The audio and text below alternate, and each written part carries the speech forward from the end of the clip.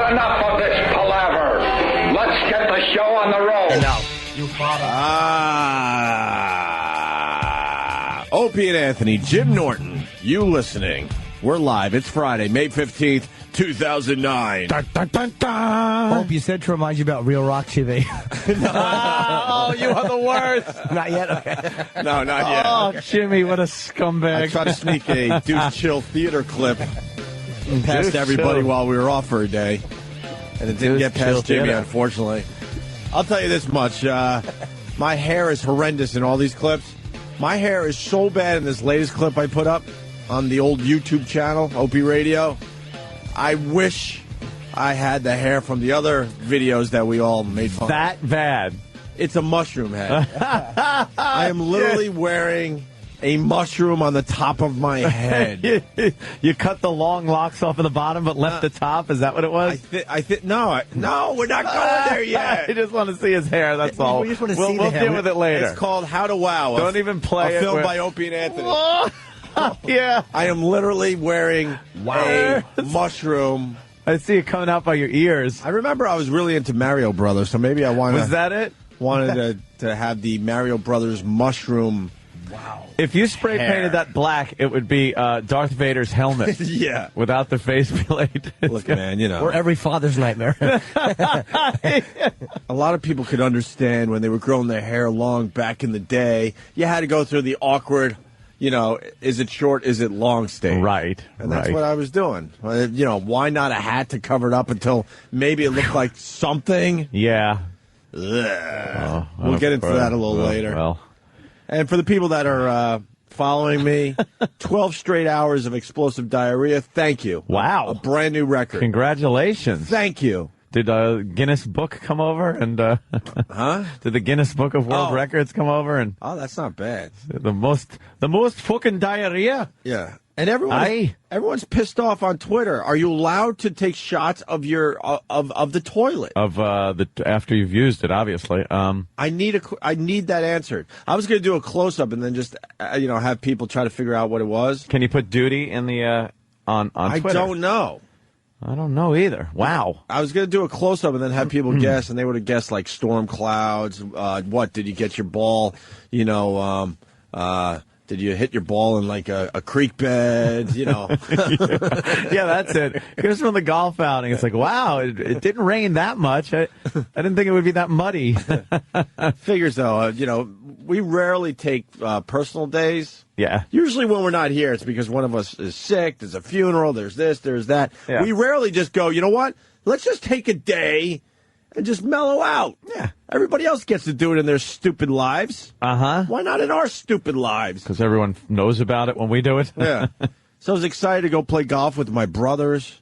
Mm-hmm. We went to the Huntington Crescent Club, Aunt knows. Ah, yes. And a very special place for me and my brothers because we were slaves there for 12 or 13 years. That's where you caddied.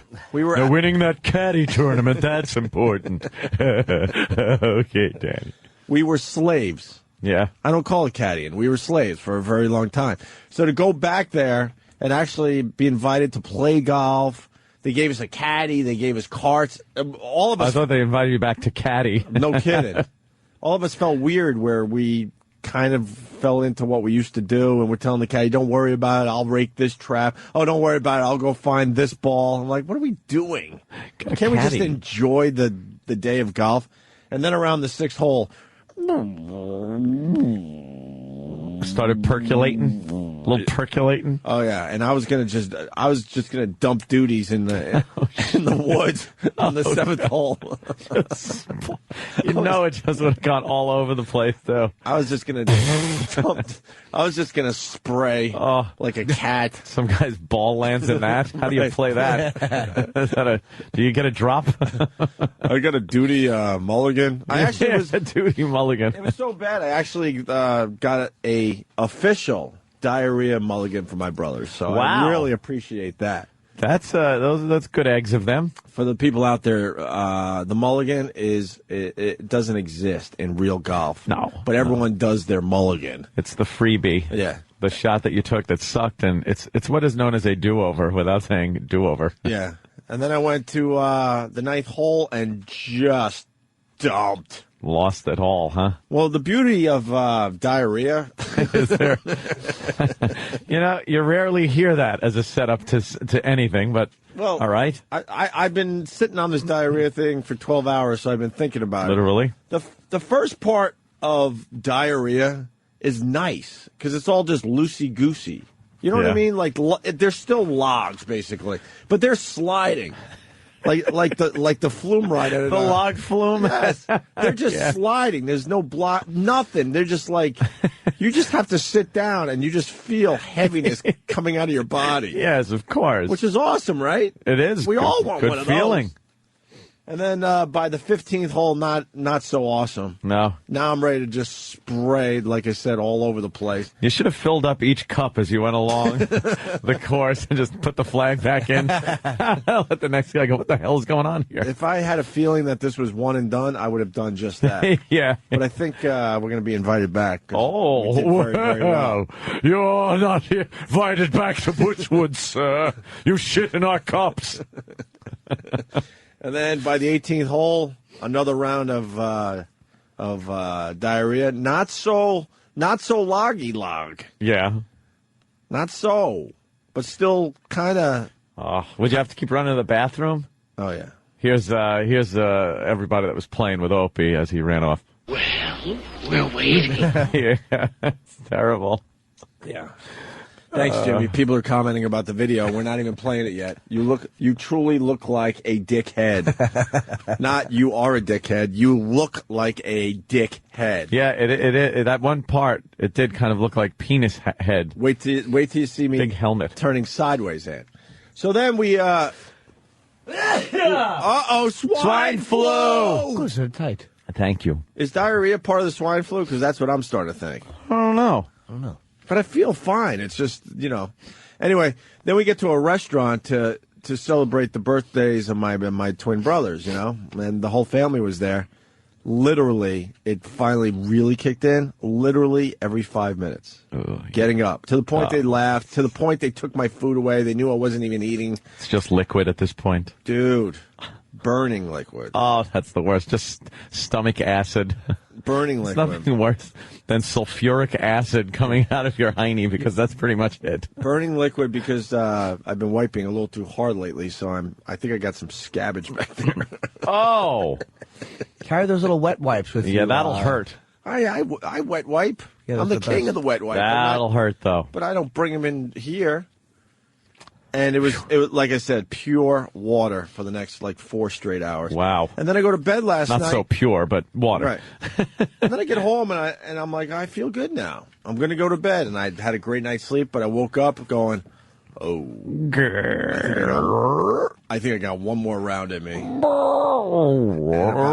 about an hour and a half ago, I had one more round in me. You think there'll be any more? I just ate. I'm hoping not. Yeah. I think I might be over it. I don't know what the hell I ate. It has to be what? Food? The 12-hour food poisoning thing? Not so much poisoning. Could have just been something you ate that kind of, loosens everything up. Or disagreed with you. Like, that's why I stopped eating. If you've noticed, I used to eat a lot of grapes here at the at the program. But and it was fine and dandy. They're delicious, juicy things. But by the time I got home, it was over, Johnny. Really? Oh, my God. I was shooting wine out my ass. Couldn't be any worse than Dr. Steve's wine. You might as well bottle that shit. Put Dr. Steve's labels on it. God, I could have done some bottling myself the last 12 hours. Really, no grapes because of that? Yeah, and it's because of that. Because I would sit here and just eat, and I'm horrible with grapes. I can't just eat a little bit. Whenever I've had grapes at the house, I eat the whole fucking thing. Mm-hmm. They don't fill you up. Mm-hmm. It's full of 99% water. So you're eating them, but there's that 1% that isn't water that just decides, I'm going to turn your insides into mush. God damn, you made a point. We need Andy Rooney on this. Diarrhea. You ever notice grapes? What's up with grapes? They make you spray diarrhea in your bowl. They're very tasty. Not very filling, though. If you have 18 grapes, you're okay. But if you have 19... What's the official number between good hard logs and splashing watery diarrhea? When you're eating grapes. One boy, 18 cups. One golfer, 18 cups. A lot of variations of the same joke coming Yes. Like, did Andy Rooney ever spray the back of his leg? One time, I lost my bowels. I sprayed the back of my leg. Oh, by the Went way, into my shoe. by the way, it was true because I was tweeting my diarrhea off and on. It was true. You only tweet the important stuff. Of course, Exactly. I'm starting to learn that finally. I was in this restaurant bathroom, and I camped out because I'm like, I'm not getting up. Oh boy.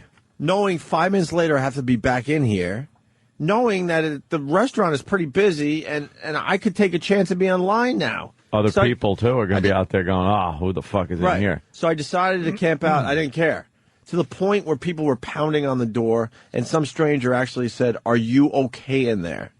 Not because they really cared. They wanted to use the bathroom. It means open the fucking door. Yeah, they want to rush me along. I want to take a leak. Yeah, because as soon as you start pounding on the door, it rushes the person along inside, no matter what. It was one of those one toilet bathrooms.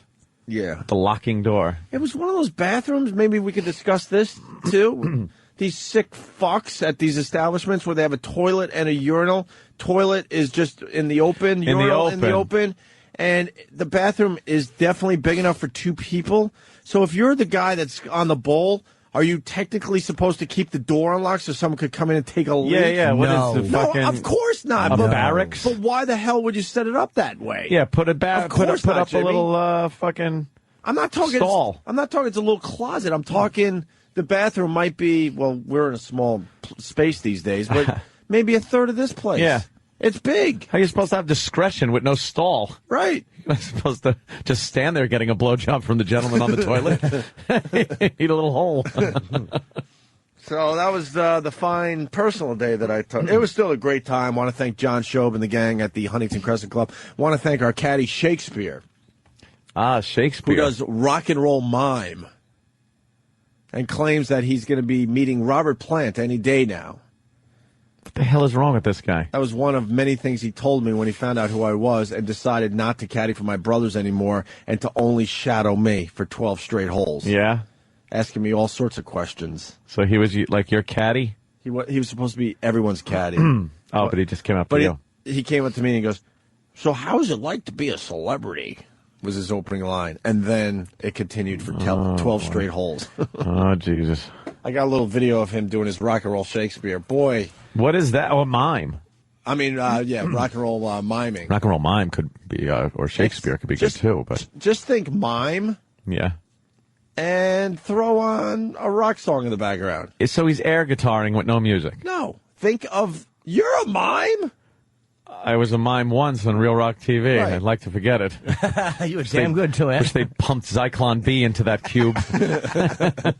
You were a mime. Yeah. He was doing that basic mime stuff. Nothing special. Oh, but to rock music? And so he calls it rock and roll mime. Yeah, that's a resume stuffer. Yeah. So, I don't know. There you go. Danny's finding pictures of the toilet urinal combo. Look at how close they are, too. It's so stupid. That's so close together. You'd be sitting there going, how you doing? Taking a leak, huh? Yeah, I'm just taking a shit here. Hope you don't mind. Oh, and someone was calling Bravo Sierra on another picture I posted last night. No, my ball did end up in the tree and stayed up in the tree. Yeah. And I was going to leave it up there, but my brother Brett, the fine owner of F.H. Riley's, decided to go fetch it. So I figured it would make a good photo op. But it truly was in the tree, and he found it in the middle of this pine. Of course, was in the pine. I was going to go talk golf, but no one's going to give a shit. Golf. I'll tell you this much. This golf course, which I haven't played in over 10 years, they had to move all the tee boxes way back because the equipment is almost destroying golf courses. Oh, because golf courses were set up, obviously, in some cases 100 years ago around America. And the equipment's gotten so good that it's not insane to hit it 300 yards off, with your driver. Yeah. So what's happening is it's making a lot of golf courses obsolete because they don't know what to do because they're driving, par fours. I'll keep this very quick. So at the Huntington Crescent Club, they had to move all the tee boxes way the fuck back to try to... Good thing they had the room and the place wasn't built close enough where houses were. Or something. Yeah, absolutely. To try to keep the course relevant. But I'm imagining there's a lot of golf courses out there that are pretty much have to close down because the equipment is just too good for these courses now. Yeah, only pros were hitting balls that hard. Right. So 300-yard drives like it's nothing. There you go. There's my brother in the tree getting my ball. Could almost see his ball up the pant leg. Well, that's what everyone was saying. That's what everyone was saying. Jeez, climb that tree with anyway, but golf shoes on, huh? Yeah, but I'm feeling way better for the people that give a shit, and for the ones that don't, I understand. Hey, speaking of shitting, Slum Dog Millionaire. Ah, yes. Ann saw this picture in the paper today and was just all over it. Like, enough about the little kids, the poor little slumdog kids. Every story in here is just about how awful their living conditions are, how they were, they filmed them for the movie and then just kind of left them to rot back in the slums that they actually lived in. Yeah, you would think they would take care of the Slum Dog Millionaire kids. I mean, the movie made a ridiculous amount. It's going to continue to make a ridiculous amount. DVD sales and whatnot. And it's just, it amazes me that anybody got any recognition for acting, because apparently they weren't acting. They really live like this. Right. It's not like he was going back to some nice neighborhood after playing this kid that lived in a slum. Right. He lives in a slum. Yeah. Well, what was the last story? Like the one father was trying to sell the kid to some the little girl that plays the girl in the movie, but at her youngest point. Right. He tried to sell her. He was selling her because they needed the money. To a prince or something? Yeah. You just, you sell the kids. And everyone was thinking that's so outrageous, but I think we're starting to understand. Yeah. That this would help the family and help the kid itself, because now we got another one in the news today. Yes, here it is. Starring in an Oscar-winning film is no guarantee of living happily ever after. Just ask young Azharuddin Mohammed Ismail. Just call yourself, like, Bill. Who appeared as the hero's older brother in Slumdog Millionaire. But this is the young version of the older brother. I think the middle version. Is it the middle version? Oh, no. Well, no, you're right. The youngest version. Yeah, he's like the youngest kid. He's grown a little bit since the movie. Officials in Mumbai awakened him and his family and then bulldozed their shanty without warning. City officials said 30 illegally built homes were razed as part of a pre-monsoon demolition drive. What's a pre-monsoon demolition drive? Something we never, ever have to have here. Thank God. Thank God. But it got me thinking, like, how fucking spoiled our little Hollywood brats are here. When they're bitching, I need my drugs, and I'm anorexic, and I'm suing my parents for independence because I want to manage my own $15 million, and they're bulldozing his house. His illegal shanty. Which I didn't realize. I didn't realize there were legal shanties and illegal shanties. He's pretty much sitting here wearing a Patriots world champion jersey. It's among his family's stuff. Yeah, amongst all these pots, pans, and just garbage. This is garbage. An old fan instead of AC. His possessions would be anything you would see sitting out by someone's curb on take out your big trash day. Do they live in the garbage? Like, they live where the garbage is? Pretty much. Yeah, they do. And they actually troll through the garbage and find things. Mm-hmm. There's also this, a lot of computers get disposed of over there, and they strip them of the circuit boards and wires. That's like their little jobs. They get the copper, little gold in some of the contacts, and they work for for hours and hours on end a day, and then they turn this in and get a pittance from whoever they're giving it to, who is the one that makes, the money off the parts. But somehow we're shipping our used computer stuff overseas and dumping them in these impoverished nations, where they then, try to make money picking them apart. Are we shipping them there, or are they just ones used? Because India is so populated. Maybe they're just using the ones from India. I saw a thing, just a fucking giant ship full of computer junk that we just, and England also ships it there. Western-type nations that get done with their garbage and dump it on their garbage, because it's all garbage over there. When you have a truck, and you cleaned out your garbage out of your house, let's say, in your pickup truck, you're not going to go down the block to someone's lawn and dump it out. Right. You're going to find somewhere where there's more garbage.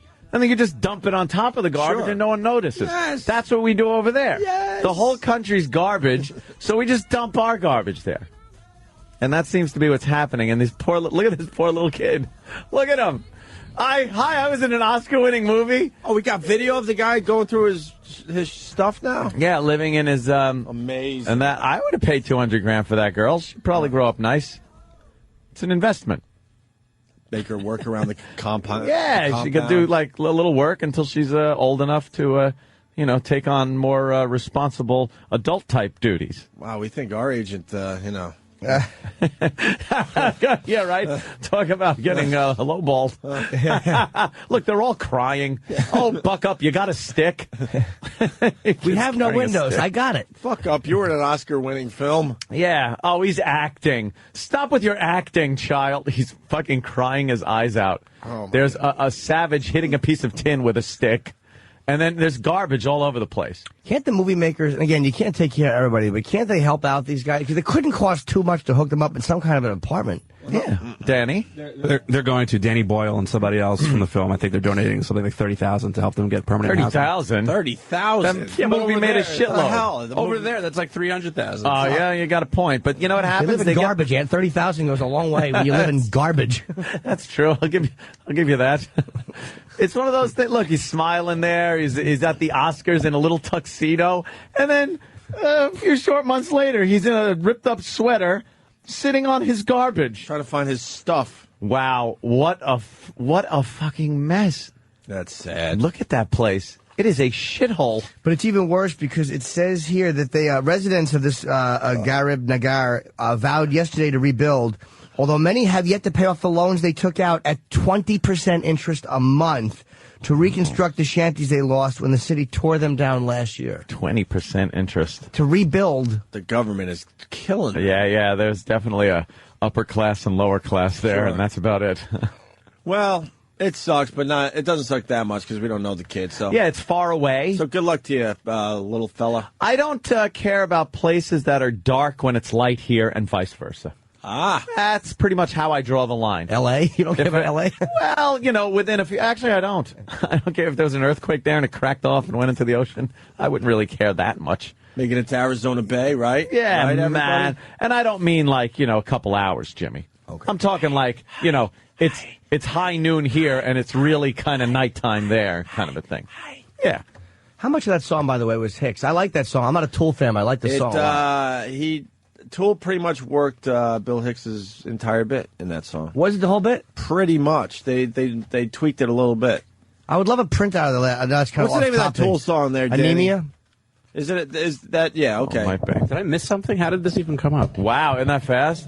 He was talking earthquake. Going into the ocean. I go Arizona Bay. Arizona right? Bay. I was like, And then you started making the noise, and that made me the song. Oh, it was pretty accurate. That's my what made me think of the Tool song. impression. Thank you. It's amazing. I'm glad someone picked it up. Cool. It's really good, right? I should go on tour with that impression. Yeah, take it on the road. You'll be living in garbage in no time. Do yourself a favor. Play the Tool song and the Bill Hicks bit, and it's pretty amazing what Tool did with Bill Hicks's material. Absolutely. Yeah. Tool is a big fan of Mr. Hicks. Anyway, so well to the Slum Dog Millionaire Kid. Yeah, another one of these stories. They just keep popping up, these little kids that were in tuxedos at a huge event, getting their cheeks pinched by all the Hollywood elite. And then they go back, they live in garbage as these Hollywood elite go to some African nation and try to pick out a new kid. Yeah. Why don't you just toss this kid a few bucks and, you don't have to bring a new little black child back with you. Perhaps you could take care of this kid. Yeah, the kid was sitting right next to you at the Oscars. At the Oscars, he's sitting there. Let him go through your pockets. Yeah. Let him check out your couch cushions. Go to every Hollywood star's couch cushions and give him the quarters from that. Speaking of movies, rumor has it that somebody in this room might have seen Star Trek. I finally saw Star Trek. Oh, no rumor anymore. No, it is not a rumor. Anthony Cumia. I put it in best 5 movies I've ever seen. Yeah, but you just saw it. Top 5. I do that all the time. I will and then watch a year goes this. by and I drop that you know movie what? out of the top 5. I said I will put this in the category that when it comes out and it's on cable, I will put it in the same category as Alien, where if it's on, it's fucking on. Don't care where it is. It's going to be on. I'm going to watch it and go to sleep to it. I got a pen and paper. Yeah. Top 5 Anthony Cumia movies. Alien. Well, I was going to say Alien. So Alien. I can give myself a bell. Alien. Give yourself a tinkle. Give yourself a tinkle. Yes. Wait, I want to try to figure it out. Because you've been Ant's talking top movies 5? for a long time. Godfather. I don't know if Godfather's actually top 5. It held its spot in the top 5 for quite some time. Mm-hmm. I only recently noted it's becoming a little What? monotonous What do you mean? to watch. The brilliance of it is still there, but I think it's my fault. I've seen it so many times Okay. that it's kind of falling out of that top 5 thing. But it took, fucking 30 years. Gladiator. Yeah. Well, you know, that's a good one. Write that down. Gladiators. Yeah. So Alien? Was it Alien Alien and Gladiator so far. Gladiator's in there. Jesus Yeah. Christ. Let me think. Are they all dramas, Ant? Can I I don't think there's really a comedy in there.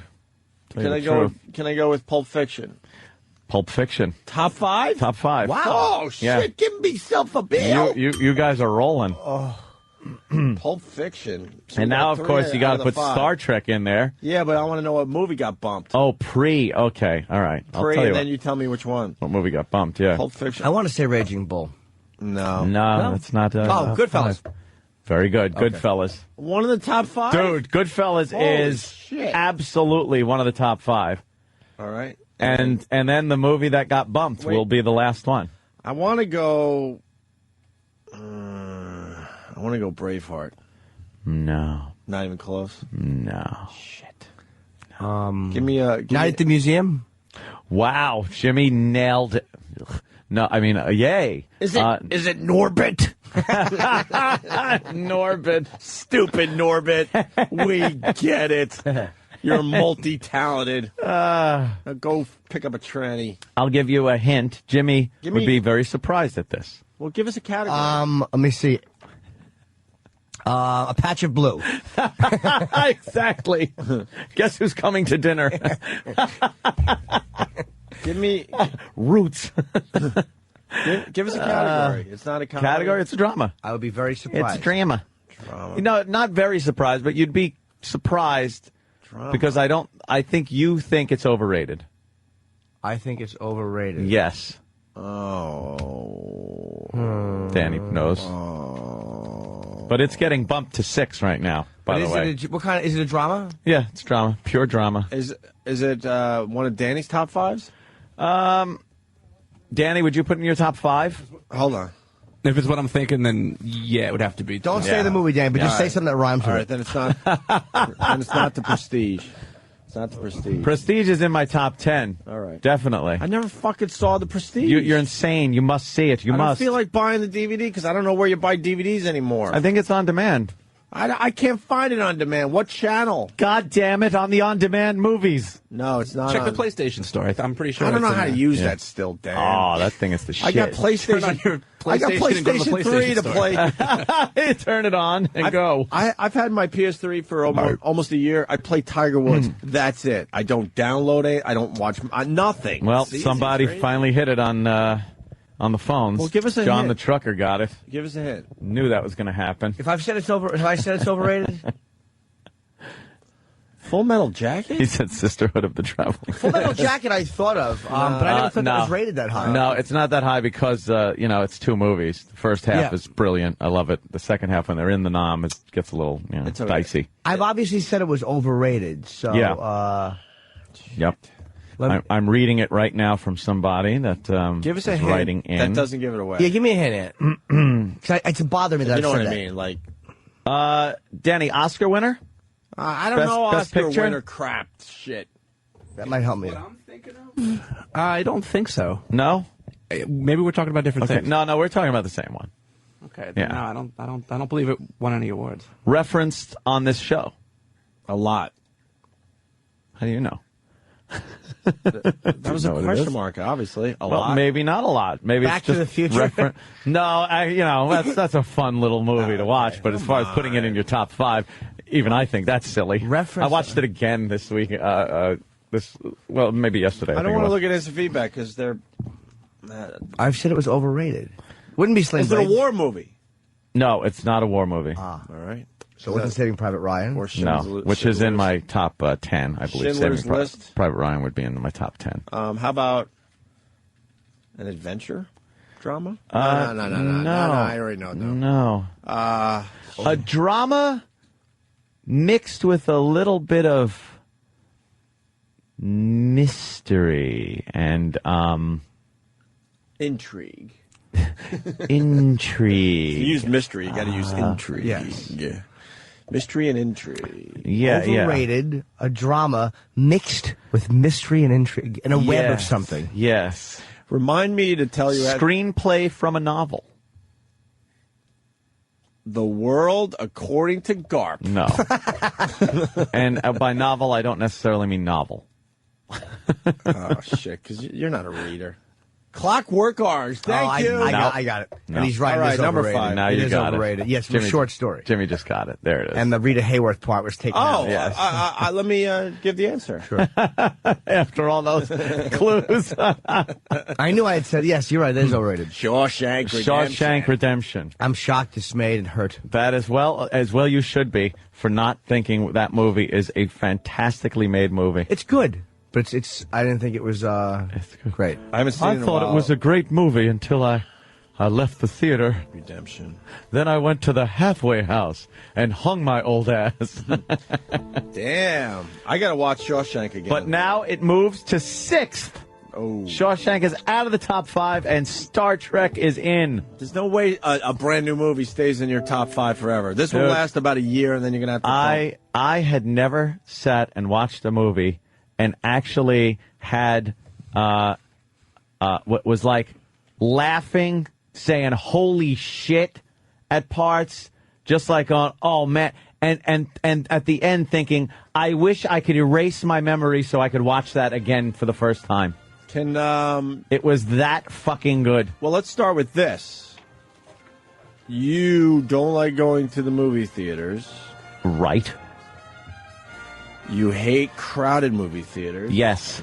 Star Trek is the movie to go see. Yes. Where did you see Star Trek, my friend? I went to a theater very close to my house. All right, just name the theater. It was Low.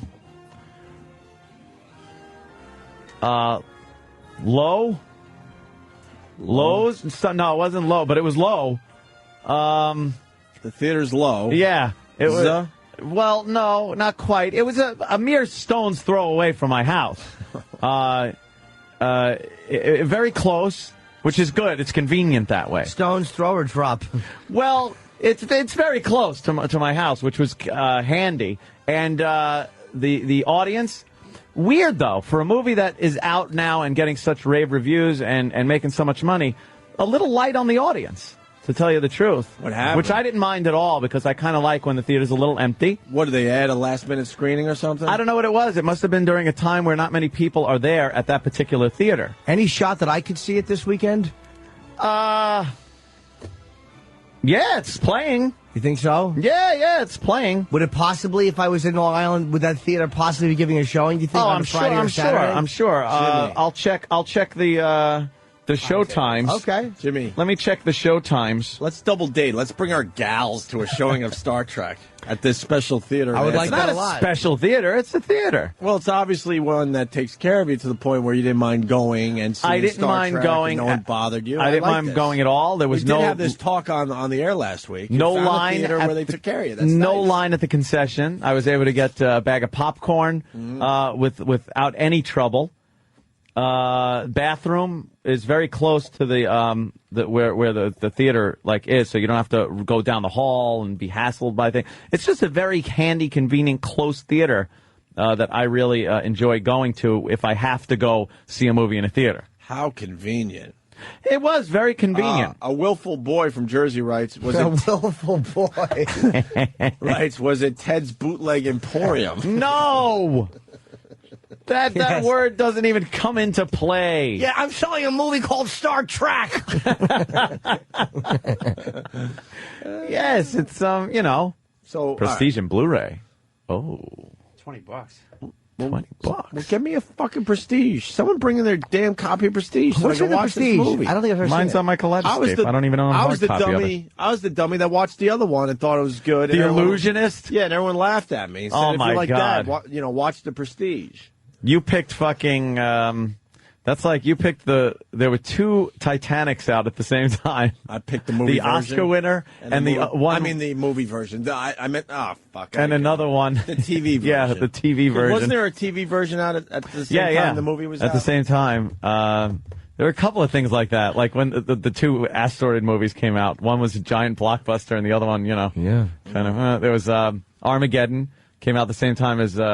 Impact, Deep Impact, right? Yeah. Deep Impact. Right. And Armageddon just blew Deep Impact away. Did it bomb Deep Impact? It didn't do that good. Wasn't and good, I think it was directly because Armageddon was out at the same time. And you got Bruce Willis and fucking... Ben Affleck. Ben Affleck in it. Everyone's saying Star Trek was awesome. That's Kevin. I don't know if we're going to get to him. Sar Trek was similar to Lost. That's Brandon. Yeah, well, give us a review, Ed. Give us a review. The thing I liked about it the most, and being a Star Trek fan, no spoilers here, don't worry.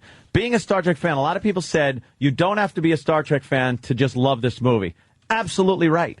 You could go in there not knowing anything about Star Trek and love the movie just as a space-type battle, this guy, that guy, great acting movie. But if you are a Star Trek fan, it's that much better because you know these little moments that they threw in that kind of pay homage to the original series, to some of the movies, especially Wrath of Khan.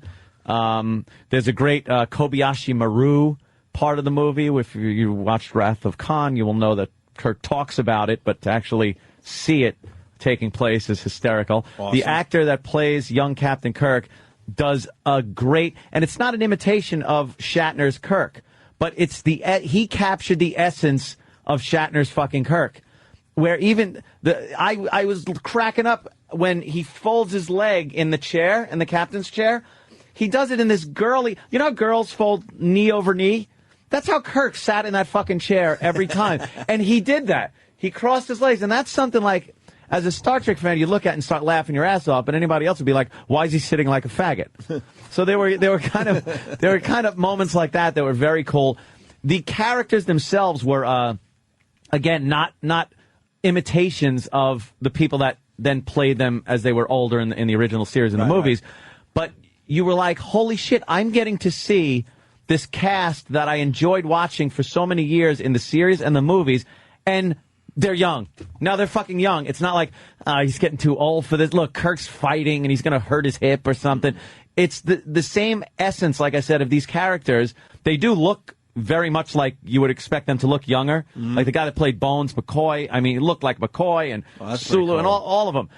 But you're looking going, holy shit, they're fucking young. And this is very cool to watch, that they're full of energy and they're naive and just still trying to work shit out, relationships with each other. And that's what made it. It wasn't just, wow, great special effects, which, by the way, great fucking special effects. It had everything. It had...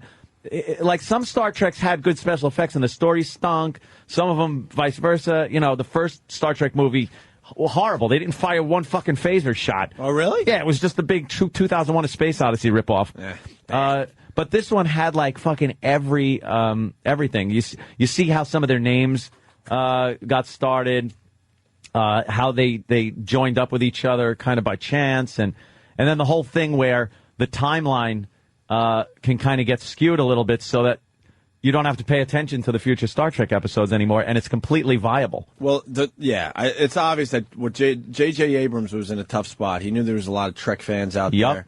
So he's like, fuck, I got to acknowledge that in this movie. And by the next movie, he's going to make believe that TV show never existed. Dude, that thing's got more fucking legs on it now. They could make sequel after sequel and, young crew, they could fucking do whatever they want. The only fucked up part was watching, and I brought this up to the great J.J. Abrams, is looking at the technology of the ships and going, why did it get shittier as time went on? Because you got fucking the original series with the cardboard sets and the single shuttlecraft that comes out of the shuttlecraft bay. Remember that one? Yeah, of course. It's like just the Galileo, where they'd get on and it would open the bay doors in the back and a cheesy-looking ship would come out the back. Now it's like there's 10 fucking shuttlecrafts in hangar bays and shit, and they could all just come winging out the fucking bay doors. The equipment just so much, obviously, more modern looking and everything like that. So that was kind of like, he had to do that. You can't just put shitty sets and special effects. So wait, does it make the noise when the door opens? Yeah, they're a little like, but modernized a little bit more. You get the with the communications and stuff like that. Uhura is in there. Find out Uhura's first name. Mm-hmm. Yes, so they're a little interesting. Yes, it starts with... yeah. Yes, someone goes, Galileo, what a nerd. Yeah. You think I'm trying to hide the fact that I was an absolute and am a Star Trek geek? It's got a little nerd in him. I love it. Yeah, push deeper, nerd. No, I like fucking. You got a little nerdiness in you. I'm a huge nerd. Before I found pot, I was into science and microscopes. So yeah, I am a big nerd. But cool. Wow, great fucking movie and funny shit. Like if you're a Star Trek fan, you'd notice certain things. Like I was saying before. When you see the captain and Sulu, Kirk, Sulu, and some just guy in a red suit leaving the ship, you go like, all right, I kind of know what's going to happen here, and it's going to be funny when it happens. I'm lost. I'm not going to.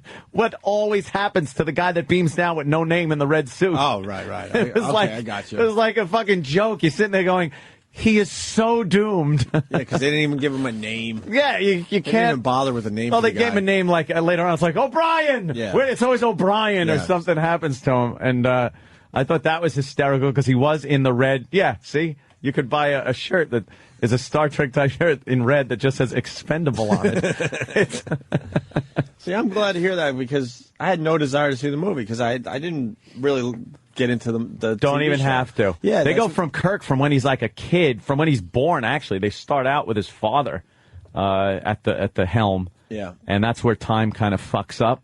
And you go from that. You see him as a little kid, a rambunctious little fucking not listening to authority kind of kid, and then he grows. I mean, little kid, Yeah, I got you. And then he grows up and gets into Starfleet. There, very nice. Good movie though. Fucking great movie. Well, I'm going to go to this theater you went to and see Star Trek. I'm hoping there's an 11 o'clock showing on Saturday. Yeah. Let me think.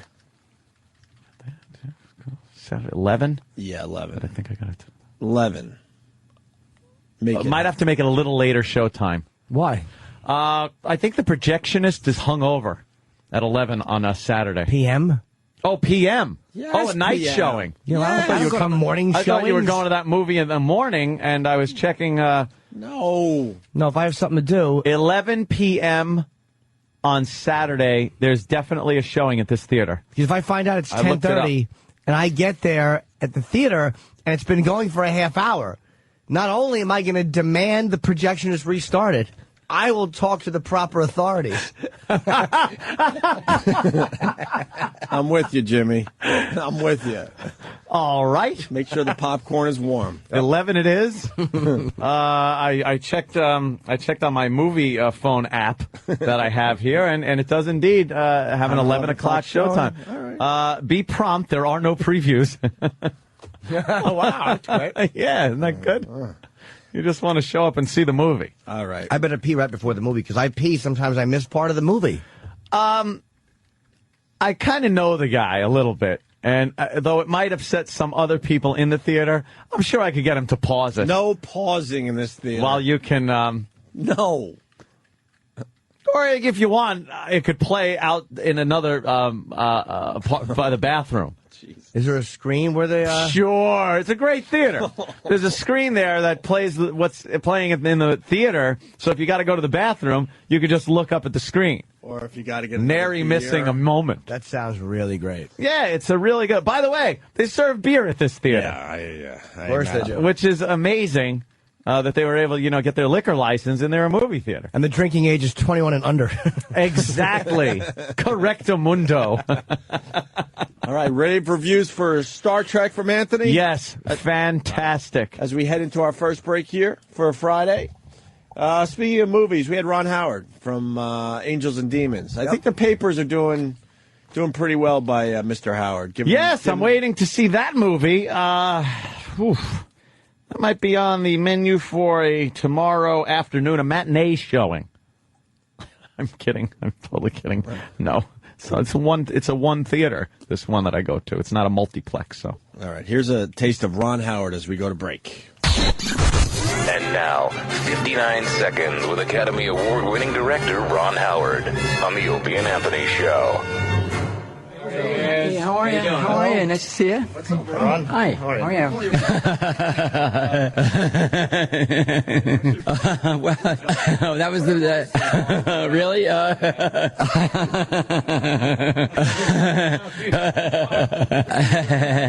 Well, the thing.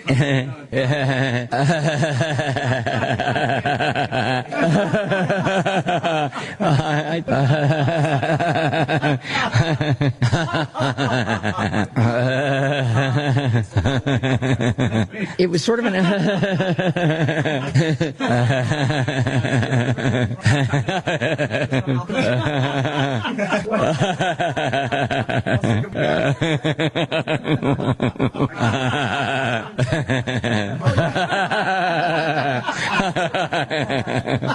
cool.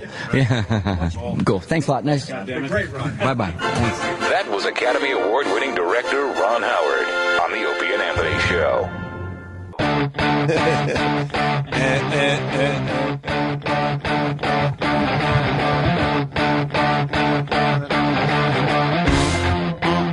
I remember that song. What is the song? It's, Come on. It's not White Stripes, but it's the guy. Jack, Jack White. Nope. Well, Nope. what is it? It's, Come on. It's not White Stripes. It's the not Raconteurs. I was about to say, no Jack White band. He's got a million bands these days. It's not the Raconteurs. It's not. Don't look down. How did I forget that? Okay, I always look down for info. Oh, right. It's the one that I always thought sounded like them. Right. But I can't remember it without the without the verse. I know who this is. Queensryche. Go home. I don't want to go home. Just I like go it home. here. Just go home. No, I'm tired. Wolf Mother. Give yourself a bill. I have You it on sound my. sick when you said that. Like you're. Because I got the diarrhea. I know you're thing. afraid you'll force them out if you say it too hard. By the way, if you said give yourself a bell and then force the shit out, I'd work for free for the next year out of respect. Dude, respect. I had a fart 2 days ago that my girl is still laughing at. Wow. Like I went and hung out with my brothers. It was Brothers' Day yesterday. In front of you, she cries about it all. Remember the rest of the time. No, she was texting me on the golf course just to tell me that she's still laughing. Have you ever been? I was bending down to do something. So I was in this position. It was kind of like this, right? Squatting. Oh, no. And I was down Yeah. around, so I was like doing kind of a squat, which pretty much opens your asshole like in a way that it's usually not open. Yeah. And I happened to fart at that point. The noise that came out of me, I can't even describe it. I wish I could describe it. Creaky door hinge? No, you get that because you get flappy? you get your mud flaps like. Okay. But if it's wide open because you're like squatting, so pretty was it much, like? yes. Did it go? Oh! Pretty much. She's still laughing over it. Has she smelled any of your gassers and thought they were bad? Yeah, she gets really I thought mad. they were bad. She gets It's really like mad. roses. No, but she smelled something that were awful and had to leave the room. Yeah, but then I yell at her because I'm like, look, I couldn't help it. I got a sour stomach. I'm sick. I got a weird thing with that. Like, I'm as gross as I am. Like I'll fart in front of a chick, but I don't want them to think of that when they're blowing me, so I won't drop that many gaspers around a chick. No, I don't. No, I mean, I learned that from man. You shouldn't drop gas in front of your chick. And I understand that, but every once in a while, one sneaks out because you're feeling a little sick or something. You know, you got the flu fart or something. Yeah, it happens. It happens. I haven't Dutch ovened in many years. Dutch oven, No, yes, see, that's that's just twisted. the fart and then pulling the covers over the helpless gal's head. There is nothing funnier than a Dutch oven. I could not imagine doing that. Really? I can't imagine doing that to a girl. Especially if it's one of those sickly ones. That we Oh, God. lactose fart. Lactose. What were we going to All heat. All fucking heat. It warms your tootsies.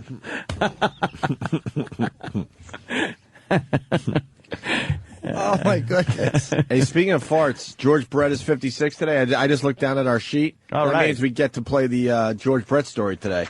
The shit his pants story? Travis, just fit that in today, will you? George Brett shitting his pants story. You fit it in. He'll just fit it in somewhere, and you go, why are they playing this? Well, because George Brett is 56 today. That's why. And speaking of 56, WoW promo that you guys made. Real Rock TV. What does that have to do with 56? Nothing. Nothing? Just want to laugh at you idiots again. No one's going to forget it. I admire it. I tried watching an interview with myself from 10 years ago. I got through 2 sentences and turned it off. Oh, you must bring it. I think it's horrendous. You must bring it. Bring it in. Haven't you seen it where I'm trying to be charming? I want to see it again. Yes. Okay, I do remember that. Oh, I want to see it again. Yeah, I was like, I'm trying to smile and kind of talk like I was never very good by scholastics. Well, it's just, I was a cunt. Bring it in. Bring it in. Because I think I'm finally running out of Real Rock TV clips from 11, 12 years ago. Really? Well, we want to end with the Tickle Me Elmo clip. I the can't find it. Tickle Me I Elmo just can't find clip. it. Here's Sam, who's really been helping me out with the Real Rock TV clips. Hi. It's really my pleasure. Because he's turning them into DVDs for me. Yeah. I don't know why, but he is. And for me. Are you making copies for yourself? Well, I mean... Oh, no. That's not good. For the archive. Opie thinks he's running out of clips. Is he running out of clips? Well, we don't have the plethora that we started with, that's for sure. I haven't found this mystery Tickle Me Elmo clip either. Uh-oh, it's like missing? I don't know. It's going to be the lost one that you finally find, and We'll find it. There's a some lot big of pile of shit. There are a lot of episodes yet to be accounted for, though. There may be some kind of box somewhere, because I've seen tapes labeled as high as episode 44, and I haven't done more than like 12 to, probably 12 episodes, 16 episodes most. Yeah. So How many more episodes you got to go through? No, I think there's like 16 tapes total. Oh, boy. So we So only have there- like 4 more shows to go through. But there are more somewhere. I'm sure there's a couple of gems in there, too. Well, yeah, there are. I'm not saying we're done. Are we doing the Rocco tax clip? Yeah, we still got that. Maybe we'll throw that up over the weekend. There was one I saw. I'm trying to sneak these up, sneak these through. Yeah. Like I figure, day off, let's get this one up. Yeah. And then I made the mistake of telling Anthony, and Jimmy overheard, and now it's this thing. There was one I saw where you guys went when Demented World was being pressed. Yeah. Oh, boy. You guys went to the CD. Yeah. Oh, wait, we went to the place where they pressed them. Yeah, but I certainly hope the guy who runs the place didn't see the show, because you came in with the camera and the guy says, "Whoa, we got a lot of big stuff happening here. We can't have any cameras." Uh-huh. So then it cut to a little side angle of Opie saying, "Hey, do you have the secret side camera that you can just fit in there?" No, And so- he didn't. Tell me he didn't. You could tell it was a secret camera after that because it was in black and white. Why do we have... It was in black and white. So obviously it was a hidden camera. Why couldn't we just go in? That's exactly what I'm thinking. It's like it's a really big day for us. Yeah. Demented World CD's being made, which, by the way, holds up to this day. Thank God, something we did 10, 11 years ago actually holds up today, and I think it does. Why didn't we just set it up in the CD plan and have fun with it? It's like, here it is. We're at the Everything had to CD be a plant. It had to mystery be and some kind of intrigue, and we're spying. some bit and danger and intrigue. Danger and, right around the corner. Ooh, look out and wackiness. The thing is, if you guys had just gone in with your camera and just filmed the process, where's the rebelliousness that we know? You know what I mean? Where's that Opie and Anthony rock and roll attitude? So what else did we do? What else did we do in the CD plant? Well, the mystery of the CD plant, the big things they didn't want filmed were such things as CDs being copied, CDs being pressed, and CDs being put into CD cases. There was no other bands. There was no other projects. It was just ours. So why would... But the process, they didn't want people to see how they actually made them. Of course. Why? Did we look into any of the whys when we were trying to put these bits together? No, but you did look into the camera. Every time the guy was leading you on, Opie kind of lags behind a little, looks at the camera and motions, come on. And he does it like 6 times or something. He does it like over and over again. Oh, no. Why? Maybe not a full 6, but at least 3 times. Did the cameraman not know to go while he was secretly filming something? Well, it was Ian, you know. You would think he would just follow me because, you know. Yeah, because maybe he's... Ian, do you have to be that close to me when we're filming this thing? I think if you added up all the camera time Opie gets as opposed to me, Oh, is that what it is? a lot more Opie camera time there, and I don't think that was, for any other reason. But I had a falling out with Ian, and I was at a Stone Temple Pilots show, and he actually yelled at me. He goes, "I want your life." That could mean so many different things, too. Dude, I want your life, meaning I want to live the life you're living, or I want your life, which is right before you feel a knife go in your chest. I was so creeped out. Because after we got fired and no one really, supported us, they all turned into, assholes. They all had to hate us, I guess, except for Ozone. Ozone never hated us. Ozone always cool. And one of Hillman's guys never really hated us. The guy that did all the voices was... Yeah. And Chris. Was cool. And Chris. But Chris was gone already by that point. And but most of the people at the time, that they had to now hate us. Where's and the click coming from? I don't know. Oh, is it? Is that Micah? No, most of the mics are off. And Ian was one of these guys that had to hate us. And all of a sudden, I bump into him at a Stone Temple Pilots show in New York, and he was yelling and screaming in my face. And I'm like, what the fuck's your deal? And then all of a sudden, he just yells, "I want your life." And I'm like, oh my God, dude, have a nice night. What do you mean by that? I got out of there quickly. I'm like, what are you talking about? You do have a great life. It was like single, instead of single white female, it was like single white male. I think he started wearing his hair like mine too. I love my hair like this. He was using the mushroom. He was sporting the mushroom haircut. How long do you think it's going to be before E-Rock yells that at you? And Ian was a good guy. I haven't seen him since. That was many years ago now. That could have been 8 years ago. Easy. Wow. Easy. All right, let's get the wow clip out of the way for Jimmy. Jimmy, yes. I'm playing this for you. Nice close attention. And here it is. How to Wow a Film by Opie and Anthony. A film? Now, this is done in black and white, I take it? Yeah. To try to look like... Were we going for that industrial film look? Yeah, I guess you were trying to make it look like film, and you figure, well, we'll just set it to black and white. So there was no grain back then. And But now I'm confused. So this was filmed with a secret side camera? No. Oh, that's a different one. Yeah, that was different black and white. Danny, pay attention. Yeah, black and white represent a lot of different things, Danny. When you went artsy, you went black and white, and when you went, secret agent man, you went black and white. But he didn't add film scratches on this to make it look more like a filmy, old school. No. Yeah. This is on YouTube. How to Wow. Yeah. We were instructing people. Here we go, Jimmy, for your viewing pleasure. Wow, we're tough. That's over the graphic How to Wow, filmed by Opie and Anthony. Here's Opie and Anthony. God, and a lot of confusion is happening for a wow concept. Confusion, controversy, everything. Your hair looks like Florence Henderson in the later episodes. It's fucking hard. And mine's like Robert Reed's pubes coming out of the back. Oh, fuck. And listen to the great mix. Opie's mic is too low. Mine's way too loud and distorting. And the location they picked is in front of a tree. Yeah, we're in front of the woods or something. No, I know. We're in the parking lot of the Real Rock TV studios, which is actually one cubicle in a huge office park. I remember doing this. This I do recall. Do you? Yeah. Do you like my jean shorts, my T-shirt tucked? Look, I'll help the trashing build along the here. picture here, yeah. The jean shorts, the T-shirt that's tucked into the jean shorts, which I have to say must have been in fashion because I never did anything that was out of fashion. Sam couldn't stop laughing. My belt is hanging out like the Chess King belt is hanging down. Yeah, yeah. And I have a beer belly there. I do see a beer belly. We're happy campers. And my cock belt, yes. I got a little more weight on me. Mm-hmm. I am going with what I always wore, a free booze type T-shirt and jeans, and the hand firmly tucked in pocket that isn't holding the microphone because I had no idea what to do with it. As I nervously just stand there with my hand in my pocket. I love to see Anthony just full of shame, trying to be comfortable, and it's just impossible. And I want to see if this is happy to be there, or if this was not. Yeah, I'm not sure, so I'm quite frightened. And the haircut is just being described as a mushroom, an actual dickhead. Dickhead. What else?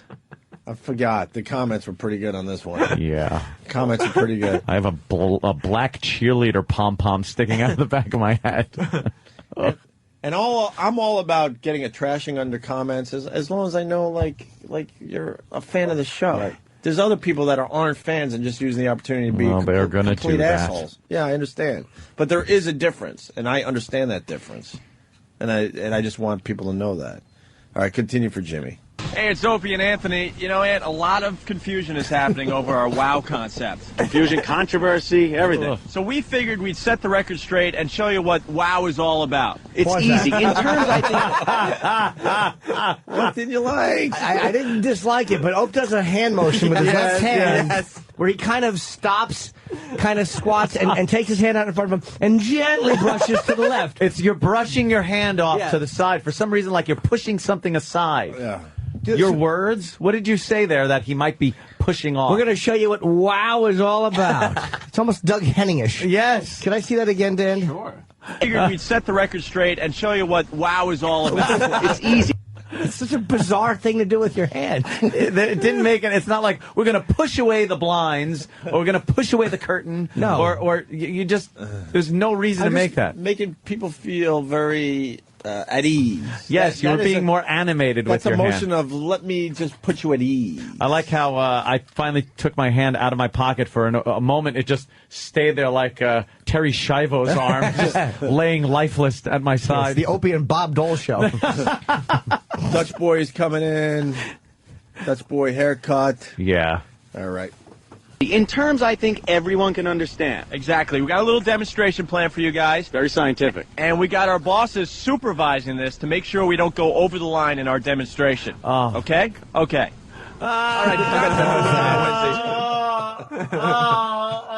Go back. I want to see the good-natured jab at the bosses. Oh, my God. The shot of the bosses in this film by Opie and Anthony, How to Wow, that is on camera for maybe half a second. So we don't even let it establish where to the point where you can figure out what the fuck's maybe going people on. missed it. You can't read the name tags under the monsters unless you pause it. Yeah. It's a good-natured jab. I mean, you know, it's all in fun.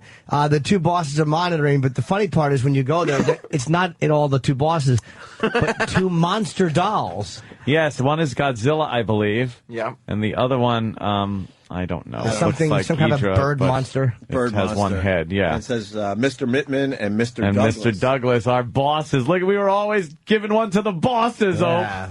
But as they're laughing, as they know they signed us for a ridiculous amount of money. They got ridiculously low. Yeah, that's what I mean. Yeah. Oof. Oh, God. You didn't like that little jab at the bosses, Jimmy? It's so visual and fucking cool. A little harsher than I would have went immediately. I mean, they're two monsters. Should have been two bloody dicks just sitting there. Aside from bleeding. Opie is president of the Bobby Sherman fan club. Oh, very good. Wow, what a callback. That's one of the older listeners, obviously, but very, very good just the same. All right, continue. All right, the concept for Whip 'em Out Wednesday is real easy. Here we have Mr. Joe Schmo coming home from a hard day's work. Pause He that. sees a couple of Mr. nice... Joe Schmo is a doll driving a big car. It looks like a Ken doll. It's a Ken doll. This is from someone's, maybe Ian's Barbie collection. Yes. And, yes, the camera is pulled way up on the Barbie doll version of Ken, the Ken doll, steering an actual car. I noticed this is my old S10 Blazer, and Oh, it is. And I think I'm actually, driving the car.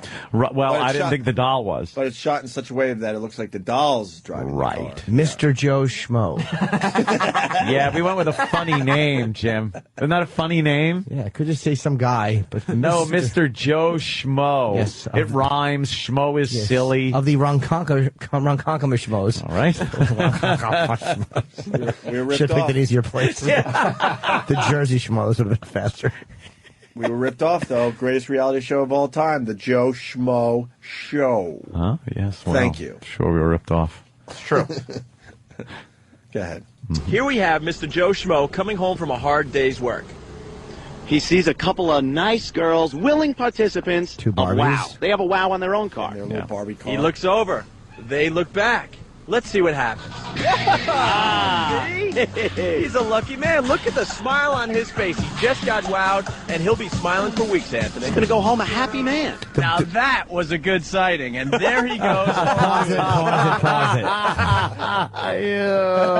No, can I go home? I want to leave right now. The whipping out Wednesday part wasn't bad because it had the two Barbies with no shirts on in the car and the tits are hanging out. It's like, all right, that's how you promote it.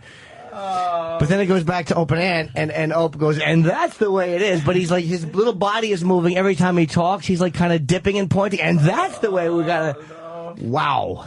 And then I tip I give a little salute and a point. Did you? I didn't even see that. Oh, yes, I did. If you stop focusing on my horrendous hair, you would notice some of the things Ant Wow. did. It's a salute and point to the car that just drove by, to the guy, the virtual, guy. He's still driving by. So I'm like, hey, you take it easy, and you can thank us later, kind of a move. It's douche chillery. Please pause. Can we rewind that part? I want to see the. You have to watch this in two parts. One to focus on Ant and one to focus on Ope. All right. It's a two asshole shoot. Now that was a good sighting, and there he goes. Boom. Oh, God, is that horrible?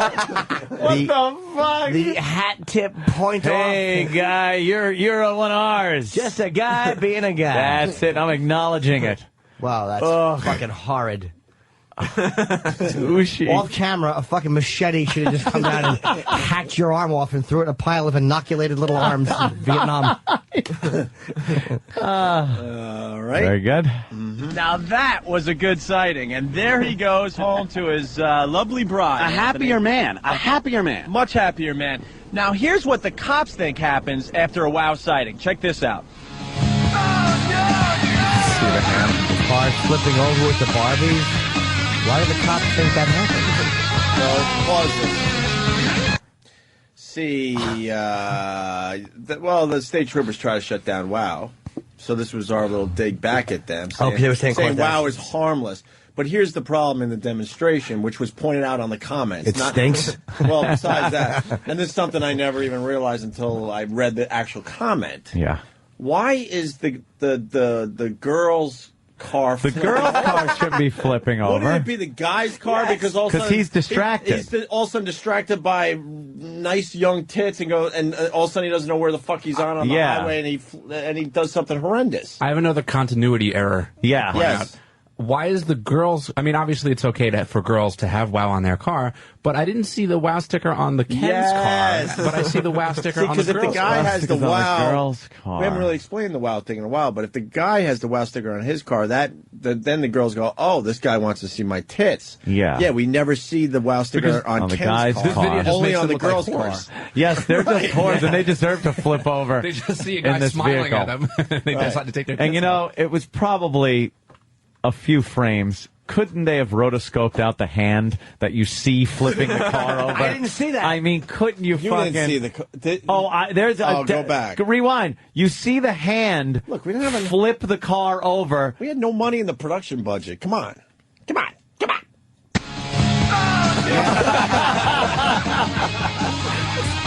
frames to roto out.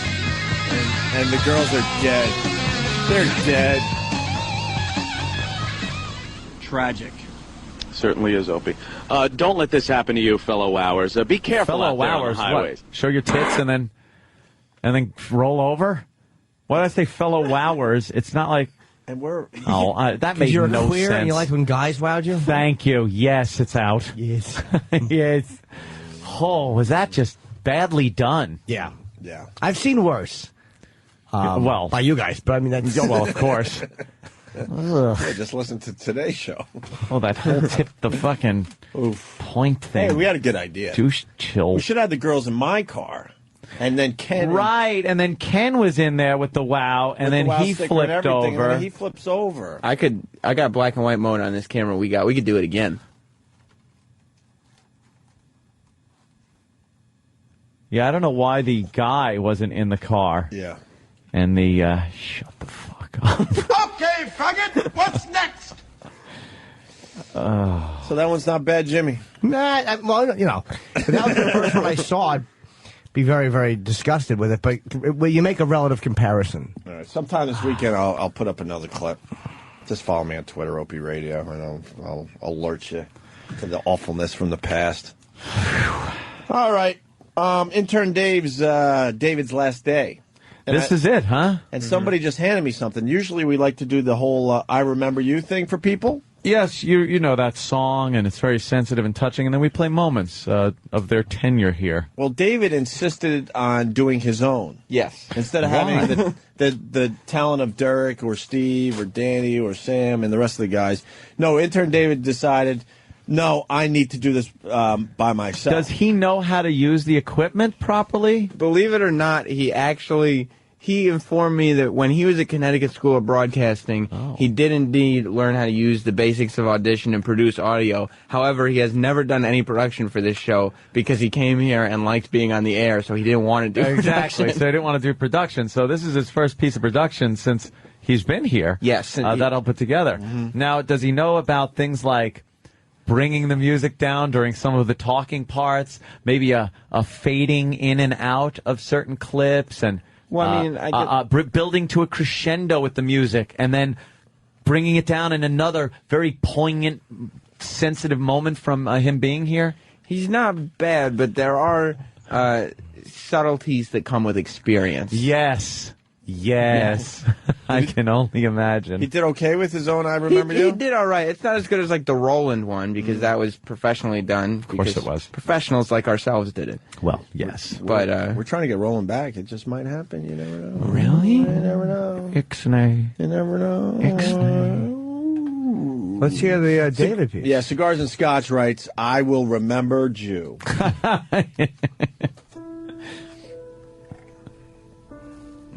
I will remember you. Here comes David up to the microphone. Will you remember me? You'd all be dead if it wasn't for my son, David. Don't let your life It's like I'm leaving. pass you by. This is BD Dave with your Kosher Sports Report. Keep not This is Two Girls, One Cup. No, oh no, that's no. All right, go back. It's funny how I feel so much. I cannot say a word. Lisa Sparks is coming in. I don't know if you alluded to it or not. Doesn't matter. We're going to say she's just the Why are you touching my wife? I didn't know. Why are you touching my wife? I didn't know you were here. Listen. I will remember you. Will you remember me? He got lazy. Yeah, Jesus, the whole fucking song. You kissed a man today. Yes, I certainly did. Yeah, and you need to redeem yourself a little bit and get a little more masculine, a little more manly. Okay. We have one of Lily's that hair came from Danny's fucking asshole. That was the hair that surrounds Danny's asshole. I thought it was Lily's pew.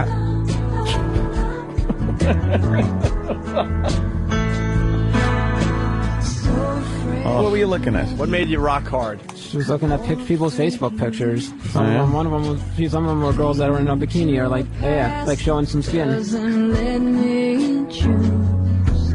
But once there was a darkness deep in this night. I just want to give a big thank you to D.L. Hughley for paying for this. And thank you so much, D.L. Hughley. I really appreciate that. That was incredible. Thank you so much, man. One Yankee Crikey. He's throwing mans in it. Will you remember me? Don't let your life passing by. This is the first ever edition of the show, and I want to get to know you a little bit. So first of all, you're Bobo. What gave you the name Bobo, if I may ask? My sister's been calling me that since she was a baby, and it just stuck with me. She still calls me that to this day. Will you remember me? Oh! Damn! Pass you by. Weep not for memory.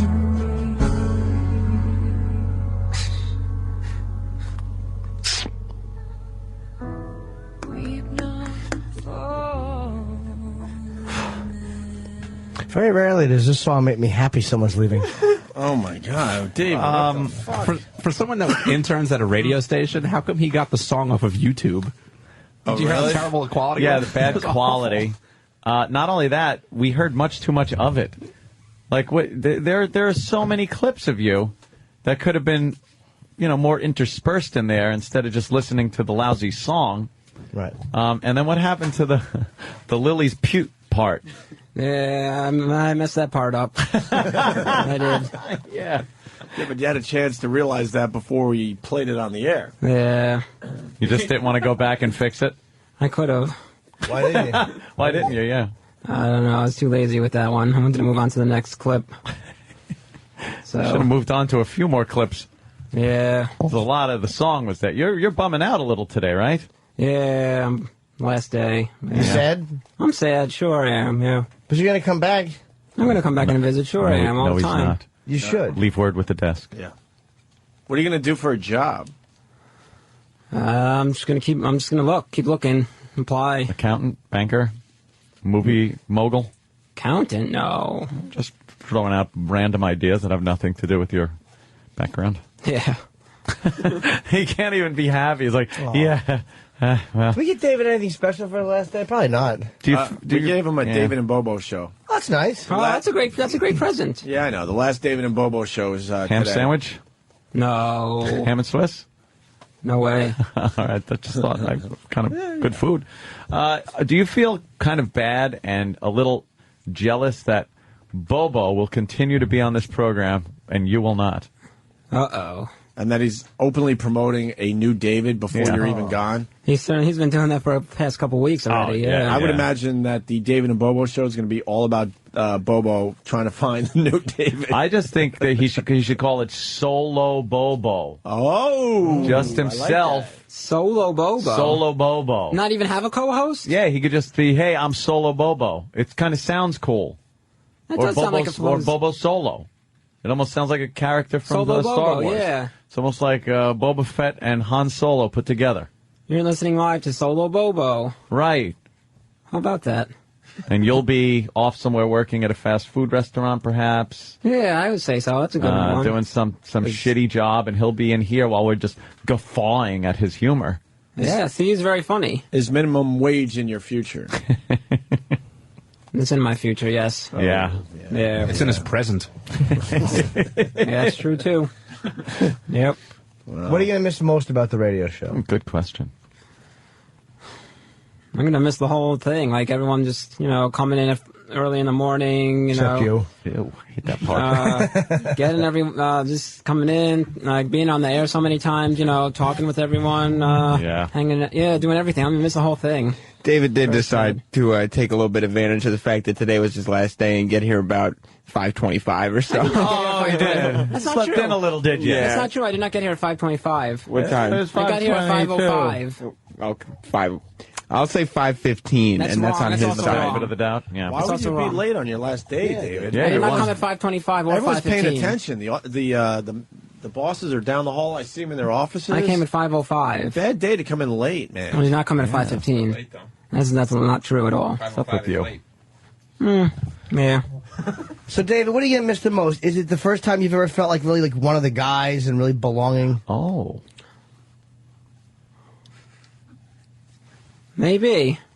That's a good point there, Jimmy. Yeah, there's camaraderie here, There It's certainly like is. we joke and we have fun, but if anybody else comes in here and tries to, jump on any one of these people, we defend each other.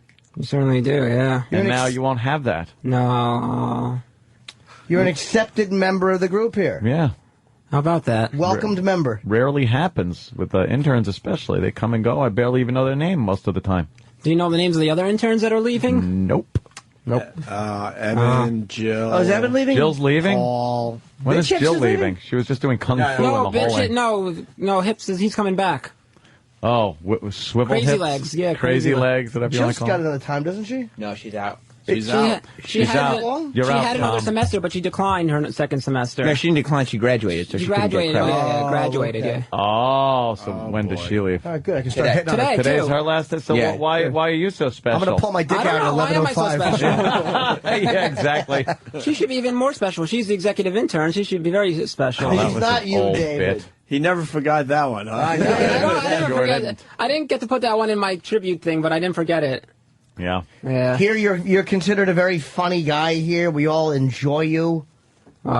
We should make all the other interns make their "I Will Remember You" song because they only got like a tiny bit of airtime. It would be horrendous to hear. Oh God, yeah, that'd be like 3 seconds. They have to play the same clip 3-4 times. Yeah. All right, David, get out of here. David. Oh, David. Good luck, bro. Oh, thank you. No, you never want to thank Opie for saying good luck, bro. Yeah. No, but I do say thank you. I appreciate it all. Thank you so much. Is there anything you want to say on mic? Any last thing you want to say? I just want to say to Opie and to Anthony and to Jimmy, thank you very much for letting me intern here. I appreciate it. It's been a good time. Is there any final thing That's it. you want? No. There's one kind of thing. If you've been a fan of the show, you might know to say something into the mic, and then that's it. Well, That ain't it. Well, you know is the Well, you know is the new one. All right, we're switching it to well, you know. Did I ever tell you guys he lied profusely in his interview? Steve and I were interviewing him, and we asked him if he was familiar with the show, if he was a fan of the show, and he was like, "Oh, yes, I listened for a very long, yeah, we know the show." And then I think like a day later, he was talking to somebody, like one of his first days here, and he was saying how he just completely lied in the interview, and he'd never listened to the show. Yeah. before. So you don't know. I did lie. It's three. There's no. There are 3 words that everybody says when it's their last time on mic on the Opie and Anthony show. What are those 3 words? Speak them and leave. I have a guess. Okay. Mm-hmm. Your mom's box. Good guess. Is that right? Oh, God damn it! You don't talk afterwards!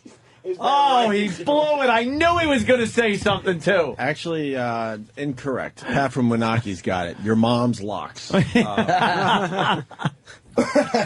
Poor David. But David's doing the David and Bobo show. What time around? That's true. Right Yes, around this 11? isn't my last time on my Yeah, you can mom's box it later. Yeah, right around 11:15, I'm thinking there's going to be a final edition of the David and Bobo show. Yeah. And then you say it at the end of that, my friend. Yeah. Okay. I think this show gave you a good sense of identity because you were David the intern from the Opie and Anthony show. You had fans. Again, the camaraderie of coming in. You really are one of the guys. We joke with you, but we love you and we think you're funny and you contribute and you're a welcomed member of this group. And now that all has to end. It's kind of sad. Yeah. Very sad, yes. No, it's fun. Watching Mars teach Jill, the intern, kung fu in the hallway. Oh, really? Yeah, apparently that's what's going on. Oh, wow. There's really? some master poing going on out there, I think. Well, master po. and she's got her wrist tied up. I'm just. Mars is like, no, I wasn't doing that. Look at it. No.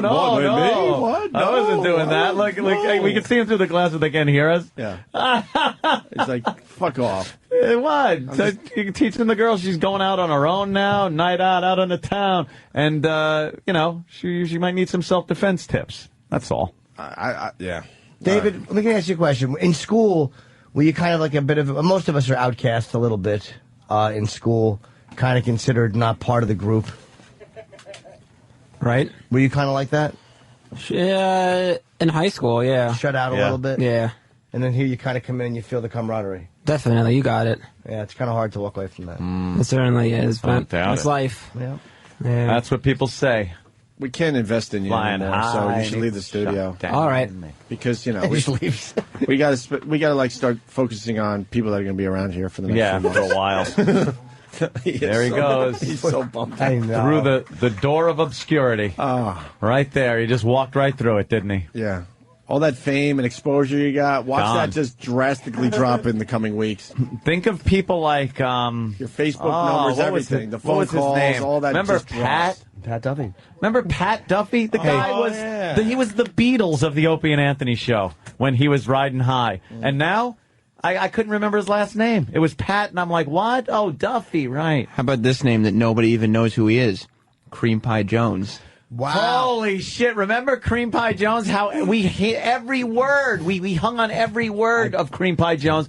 And then he left. Where's Cream Pie now? Who cares? Who gives a shit where he is? What are some of the other interns that came and went? Give me another one. Ricky. Yeah, Ricky. Ricky would fuck up the orders all the time. Oh, Ricky. Yeah. But what were some of the on-air ones that we kind of had? They had like almost a thing, like David. Who's the kid? Who's the kid that I threw the chocolate strawberry? With really nice Noah. shoes. How about I got one? Bob, British Bob. British Bob. What happened to British Bob? I completely forgot about him. I don't remember him leaving. I thought he was still here. I swear to God, I thought one day he Yes, he's still here. Holy shit! What happened to Bob? He's been probably. Bob. He was one of my favorites because it's the dumbest bit ever. He was from Jersey, Dude, gone. and we made him like sound British. I swear to you, I don't remember him leaving. It's been at least 6-9 months. Of course since he it left. has. Really? Yeah. That's what's in David's future, by the way. One day it'll be like, who is that other one? And then Sam will run and go, remember David? And we're like, David, there were a couple of those. No, remember David, the Jewish kid? Oh, yeah. That's right. Oh my God, what happened Yep. to him? Bulb. Hello, Bulb. Hey there, Bob.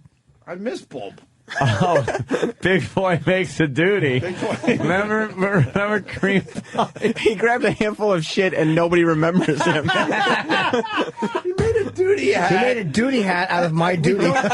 Can you go back? He made a duty hat. Yeah, I took a dump in the toilet.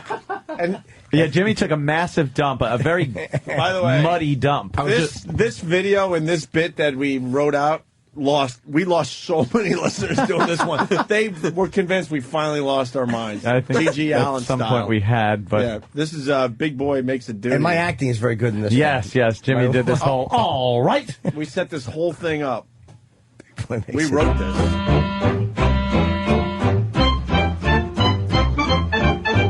Big Boy makes a duty.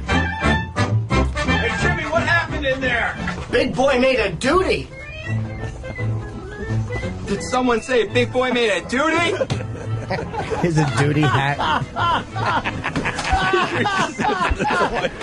We lost our And he's picking the shit out. Big Boy sure did make a duty. Put the duty hat on the shit and then flushes the duty with the duty hat. And he waves to it.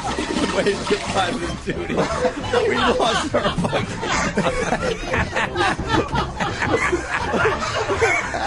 And then he's standing there awkwardly. Oh my God. that was funnier than when it happened. Just watching it again, I was horrified when it happened. It's funny but now to watch because it now, we look back at it. It's so fucking wrong. It took like 2 hours to pull that off on the air, but now we can watch it in like... Oh, dude. How did we forget that guy? Cream Pie Jones. He is Cream Pie Jones. He yeah, had a hat on that said duty, and then he just said, did someone say Big Boy made a duty? And he just kneeled by the toilet. Kneel down, scooped up the duty in his hand. Because his whole existence is waiting around until someone made a duty. Till a big boy makes a and duty. And then he finally is like, here's my moment to shine. Yes. Someone made a duty. His other bit was when I think... somebody threw E-Rock's hat in the toilet, and then someone else shit in the hat that was in the toilet, and then he put the hat on and wore it. That was the sequel to Big Boy Made a Duty. And then some people were hitting the top of the hat to squish the duty that was in it. Most sequels suck.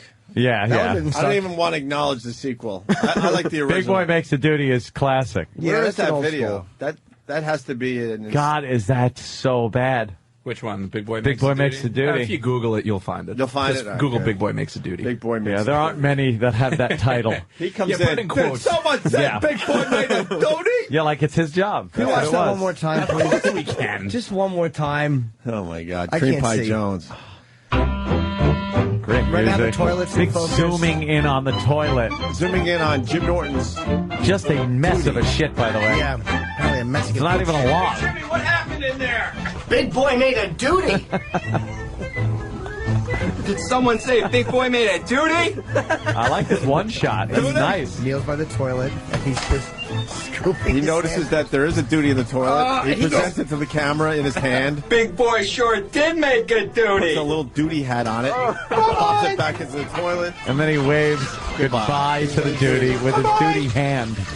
He's got duty all over his hand. Duty! And then he doesn't know what to do. Watch. He's just standing there awkwardly. Give me $20. You just hear, all right, give him his $20 like a whore that just sucked off somebody. All right. The money's on the dresser. Get the fuck out of here. We played this video for Jill, the current intern. Yes. She said, because when we went around to collect money for her doing the cotton ball routine, she got like $130 to have cotton balls put on her. Yeah. And Cream Pie Jones got $20 to pick up a handful of shit out of a toilet. Jim's fucking burrito filling shit. Yeah, my panicked body emptying shit. My thought I'm going to be fired shit. What's your favorite part? I like my own little step out the door, but my favorite part is probably when he comes in and he goes, did someone say Big Boy made a duty? Yeah, that is fantastic. But then again, I love the way he kneels by the open toilet and he takes his hand. My favorite part's probably the way his hand goes in and scoops into the water under the shit, the heavy shit. To get the whole shit in his hand. Yeah, he doesn't just scoop off the top. No. He lifts the whole heavy heaping pile of shit out of the Big toilet. Boy made a duty. Yeah, when he comes out, it's great. Like the camera work, too, because after the initial Jim Norton little move, there's no more cuts. And that's one shot of Jim walking out, and then you pick up on Cream Pie. Yeah. And then he walks into the bathroom. It's like Tarantino. It was a huge pressure shoot, too, because that is one take. There are no one retakes. shot right there. That's it. One take. Oh, yeah. Very Alfred Beautiful. Hitchcock-like. Yeah. Oh, yeah. One long shot. Should have done a push-in. Spielberg push-in would have been nice. You know, one of my Maybe next time. One of my favorite moments in that bathroom, by the way, K-Rock, was fucking when E-Rock got his armpits waxed. Oh, yeah. And he fell against the wall and screamed. Do we have the audio of that? It's the fucking, he gets his armpits waxed and he just collapses against the wall. Yeah, he fell at the pain that he felt. He fell against the wall and screamed like an animal. Oh, my God. That's another video to Google. We have it? We're good. Okay, I really want get to it see in a that second, audio. too. It's so wonderful. Hey, I also needed, I asked for it, the isolated track of Derek singing 2 Tickets to Paradise. Oh, right. Do we have that? I don't have the disc in front of me anymore. Oh. Because we have a backstage, because Derek was so pissed off, we have a backstage with O&A where Sam caught up with Derek after we beat the crap out of him on the air. But I need a reference point. I guess we could do it after the break. Well, I think Travis has that. You want it right now? Yeah, let's play that right now, because then we have an update to that. I'm usually drunk when I do this. Here we go. Isolated Derek track. I've got a surprise now, especially for you. Something that both of us have always wanted to do. Waited so long. Waited so long. Waited so long. Waited so long. I'm gonna take you on a trip so far from here. Yankee Stadium ain't got no money. I've got 2 tickets in my pocket, baby. We're gonna disappear. 'Cause you waited so long. Waited so long. Waited so long. Waited so long. I've got 2 tickets to paradise. Take it back to me tonight. 2 tickets to paradise. 2 tickets to paradise.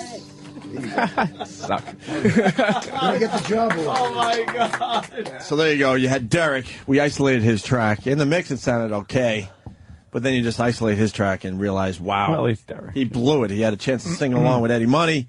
And he was pissed off because then we beat him up on the air about it. And then Sam, I believe, caught up with Derek. And now, backstage with O&A, here is Primetime Sam Roberts. I'm Primetime Sam Roberts, and recently on the O&A show, staffer Derek got a chance to sing the song 2 Tickets to Paradise with his idol, Eddie Money. We isolated Derek's part and played it back live on the show. 2 tickets to paradise. Take it back to me tonight. 2 tickets to paradise. 2 tickets to paradise. We found Derek trying to look busy in the office and approached him for comment. What happened, Derek? Nothing, man. We heard your isolated tracks. You sounded just terrible. Dude, I can't sing for shit. You know how it is. Then why'd you do it on the radio? Because they wanted me to do it. Are you embarrassed about the way they isolated? Not at all. It was kind of funny, actually. Well, you should be. Okay. How long is this going to go on for? Why don't you give us a little bit? 2 tickets to paradise. No, I'm not. Just sing a little song. No. Just sing 2 tickets to paradise. No, I'm not singing. Come on, just sing it. Get the fuck away. You love the song. Just sing it real quick. Just the hook. Just sing it. Get out of here. Well, obviously Derek doesn't want to play. So here it is, one more time. Derek sings 2 Tickets to Paradise. I've got 2 tickets to paradise. take it back to me tonight. 2 tickets to paradise. 2 tickets to paradise. Thanks for nothing, Derek, you tone-deaf alcoholic. I'm Primetime Sam Roberts, and this has been Backstage with O&A. Yeah, it's the Opie and Anthony show.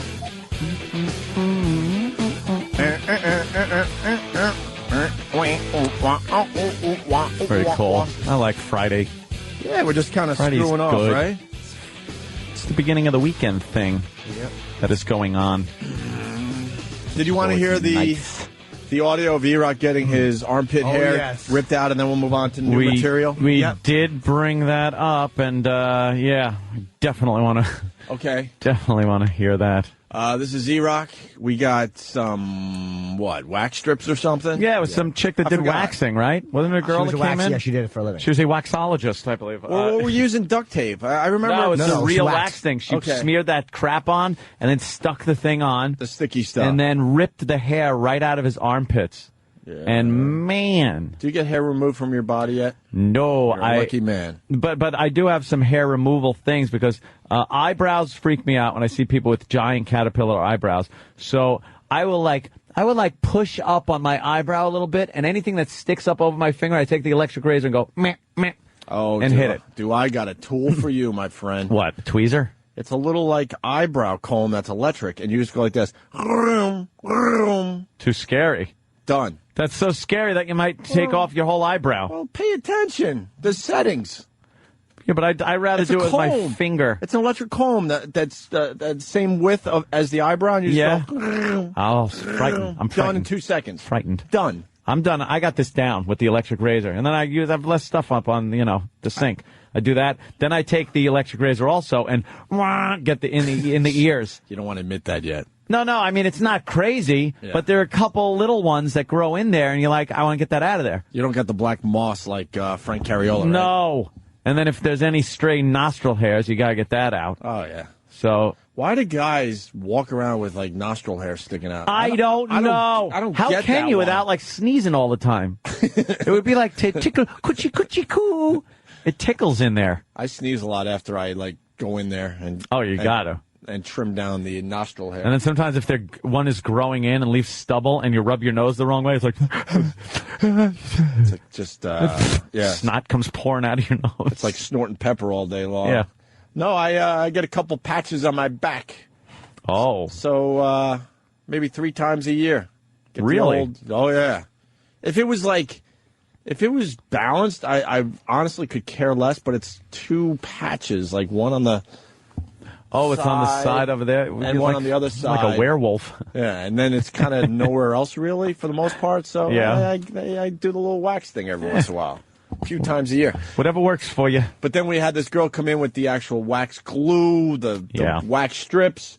And E-Rock was certainly a trooper and decided to get his armpit hair ripped out live on our show. This is one of the most unbelievable noises ever to come from our radio show. Yeah, and E-Rock, we've had some noises, my friends. You're right. This is, I think, what it sounds like when a man is being murdered. Like, it really is this horrible screaming sound. I think the beauty of this, too, is that we were on regular radio, so he was trying not to curse. I think he might have ended up cursing eventually because he couldn't take it anymore. But the whole bit, I think, was to really see if he wouldn't curse with this pain that was shooting through his body. Yeah. Travis, hit that for us. Oh, hey! Whoa! Wait a minute! Oh, he had a curse. Did I hear a curse? He cursed again.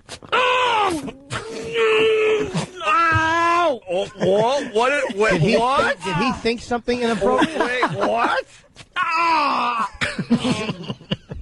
Oh, God.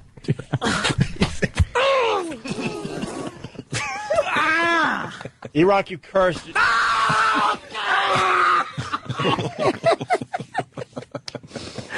I love the wet sound. Yeah. It's like he's gurgling up blood after being stabbed. Like he's getting electrocuted or something. Yeah, electrocuted. Like from from Rambo. Rambo, thank when you. He's on the springs and they're electrocuting him.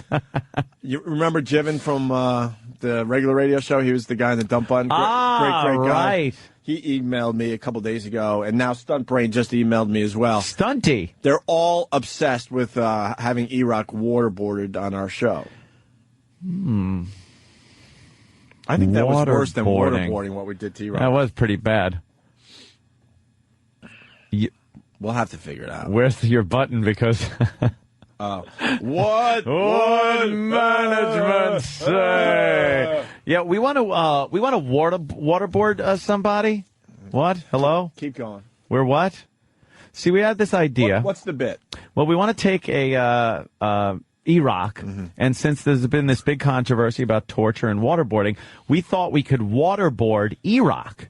What would management say? Say. No. Yeah, never allow it. Never. Won't allow it. Never. All right. Jimmy, bummed about the Craigslist thing? I read about that. Taking off the erotic services that they offer. I think most people that go to, I was going to say most people that go to Craigslist are looking for a little something, or no? A lot of What are people the percentages? We had the guy in here and we tried to talk to him about that part of Craigslist and he didn't want any part of it. Well, I'll tell you what it is. This is what a dumb country we are, and we just like to react. This keeps girls off the streets. A lot of them who would be on the streets are now on computers doing it this way. Yeah. It's a little bit safer because there's something of a screening process. You can at least email with somebody or talk to them on the phone before you jump in a car with them. Now, this girl was killed. It was sad that she was killed, But that guy, and me and Greg Gutfeld were talking off air last night, and he raised a good point. He said if it wasn't for Craigslist, because there's an email trail. Yes. If he was just randomly picking up hookers, he would have killed 10, 15 girls. Really? And robbed them before they caught him. So basically, they're not doing anyone any favors by removing the service off Craigslist. It's some fucking asshole sheriff and some other dumb cops who think this is real police work or some prosecutors. What a great way to look at this. Yeah, you know something? Only Jimmy could have found a great way to figure out why it's better to have prostitutes on Craigslist. Well, and I think if you ask the politicians and the cops and the authority figures in general, they don't really give a shit about prostitution. What they do give a shit is that they're wandering around, neighborhoods and whatnot. If it's hidden, that's all they care about, right? This is all people in the privacy of their homes, meeting other people in the privacy of their homes or your home. Yeah. No one is being hurt here. It's just a bunch of fucking moral crusaders. It's really annoying, man. Yeah, it's really annoying. I assume. What do you think? They're going to just find another section to advertise in on Craigslist? Of course, there's always ways to do it. Yeah. What do you give a fuck for? But on Craigslist, you think they'll just go to like adult or something? It'll knock a lot of it out, but they'll just go to other sites. All it does is hurt Craig's. And why they're being sued? Because fucking sheriffs? Because prostitution's being used for prostitution? These fucking assholes? What's the matter? You're just get a cyber crimes unit then. Yeah. And work with it that way.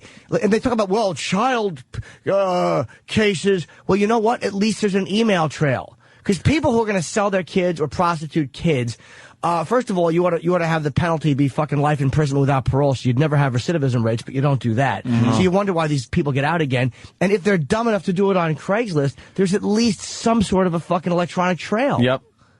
Yeah, that's pretty much how they got that guy. So it actually performed a service in finding who killed. This guy was going to kill somebody anyway. That Jesus guy was Christ, he was a maniac. But he wasn't a murderer. That guy was out just to rob people. I think he panicked. When she started screaming, he fucking panicked and just shot her and got out of there. That would have happened a lot, anywhere. Yeah. Nothing to do with Craigslist. Mm-hmm. Well, I guess, I'm sorry, I guess if someone meets on an AOL dating service and there's a murder, guess they better, because right now I'm reading in the paper, Cyberstalker Slay, some woman and some guy were talking on AOL, and he stalked her and stabbed her in the Bronx. Well, so better shut down AOL Instant Messenger. AOL gone. Better shut it down. Better shut it down. It's like anything else. They, there's been plenty of ways to meet people over the years. Amazing. Ads in papers years ago, Hey, looking for this, blah, blah, blah. And I'm sure murders came out of that. You didn't stop, advertising in the newspapers. Right. Gay guy was bashed in the West Village on the beatings being eyed as a biased attack. And, yes, no, not our producer. And he was getting into a cab, and some fucking scumbags hit him, and he's in a coma or whatever. Ouch. But I guess we have to close down bars because, this was an attack that happened from a bar. So I guess if that's the thing, and they're saying it's a danger, I guess we got to close down bars now because I'm sure a lot more attacks happen due to bars than Craigslist. Absolutely. Yes. But, it's another knee-jerk reaction to something that people that make these laws don't understand. They just don't understand a lot of them don't understand what the internet even is. They don't get it. So they think there's this, they got Craigslist, they got the adult services section, whatever it is, erotic services. It's just part of the internet. They think by shutting this down, it's going to stop it or even curtail it a little bit. Mm-hmm. No, it's not. It's going to stop people that are going to kill or rob people. No, it's not. This is the world we live in. This is the future of what we were talking about, going to bars, taking ads out in the paper, personal ads, doing things like that. This is just another step because we have the technology to do it this way of doing it. Go to the back of the Village Voice. Yeah. The problem is this was hurting papers like the Village Voice because, people aren't buying them to look at the erotic ads in the back. Go to the back of the Village Voice. I guess you better shut the Village Voice down. You have to shut the Village Voice down now because... I hear you can only go to the back door. Yes. You knock and kick it open with your cock. Are these the real girls? Because Danny's going through some of the erotic... sometimes yes. Ads. Sometimes yes, sometimes no. How do you find out? How do you know? You can Google the phone and see if the number comes up with different pictures of her from different ads. Oh! God damn it, Jimmy. You know everything. Fucking Columbo. Done that. Like, look, is it that girl? Would you get that girl? Yeah, we're looking at a very hot... Google the number in quotes. I want that girl right there. Google the number in quotes. I guarantee the name comes up different somewhere else. It won't be Holly. It'll be something else. Holy crap, I had no effing idea, Jimmy. I want to see what happens because, yeah. How much is she? Maybe I'll buy her. I want to buy people. That's hysterical. You buy people. Isn't it when you're at your most stressed, Danny, and trying to get to a site that you can't?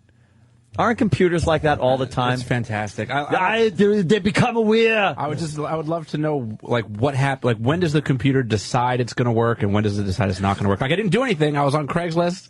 I have everything open that I normally have open. Let me tell you something. If you're sitting back in your chair at home, trolling around, just going, I don't know, maybe I'll look at this, maybe I'll look at that, no, let's go here, then it'll work fine. The second you need to find something, freezing, no longer have internet connection, there you go. Because of all the lemmings that watch something dumb on TV and all Google at the same time. I need more info. And then it shuts down and makes everybody else's computer slower. Let's see.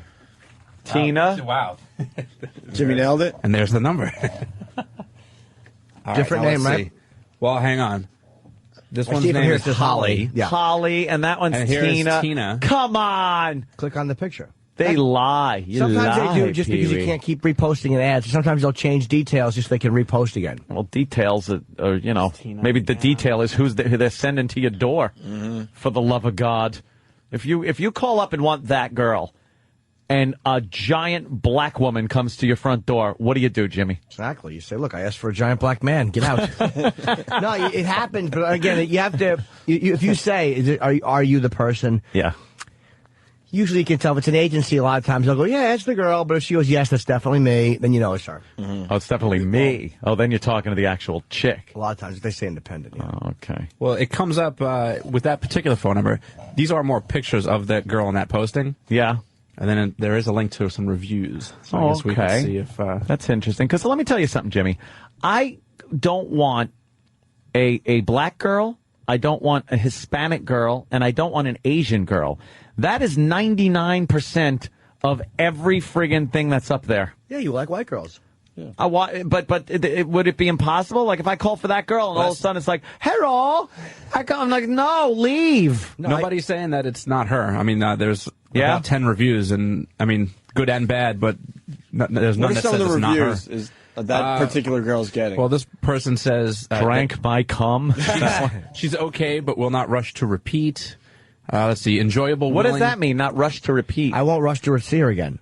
She's okay, but will not rush to repeat. Oh, he won't. I thought she has some kind of thing. Okay, I got you. What else? Enjoyable, willing, able, responsive, very clean and easy to be with. Probably repeat if she comes around my area again.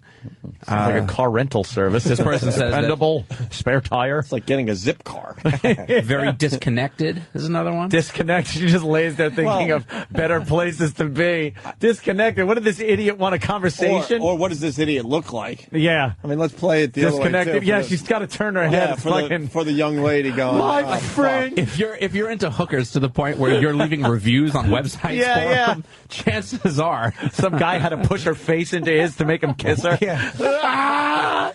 She's screaming. Let's see. Beautiful. Tries a little hard, but a little distant. Needs to find another line of work. No joy, no enthusiasm. All right. Is that Steve C for not into the session? Oh, looks like the girl's on the heroin. When you're seeing that a lot, that's a girl who stinks. Sometimes you see a bunch of good reviews and one, and you like the guy. She looks good. The guy might have had horrible breath. He might have been a fat pig. Like could be. Sometimes the guys you could see that they wanted some closeness, and the girl was just kind of skeeved by him. She's that her? She looked better than the other picture. Yeah, you'll get She's that a little lot too. top heavy. She's a little. Let's see what some politicians are saying as we find another ad or whatever. What reviews from politicians? Yes, I liked her. Very discreet. I'll go back. Toothy bitch, Elliot S. New York, New York. This blatant internet brothel that has existed in the erotic services section. Connecticut Attorney General Richard Blumenthal I love how these assholes come out of the woodwork, now that it's front and center. They all know that this shit's been going on for years. And let me tell you something. Elliot Spitzer fuck yourself. He was one of these motherfuckers right in front of a microphone saying the same shit. Right. This despicable blah, blah, and he's right there fucking them. Right. So you can't trust any of these assholes. Now finally it's time to talk about it, I guess, because we got a big story out there. These guys know exactly what's been going on for many How many years. of them are using these girls? Yeah, I'd like Stop to know it. that. Stop General Richard Blumenthal hailed the Craigslist decision as a victory. Just after midnight, the classified site stopped accepting ads in its erotic services section, a category once bursting with flagrant prostitution proposals. I'm pleased that Craigslist is heeding our call for conscience and common sense and sending a strong signal, that internet sites must police themselves to protect others. Why? To protect others from what? From what? From Making fucking- money? Making cash, from getting laid, from fucking. Oh, here's little Nicky. Hi, little Nicky. Hi, it's Making little the work. Nicky. Hey, little Nicky. Making the long walk down the hallway. Little Nicky takes the left turn. I just had to give my hands up All right, there. back to the bit. What? Back to the bit. Every day I'm going to We stop always you guys. I have to. Point out little Nicky. When little Nicky arrives, we got to stop everything we do and just look at him. He gets so awkward. You see what he's doing now with like these weird waves? Yeah, like, he's got I to know kind of you're wave. talking about Wear the me. sunglasses, his head goes down a little bit.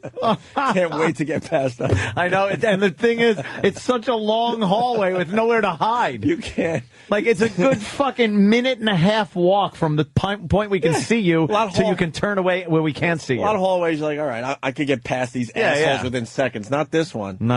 We could run a fucking 100-meter sprint down this thing. New York's Attorney General is not as upbeat, and there may be reason for pessimism. The new Craigslist site will funnel massage ads to a new category called adult services. Good. And some people think the prostitution will just migrate there. No. Already in New York's adult category, there are dozens of ads less explicit, but still suggesting sex for money. what? That's one reason Attorney General Andrew Cuomo issued a biting statement today. It reads, biting. several weeks ago, we informed Craigslist of an impending criminal case that implicated its website. Rather than work with this office to prevent further abuses, in the middle of the night, Craigslist took unilateral action, which we suspect will prove to be half-baked. Unilateral action. Just an asshole. Just an half-baked. asshole. You know, people are stupid, man. It's like trying to find the cockroaches. You're not going to stop this, you idiots. People want to fuck, and people want money. It's been happening for the world's oldest profession. That's what they call it. That was a nice ass there, Danny. Yeah, it definitely was. No, yours. Oh, thank you. So when you stood up. They do call me the original Golden Bun. The Golden Bun. There's no reason, with the state the economy is in and the crime rate and all that stuff, the fact that the police or the prosecutors are wasting time on this Distractions. is more mind-boggling. distractions and bullshit. Thinking they're doing something. Well, they're not. Yeah, they're not going to get anything done. No, people go to erosguide.com, which is a very well-known site. I'm not, it's like there's a million sites to get hookers. You're not going to stop it. No. Good luck. Worry about drunk driving. How luck about to that? you.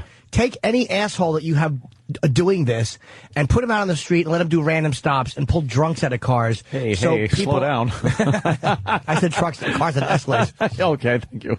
How about you worry about that? How about that's what the police are being used for? How about that? Because that problem's way too complicated, as we've discussed on this show. How about you put more cops on the subway? I saw one down at Columbus Circle subway yesterday. I loved it. You feel safer. Yeah. So how about all the money you're wasting stopping guys from getting blown in the privacy of their own homes? How about you take that and you put 3 or 4 more officers on the fucking train and maybe you stop a couple of rapes or a couple of assaults or a couple of things where ordinary citizens are being attacked? Jimmy makes a good point because it's mind-boggling because if you do look at the drunk driving thing, I mean, the amount of people that are killed every year from drunk driving, and we're not jumping out on soapboxes, but we're trying to make a point, the numbers are staggering compared to how many people are dying because they're trying to find a little sex action on a website. Albeit all parties involved are creeps, but they're not illegal. And they're not in your neighborhood. Your kids aren't seeing them, so what's the matter? The excuse with the kids doesn't work because your kids can't see them. They're not in front of your stoop anymore. Yeah. But no politician will take on the drunk driving issue for real. Yeah, the internet is taking the hookers off the fucking streets. Dude, street prostitution, you'll occasionally see it, Yeah. but so much of it is filtered to Craigslist because, again, you're not going to be hassled by the cops constantly. The cops don't have to worry about you, and it's safer. You know what? I'm not into the whole prostitute thing, but I'm old enough to remember seeing the prostitutes on the street. And, man, did that give you a little bit of a thrill seeing that shit. It was kind of cool. It was cool to see them because you knew they were the hookers. With the They'd little walk around in just tiny little skirts. like a and body stocking. Pretty much their tits hanging out. On the west side. And you They'd were be like, there, yep. It put a little smile on your face. Is she pregnant? Yeah. And she's fucking... Yeah. You know, some of these bitches is off the hook, yo. 100% me or it's free. Oh, is that really? her... That's her guarantee. But if she lies about it being her, do you really think she's going to keep the company guarantee? Yeah, exactly. Excuse me. This is not the best hooker I ever had. Brad. Get your manager, Brad. Yeah. That's funny. Some pimp with a fucking box cutter and a fucking angel's hat comes in. You know what, though, Ann? She doesn't have enough flair. No, not enough flair. Look what I did 2 Where's days her flair, ago. see? Someone watched Office Space. That's right, my friend. Give myself a bell right there for that. She doesn't have enough flair. Not enough flair. Well, she has enough, technically, but you want to go above. Technically, she has the acquired 15 pieces, but what's his name? The little douchebag. How much of a typical, like, douchebag TGI Fridays waiter guy was he? Yeah. Hi, guys! How's the pita poppers? Ugh, douche. All right. This one's nice. This is a Mother's Day special. Oh, a Mother's Day special. What do you get for a Mother's Day special? Oh, funny. Wow. Crying hankies. Is that her? I don't. That's We're not the waiting pregnant for one, you to come and enjoy the beautiful morning with me.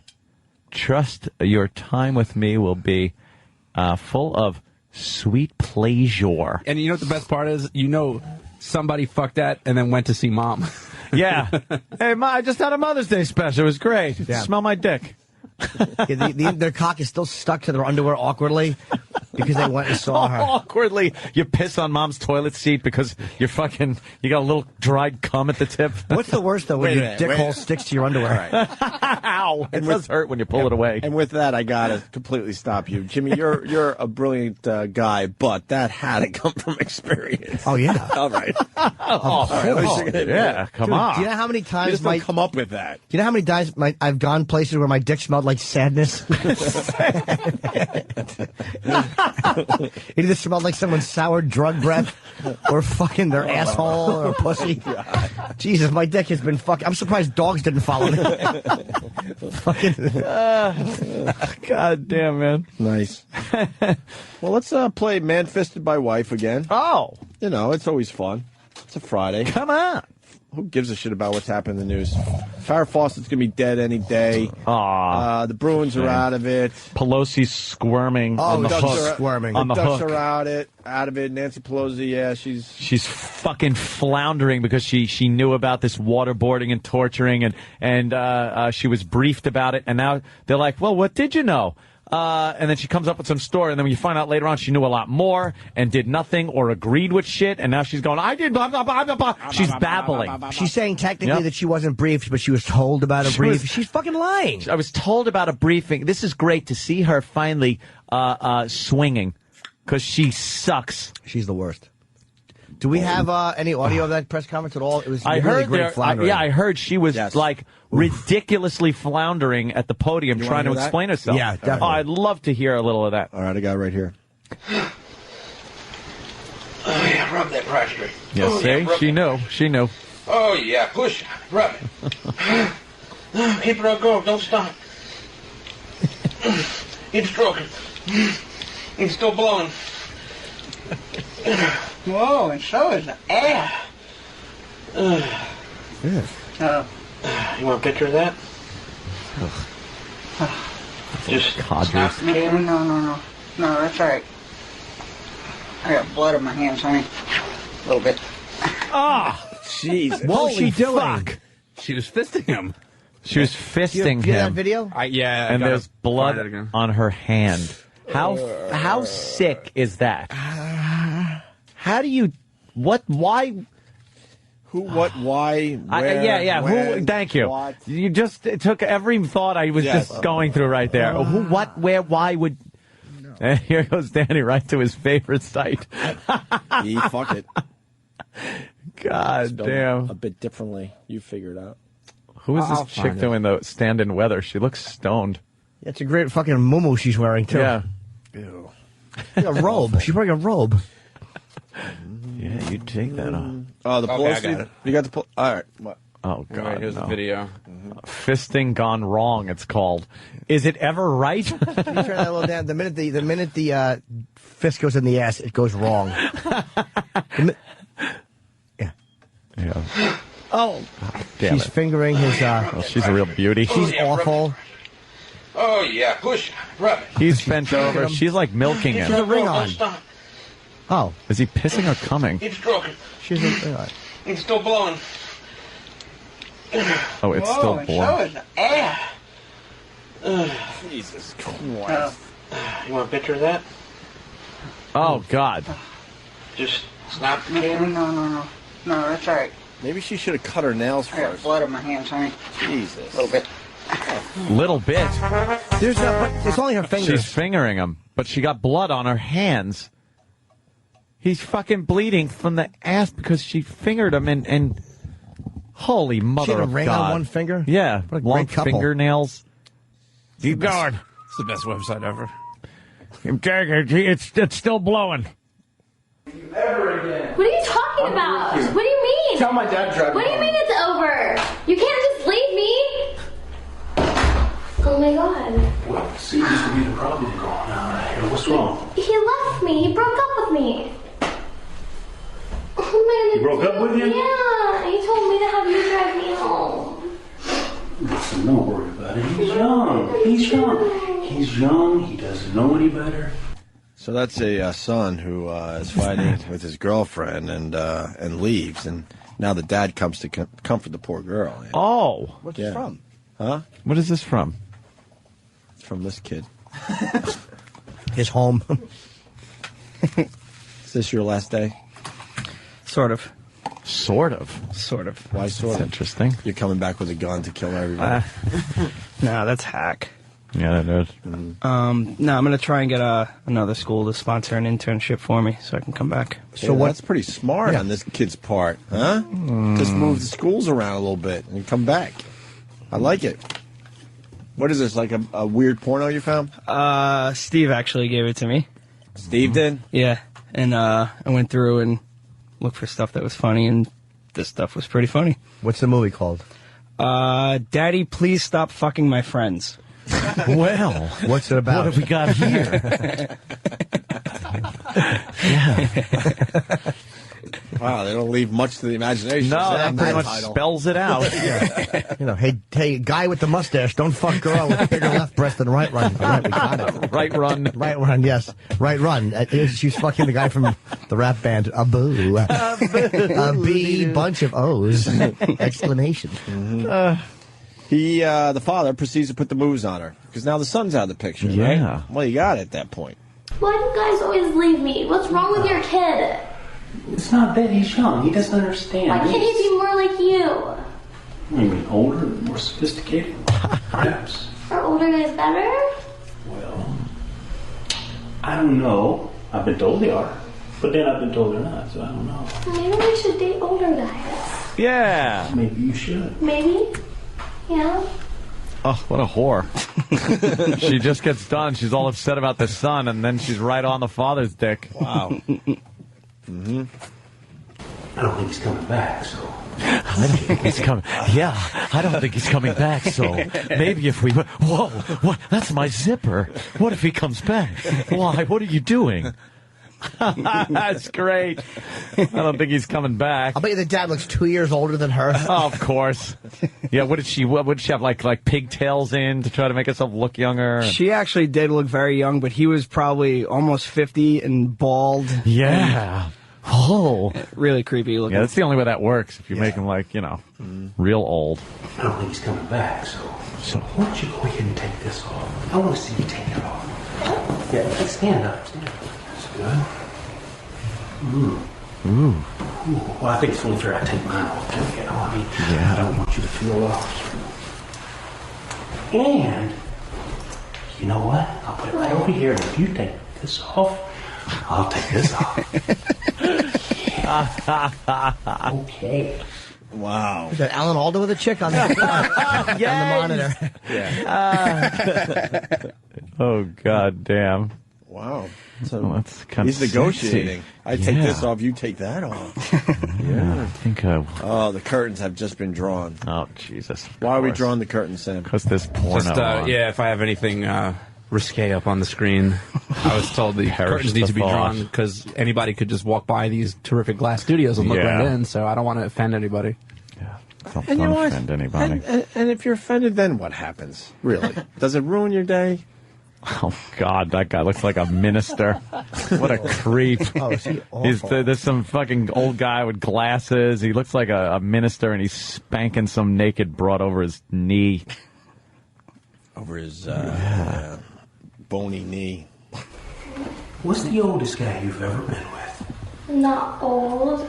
Like, 22. fucking ancient. His bones are half dust. Come on, baby, suck my dick. Yeah. This guy's got some moves. Seamless transition. Yeah. He figured if he threw the suck my dick in there with all the other stuff, maybe she wouldn't notice. Yeah. I didn't know this was going on. From live from the compound. Hey, this isn't audio. From When's the next show on Mo? I gotta dump that. Really? Yeah. Why? Not allowed. Really? Why? Ixnay. Because they get all mad. Yeah, but one little slip is Nah. Really? Yeah. Oh boy. Yeah. What That goes could on? be a problem. What goes on at the Cumia household? Is that your grandpa? No. Grandpa? He's my benefactor. You suck. Fucking ancient. His bones are half dust. Come on, baby, suck my dick. Oh, yeah. That's good. You're natural. You've done this before. Oh, I know it. That boy and I gotta have a talk. Oh, oh, God, look at this guy. Wait, Danny, of course, just found some great pictures of these fucking... Is that the same guy? It's Tommy Lasorda. Yeah, that looks like Tommy Lasorda with just some hot chick next to him. Mm-hmm. Oh, man. And then finally. Does he ever come on your face or in your mouth? Huh? Does he? He doesn't? No. Why? That naughty boy. You're going to find the lesson. You're killing me, sir. Oh, yeah. Come on, face.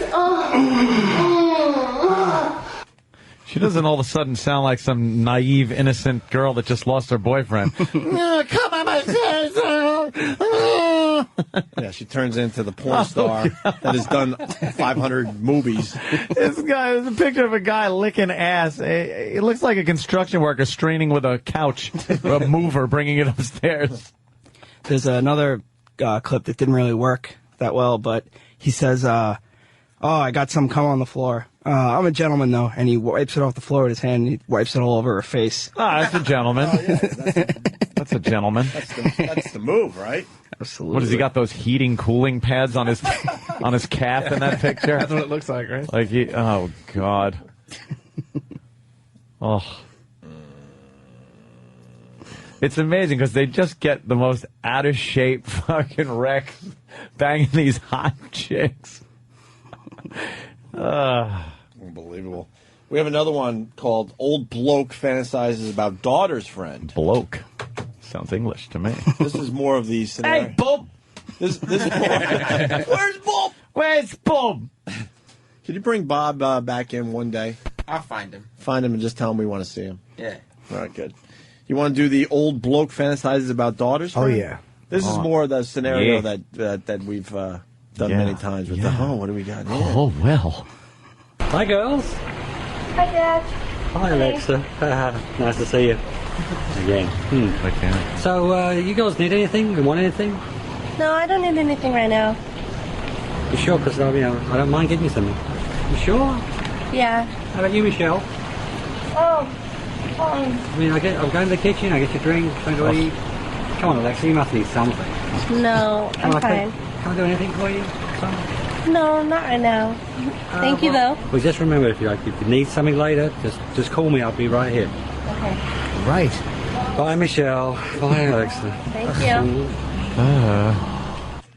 Bye, Michelle. Bye, Alexa. Yes. Trying to set up the desperation of the father, I guess, the old bloke, right? Yeah. They don't want anything to do with him. No. So he does this. Damn, she's so hot. Oh. Yeah, it might need an explanation. Now he's fantasizing about fucking his daughter's friend while looking out the window at her. See, there's nothing hot about that, because then they just cut to the sex with no seduction. Those fantasy scenes stinking porn. So now he's just jacking, looking out the window. A little fast time. Was he wearing a Captain Hook uniform? Yeah. Moving in stereo. Damn, she's so hot. Have some pride. Oh, Alexa. How old is she now? She must be 19, 20, something like that. That's what you say when you're jerking off? My God, she's so Oh, God. Oh, she's been so cute growing up. Now she's 19. Oh, wow. I've been thinking about this for a long time. Me too. Oh, me too. So what, they go into the fantasy part? Yeah, I guess. Yeah, and then it becomes like he's why? Because you'd sit there and want to watch a guy jerking off. But you see how fucking careful they are now in porn? He's like, ooh, how old is she? 19? He says that twice, so you know she's overage. How old is she? Of course, of legal age of 19. Yes, who did she vote for last year? All models seen in this film are 19 or older, and it's so sexy that she's 19. I remember 3 years ago when she had her first legal drink. Oh, it's horrendous. There's nothing fucking great about this at all. I'm sorry. Sorry. Oh, God. Oh, boy. And then he gets caught spanking it by the girl he was fantasizing. Now he got caught. But she karate kicks his dick. There's a problem. Now there's a problem. Oh, boy. Oh, no. All right. Thank you, sir. You're very welcome. Yes, very good. It looks like he'll continue because he figured out a little loophole. I like this. What's your name? Yeah, you guys don't know his name. It's Claudius. What? It's Claudius. Yes, Claudius. Claudius. Yeah. It's Charlie. Charlie. Oh, hi, Charlie. It's great. Nice to meet you. How long has he been here? It's the last day of his semester, and the whole time you're just sitting there like, oh, this guy, bro. Hey, sir, how are you? I Oh, had you're no a smart idea man. what his name was. You should have come forward with something a little sooner. Hey, disproportionately small head guy. Oh, fuck. All right, maybe you shouldn't have. Maybe you should have stayed in the background. Jimmy, what are you saying? I'm saying that he looks like he fucking pissed off a witch doctor.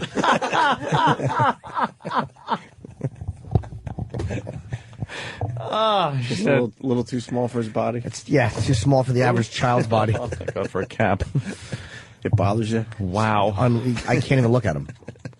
I just keep thinking that fucking Santeria or something horrible happened. Yeah, some kind of voodoo. Yeah. All right, wait a minute. It's awful. Now I'd rather get the female stories, but what the fuck? Let's go with Emmett. Emmett in Jersey. Emmett. Hello. Hey, Hello. Emmett. What's up, boys? Hey, happy birthday, Jimmy. Thank you, Emmett. I used to sit in the kitchen in the dark and look into my neighbor's house and jerk off with my dick in my left hand and binoculars in my right hand. And actually wound up banging her after a couple months. We used to have sex after that. Were you using But really it was- sexy, it dirty was- talk like this guy? Oh, God. Look at the aluminum siding job they did. Oh, those are new curtains. Are those Creighton metal?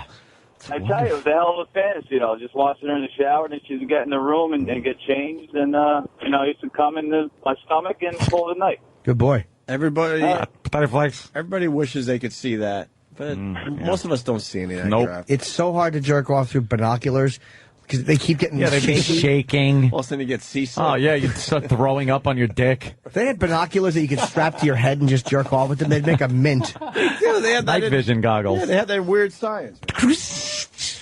And you just kind of watch. Yeah, night vision. There's only night vision goggles? No, I'm sure they got binoculars, too. They're called day vision goggles.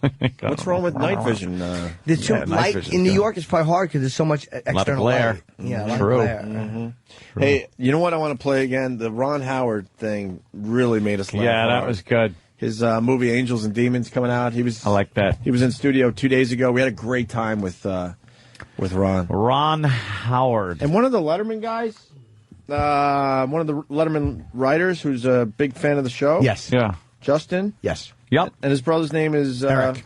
Eric, that's right. They wrote overnight. If I can find it really fast. Give me 1 second here. All right, here it is. Hey, it's Justin. Was just with Ron Howard. He did a top 10 on the program tonight, meaning, I guess, last night. I didn't watch Letterman yet. It's DVR'd. FYI, he mentioned how much he liked you guys and liked being on your show. Thought you'd want to know. That's great. Ooh. That's pretty cool, right? Yeah. Have him back when he does another movie or something. We're hoping. Yep. Anyway, I think Danny noticed that Ron Howard laughed a lot. Yeah. Well, yeah, Very Derek, jovial guy. Derek put this one together, but we have some ideas for this one. So this is definitely not the end of this bit. This could be the beginning of something. Yeah. So this is called 59 Seconds with Ron Howard, everyone. I have to tinkle. Okay. And now, 59 Seconds with Academy Award-winning director Ron Howard on the Opie and Anthony Show. Hey, how are you? How are you? Nice to see you.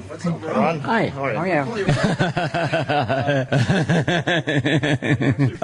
Well, that was the really.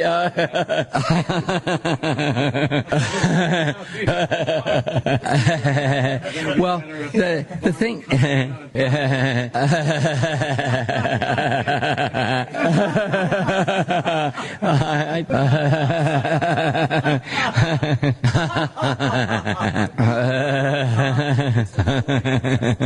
It was sort of an.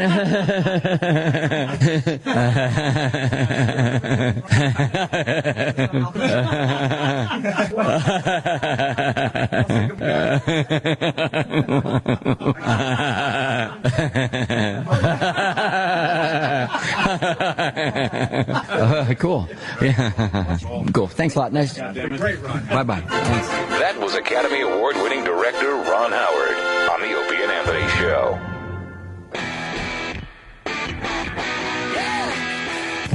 It's the Opie and Anthony Show. Friday edition. Taking a little lighter, right? We do some of that heavy stuff during the week. That's what we like to do. Actually, not much in the news, really. American Idol down to the final two. Just didn't watch this year. I don't know why. Couldn't give a flying fuckaroony. I don't know why. About that shit. I like America's Got Talent way more than American Idol. Looking forward to that coming back very soon. America's Got Talent. Jim Liritz, he did our show once. Yes, he did. Hospitalized after threatening to kill himself. Yeah, a little guilt there, eh? Or fear. I think he has fear, and his life's just spinning out of control. You think so? And yeah, that's terrible, man. He's facing real legal trouble. Like, he's looking at manslaughter.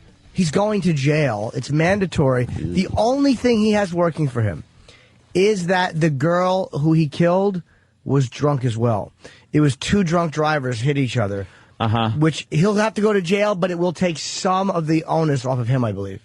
Because, again, it could have been her. It's like it helps him a little bit. I've heard of cases where there's been a guy that was drunk and somebody that wasn't drunk. And the accident was deemed the sober person's fault. You know, it happens. Sure. Happens sometimes, but. Absolutely. Doesn't mean you should drive drunk, kids. And then University of North Dakota getting rid of Fighting, how do you say S-I-O-U-X again? Fighting Sioux? Sioux, right? The Sioux. Nickname and Indian head logo after 79 years because of political correctness. There you go. I actually agree So all with our that. sports Those teams, engines. I don't, man. Really? I tell you why. Only because I told you one time I saw American Indians explaining why it bothered them, and they were very rational. They weren't being crazy. How were they being rational when they drank so much? Well, no, and they were going, woo, woo, woo, and I said, oh, my God, it's raining in the studio. No, they were saying, like, you know, they were like, you know, it's like these are caricatures. They were like what people don't understand. They were like Redskins, the Washington Redskins. They said that term comes from when after Indians were killed, the bodies piled up, they would refer to as how many Redskins you got, like how many red skins you got as a body count. I thought because their skin was kind of reddish brown. Yeah, but no, but that's how the term was used. Or squaw. Yeah, I think squaw means cunt. It's a really fucking vile word. Like little things like that we just think are. Yeah, but we don't know. We just like what it is. It is what it is to us. We don't really go too deep a little too into much it. thought being put into something like that's just a symbol. You look at the Fighting Irish. It's a little leprechaun-y looking guy with boxing gloves on. You're right. Irish and known maybe to drink a little bit and get into fights. Are they bitching and complaining? That's based on Irish mysticism, though. A leprechaun doesn't exist. Like says you. Redskins did exist, and I'm not politically correct at all. But they're the only group that is allowed to be cartooned. And that's why it's annoying. If every group was open game and you had like the blacks and the Jews and the Italians and the gays and every group was fair game, I would go fuck it.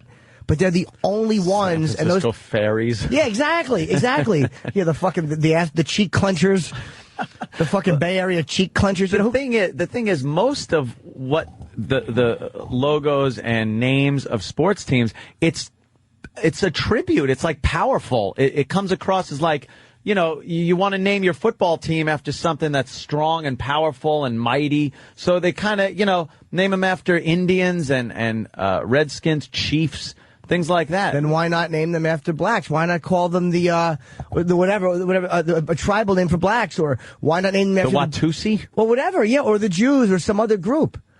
It's not about being They're called the owners. Yes, the Washington rich ones. I think they should be flattered. I mean, first of all, the Redskins will never change their name, and that sounds like the worst one that I've ever heard. Yeah. Atlanta Braves, they're not going to change their name. And the Sioux. What's the name of this one? Well, the Fighting Sioux. What's wrong with that? The Sioux Indians were like. Yeah, but it's like. They're the only group. What's wrong with Fighting Sioux? They were tough when they were named, and also don't forget when these teams were named, they almost had no voice. Like no one gave a fuck what they thought, so they were fair game for a long time. And look, they've had an interest, and they have a different history in this country than any other group, including us. They were fucked. They were fucked hard, and you know, come on. It's like if it really bothers them, and I heard them explain themselves, and I was ready to react negatively, like fuck them, but I listened to them, and they made sense. You're a liberal man. You know, I'm so sick of liberal Jim Norton. What happened to Jimmy? He's a liberal now. I don't think they're knee-jerk reacting. That's why I'm for it. What are you, fucking an Indian? What's that? No, I would, though. They always have big pussies. I love big, meaty Cherokee lips. Like a big papoose you're just sticking your dick in. Do you guys remember your high school football name? Mine, I'll start, was the Tornadoes. The Knights. Cum drinkers. But then Tornadoes is a bad one, right? Kills people. So sure. Shouldn't they change their name Yeah. now? Mine were the Knights. So it was like on horseback and stuff. It was very, horrible people. And mine was the, oh my God, the fucking North Brunswick Raiders. Uh-oh, Raiders. That's like a pirate. That's bad. Those are pirates. We see what those Somalians do. Absolutely. So you're going to have to change their name that. too. Why not just call all the teams Stupid White Guy? Because you're allowed to make fun of stupid white guy. You're going to end up naming them after just colors after a while because you got to keep it safe for everybody. Wow, why are the phones so lit? A lot of people probably disagree with me and they think I'm being a pussy, but I don't they care. certainly do. I don't care. Fuck them. Someone agrees with Jimmy. I'm not coming from a politically correct point of view. I've listened to the people explain themselves. I actually listened to them. It's your opinion. Thanks, sir. You're entitled to it. Opinions like assholes. Everyone's got one. That's right. Hey, that guy's back. Cool. Charlie, right? Yes. Right. I think his name's Charlie. He's wearing a thimble as a hat. Charlie. You're really upset about his head, Jimmy. It Why? bothers me. Why? Because God could have been more generous. In the head department. Yeah. A little tuft of hair on it. Maybe we could sell him to the circus. He really is horrendous. Sell him. Like we own him. He actually walks around with a magnifying glass in front of his face so he looks normal sized. The others? Yeah. Hello? Oh, yeah. What's up, Josh? Cleveland. Hey, just to go along with Jimmy's point, there's a song by a band called Adam and His Package. It's called If You Own the Washington Redskins, You're a Cock. And I don't know if you guys want to look up the lyrics to it. It's kind of funny, but it goes along with what little Jimmy there was saying. Yeah, and again, if I didn't hear people explain themselves and why it bothered them and it made sense to me, I wouldn't. But they're the only group that you're allowed to do that to. And it's like the reasons you're not allowed to do shit from other people is because the consequences are too high. Like, there's no consequences. It's like, what if, like, why doesn't the Washington Redskins, that owner, if he did something with blacks, cartoon blacks in your stadium somehow, or cartoon Jews in your stadium somehow, have a big ad for a black One guy did back in, I believe, 1936. There were many cartoon Jews characters drawn up in 1930. No, I mean in Washington, D.C., in the Redskins. No. Like the same guy that wants to... a few miles away. Oh, no.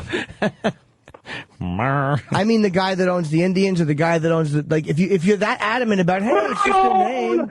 You is a liberal pussy. So should we change... the name of the town, you just said it earlier, Ronkonkoma. That is an Indian name. Hapog, Indian. I know. Those. So should all those be changed? No. Why? Because I think that they're not being cartooned in something that people would deem unimportant and stupid, like sports. But what about and also, I don't know if there's been questions to change it. I think naming a city is different. It's an honor like that, but for some reason a sports team isn't an honor. Yeah. I don't know why. I think maybe because they don't have the opportunity to be part of the team, to profit from the team.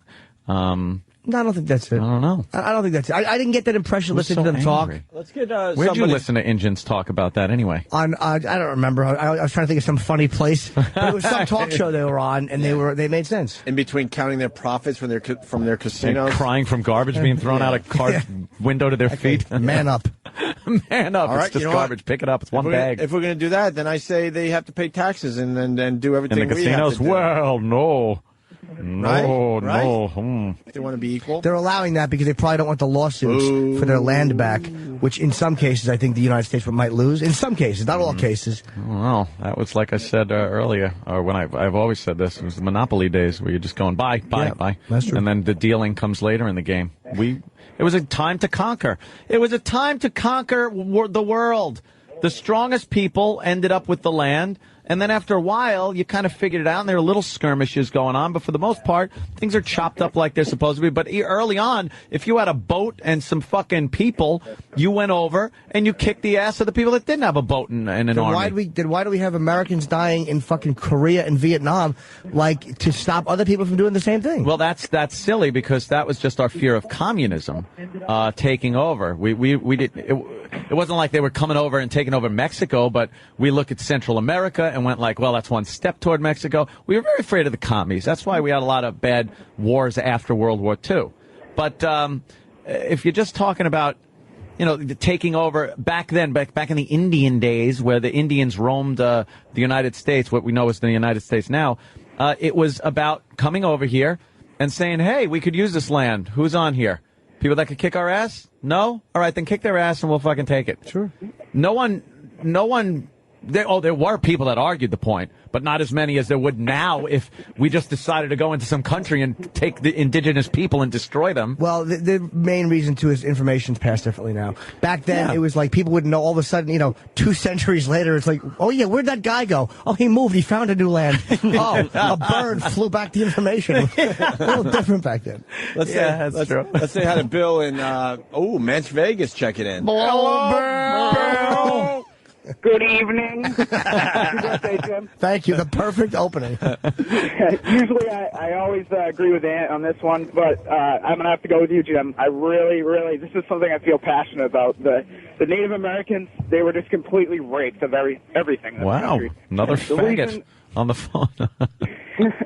The reason why there's still stadiums named after the Indians is because there's none left to really defend themselves and really have an uprising. Well, yeah, and it's almost like, why don't, if it's that pure a reason, then why don't they show in Washington, and wherever they play, the Redskins play, why don't they show a giant black caricature warrior throwing a football in a tribute to the black players on that team? Exactly. They won't do it. You're right there. They right won't. About that. There's an awful double standard. But I'm looking at it the other way, going that you should be allowed to. But Indians are saying, look, they're caricaturing our religion and things like that. You wouldn't do it, even with Catholics, who are kind of safe to beat up these days. Yeah. You would the outrage of caricaturing the religion It would be a little league team. What do you mean? Oh yeah, priest on the side. That's right. No pants, see-through cups. You know what? Pittsburgh did it. What do you mean? They represent the black man very, very well with one of their sports teams. Let me think. Yeah, very well. Oh, let me. So let me, they, you know. There's the Penguins, the Pirates. Oh my God, you're terrible. They mean like iron.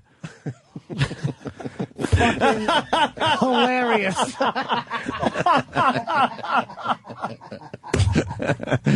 Jesus Christ. Oh, that's fucking hilarious.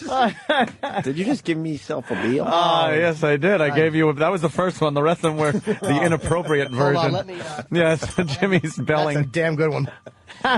What? Jesus Christ. You don't even know what team I'm talking about. Of course we don't. Great. No, you don't. Not on Long Island, Matt. Oh, hey guys, I just realized. Yeah, there's also another team out there that you guys never really mentioned as far as being named after white guys. The Vancouver Canucks from hockey. What does Canuck mean? What? What's Canuck mean? Canuck is an insulting term for a Canadian. Yeah, okay. Hey, you Canuck. Yeah. All right. So there's that. All right, punching out. Okay, I didn't know what that meant. I wondered this: if there was a team that decided to call itself the Zulus and had like a caricature or an image, not a cartoony, but just some kind of caricature image of a Zulu warrior with a spear and crouched down and stuff like that, would there be outrage? It would be the fucking, you would not get past the discussion in the boardroom. Really? Yeah. And because again, that would be a powerful, Zulus were very powerful warriors. you would not get past the discussion at the table with that. And the thing that bugs me about the Indians is almost like, I kind of see, look, I understand they were conquered, but like, picture yourself looking back at your history. All of a sudden, you have the run of the place. All right, whatever. They got their asses kicked, thrown onto reservations, and then fucking their images and the people, their religion is kind of fucking cartooned on our sports team. They're just fucking tired of it. In the end, we're glorifying their failures. Yeah, and it's not because in the end they lost the big monopoly. I'm not going to disagree with you on that one, Jimmy. Yeah. Worst team in we got Jim Jeffries standing by. Jim, I just think, you know what Jim, it is? I apologize. Hold on. You know a what second. annoys me about it? It's just that it reeks of political correctness, regardless if it's justified or not. I just any type of that politically correct thing rubs me the wrong way. Even if, like you're saying, in this version, you bring up very good points and stuff, but it's like, yeah, all right. Dude, I agree with you on political correctness. Sometimes. But sometimes I do this. I tend to react against something just because it's politically correct. And there are times where something, if it's politically correct, it's just right because it's right. That's just called correct. Yeah, yo. Yo. But I'm the same way. But I don't care because I don't really think of it that way. It's just like when I see Washington Redskins, I don't think or look into the history of why they're called the Redskins whatsoever. It's like, oh wow, Washington Redskins are playing whoever this weekend. You know what I mean? Yeah, I have no clue why Redskins, and I don't care. To me, it just means Redskins. That's it. It doesn't affect Indians, I guess. I don't know us, but let's just say, and this might be a bad example, but say 50 years from now or 100 years from now, and again, it's a long way, but they were somehow capturing 9/11, like the two buildings or whatever, like taking a horrible moment in our history or something fucking horrible from our history and making it into a sports team. The Al Qaeda. And they and their symbol is the two towers mid crashing on the side of a helmet. And it was being done by basically an Islamic sports team. All right, we would just be like, "What the fuck?" Oh Jesus! Following your logic, why aren't the gays up in arms then? I don't know. I'm not sure which team you might mean, Ope. I mean, the gays should be just marching. There should be an outrage, but they're not. What city might they have to march on? They're cool with it. I'm trying to think of what city they'd have to march on. Why are the Indians such crybabies when, the gays openly accept that a team's named after them? What city? What part of the country? Yeah, give us a what little. Sport? What sport? Football. Oh. Oh, Jesus, no. A tough sport? All right. The gay community's are you fine talking with it. about some cheeseheads? I thought you meant the Rams. It could be. I thought you meant the Calgary hockey team. Calgary Oh. Flames. Oh, Flames. Oh, yeah, well, that's that funny, could too. be, yes. There you go. There's so many ways we could have went I with think it. Green Bay might be marched on. So many ways we could go with my yes, I think my Pittsburgh bit as far as K's go. Hey, Joe, what's up? Yeah, how you Hello, doing, guys? Joe. What do you know? I got completely dicked over playing ball in high school. Mm-hmm. I played for the Churchmen. The Churchmen. That's horrible. that doesn't. Yeah. It doesn't bring up and conjure an image of a powerful team. No. Well, if it's any consolation, we did have a teacher arrested for kiddie porn. Oh, there you go. Perfect. Right. Yep. Hey, what about the Cowboys, though? Well, Cowboys is not a thing. It's more of a behavior than a religion or a naming of people. You could choose to be a cowboy. But how cool is that when they play, like, Yeah. the Redskins or something? Absolutely. Cowboys and Indians. Yeah, you got the old battle, the Cowboys and the and some form of Indian. Argument bothers me. If you feel so bad, give an Indian your house. All right. It's just silly. Tom in Chicago's an ass. Because I agree that, they have a good point about their sports teams, like, being caricatured, like, of their religion. All of a sudden, I want to give up my possessions and home and live under a tree? Yeah, well. What's wrong with you, Tom? You know, a lot of Native Americans enjoy the game of lacrosse. And they do go and watch lacrosse games. I've seen when we used to have to do appearances, there was some Native Americans that would actually show up and enjoy the game. Are there any names that use Indian terminology in lacrosse? Because since that they did invent the game, pretty much, except they called it lacrosse without the S. I wonder if they have some Indian named lacrosse teams and They just don't mind it. Don't know. They just couldn't figure out that because it's lacrosse more. thing. No one watches it. And I'm more of them. guessing if they do, they don't have to walk around seeing the mass marketed T-shirts or hats or. You're saying to me that people are annoyed by Big Chief Nakahoma? Nakahoma, the Nakahoma. tomahawk chop. Oh, yeah, do that. Do that with Zulu. Do that. Hey, whatever noise a Zulu would make in his spear throwing It would motion. be a spear, the sound of a spear going through a limey's head. Yeah, make that and see how fucking. Pretty much it. Dave C. from Michigan's helping me with my little Pittsburgh bit. Don't call him Dave C. We don't know if he's. The lesbians not up in arms. Ah. And they're well represented by Are they? by a sports team. They sure are, Ed. The Lesbos, you don't see them running around in outrage. Where would they be doing that though if they did? Yeah. I am proud to be a lesbian. A lesbian. A lesbian. Lesbians aren't up in arms. I'm trying to think of what city at least. Well, think hockey. Oh, hockey. Yes. I know it. Yeah. No. Think hockey. The lesbians are not up in arms, and there's a team named after them. The Devils. Oh ho ho! Because a lesbian's mouth is the devil's playground. Lesbians, women in general, really. Women in general represented very nicely by this hockey team. Texas Black Eyes. The Edmonton Oilers. You know, they get a little. No. Wow. That's a wet pussy joke. And not without the joke part. Without that pesky joke. Are good. Think pussy. Think pussy. Okay. Good, All good, right. good. Yeah. Oh, yeah. I see it. You do? Don't know. I don't watch hockey. I know what it is. It's the, see? Oh, cool. The Red Wings. Of course. The Red Wings. That's when they're angry. Yes. Oh, please. Tay said, thought your gay joke was about the Buccaneers. Oh. Also, someone saying the Bears as well. Mm-hmm. Saints are a caricature of religion. High school team was the Raiders, and our mascot was an Indian head. Our name was Brooklyn Bridges. Jesus. Yeah, it's horrible. What the fuck does a bridge do in battle? I don't know. Stands there, people run over it. Stupid. Yeah. They do the Zulu prayer in New Orleans. Why not name them the Zulus? Do they? I don't know. Every year we put up with protesters against the Indians. That's Jeremy in Cleveland. Oh, this could be good. Cleveland Indians. Jeremy, every year you got to deal with the protesters, huh? They're trying to change the name of the Indians? Hello. Wow. Yeah, we have to deal with these assholes every home opener, every year with their fucking signs. Me and my friends throw empty liquor bottles at them every year. Jesus Christ. Well, why not? It's a little harsh. Yeah. Throw them full. They'll be empty by the time they get Yeah, home. they like the full ones if you could. Doug T in Arizona. What's it now, guys? All right, Later, man. You know, the Mexicans are well represented. By, by a certain sports team. What sport? And they're not up in arms. Yeah, what sport is that? Football again, of course. Oh, Okay. You got it? Nope. I just wanted to win once. One of the Mexicans protesting. Oh. Every home opener. Go basic. Mexicans are.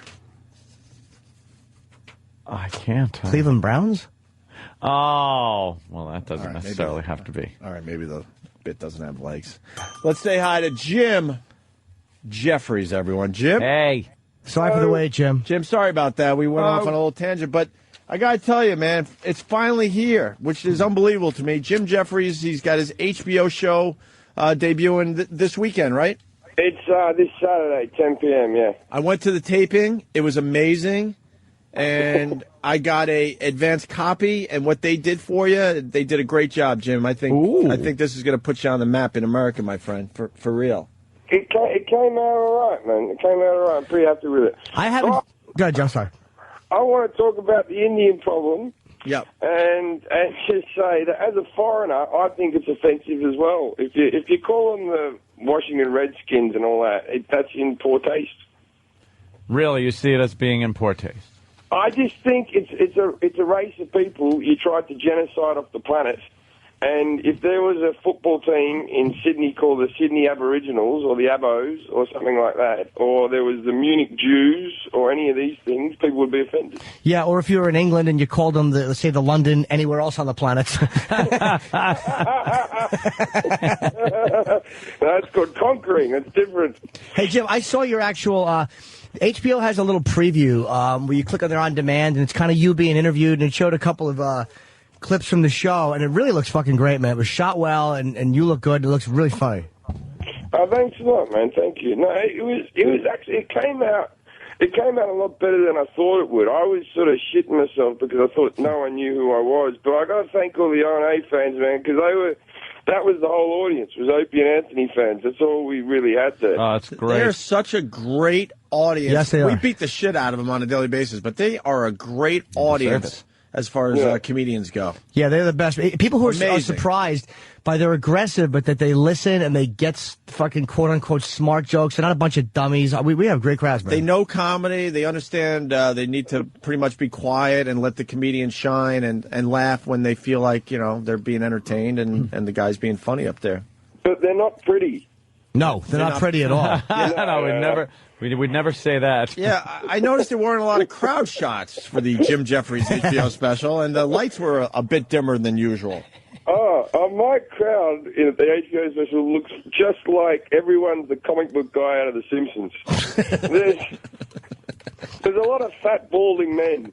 But good, switched on. They have to be. They had to develop their personalities when they were young. Oh, that's true. Yeah. Personalities and eating habits. I've got a story for you, and I've been waiting to tell this story until I can speak to you guys. This story is so awesome that I can't even give it enough of a build-up, right? Okay. Wow. Have I got enough time? Am I allowed? Sure, man. Am I allowed? Yeah. Right. Let her rip. I just came back from the Melbourne Comedy Festival. I was out there. All right, get to it. I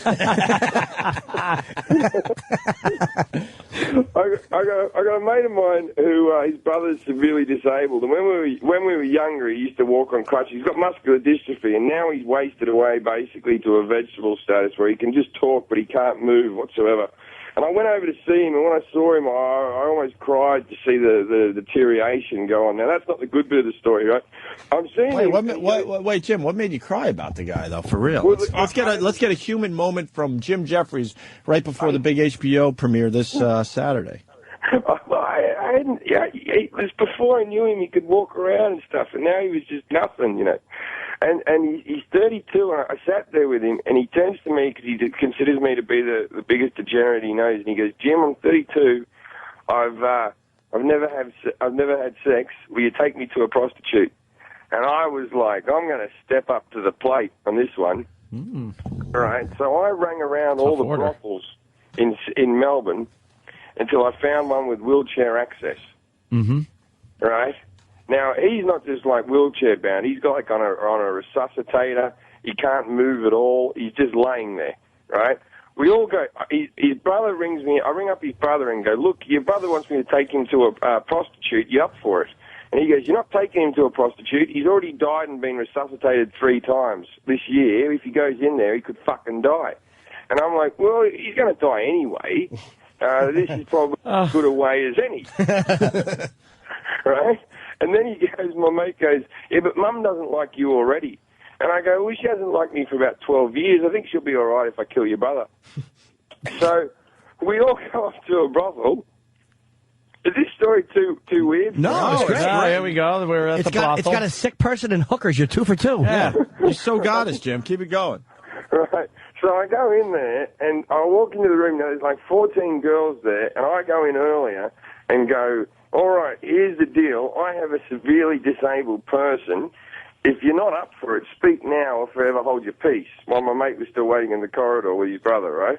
And one of them went, how disabled is he? And I went, oh, it's pretty bad, right? And 10 of them went, oh, I'm not up for that then. And so I made these 10 hookers go and hide, right? So they're off hiding behind things. And then there's only 4 left. And the one of them that was left was the best-looking one by a mile, right? We wheel my mate in, and they all just look at him, and another 2 of them walk away, but the good-looking one still stays. And I said, which one do you want, Dan? I won't say Dan. He goes, which one do you want? He goes, I have the one in the green dress, right? And I went, all right, fair enough. And then we picked her, and we went off, and we went and sat down with her, and she goes to me, we negotiate the price, which is $180 Australian, plus I throw in a bit more extra cash because I feel like this is a specialist job.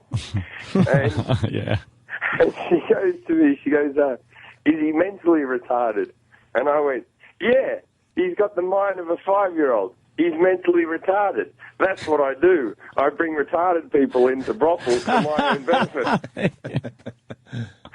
And she didn't miss a heartbeat. She just went, oh, fair enough, and wasn't bothered by this.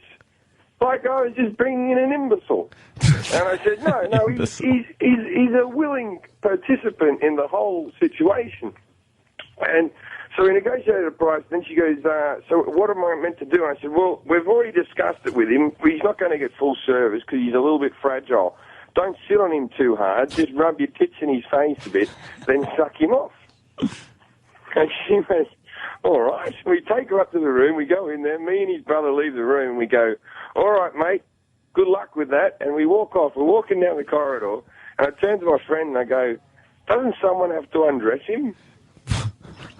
And he goes, oh, fuck, it's a 2-man operation without the crane. So we go back. He lifts him up from his armpits. I get on my knees and take the tracksuit pants off. And so I've got a prostitute in the corner. I'm on my knees taking the pants off.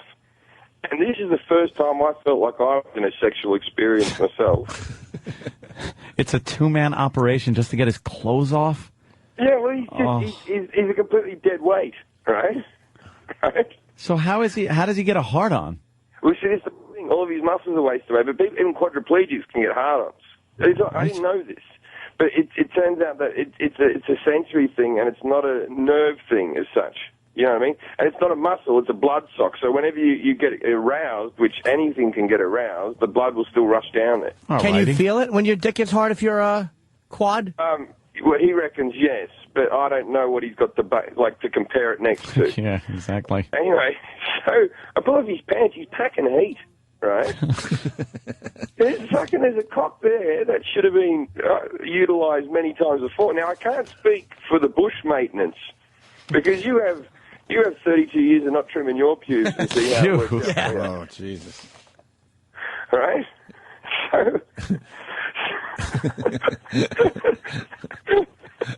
So I forgot that. So we go out. She goes off. She does what she. Oh, in Australia, they make you come over to a light where they check your cock for crabs and warts and whatever. right? Sexy. And she's like, bring him over to the light. And I'm like, I don't think he needs the light. Like, I can't speak for its cleanliness, but I'm going to tell you, it's a pretty unused cock. I reckon it's fairly disease-free, apart from the big one that's taken over his whole body, which isn't... So we're leaving the room, and he reclines in his chair just to get into position, which was the last moment I saw him. And we come back, and he's all done. The cock's covered in spit and semen. And I said to my mate, I said, I'm lifting him up from the armpits. I don't care if it's a difficult job that you know how to do. You're putting his fucking pants back on. And we wheel out to the front. He's got this right little grin in his face. We wheel out to the front, and the taxi driver who took us there is still at the front. He goes, I don't care. I'll take you home for free. I just want to know what happened. And that's the whole story. That's the whole story. That's it. And that's good for telling that's it. the whole story. And that's the whole story. End of story. Well, now, did he get his blowjob? Yeah. Yeah, because we had spit and cum all over his dick, all over his lifeless body. So how is his health now? I think I picked up. Optimism's a wonderful thing. He wants to go back again. Of course he does. That's all he's thinking of. Yep. But that's why I think you thought you were doing the right thing, but you did not. Oh, I tell you what. Because you gave him a taste, and now he's like, that's all he cares about. He's not thinking of anything else. I tell you what, I've never had a story that helps me pick up chicks more in a bar than that one. Right. I bet. A story of me going to a brothel would make women think I'm adorable, but it does. Well, it's because you were helping somebody sick, and that taps into that mother part of them. Adorable. Yeah, you're a caring and they're all whores. I did it for the story, mind you, which obviously I haven't mastered yet.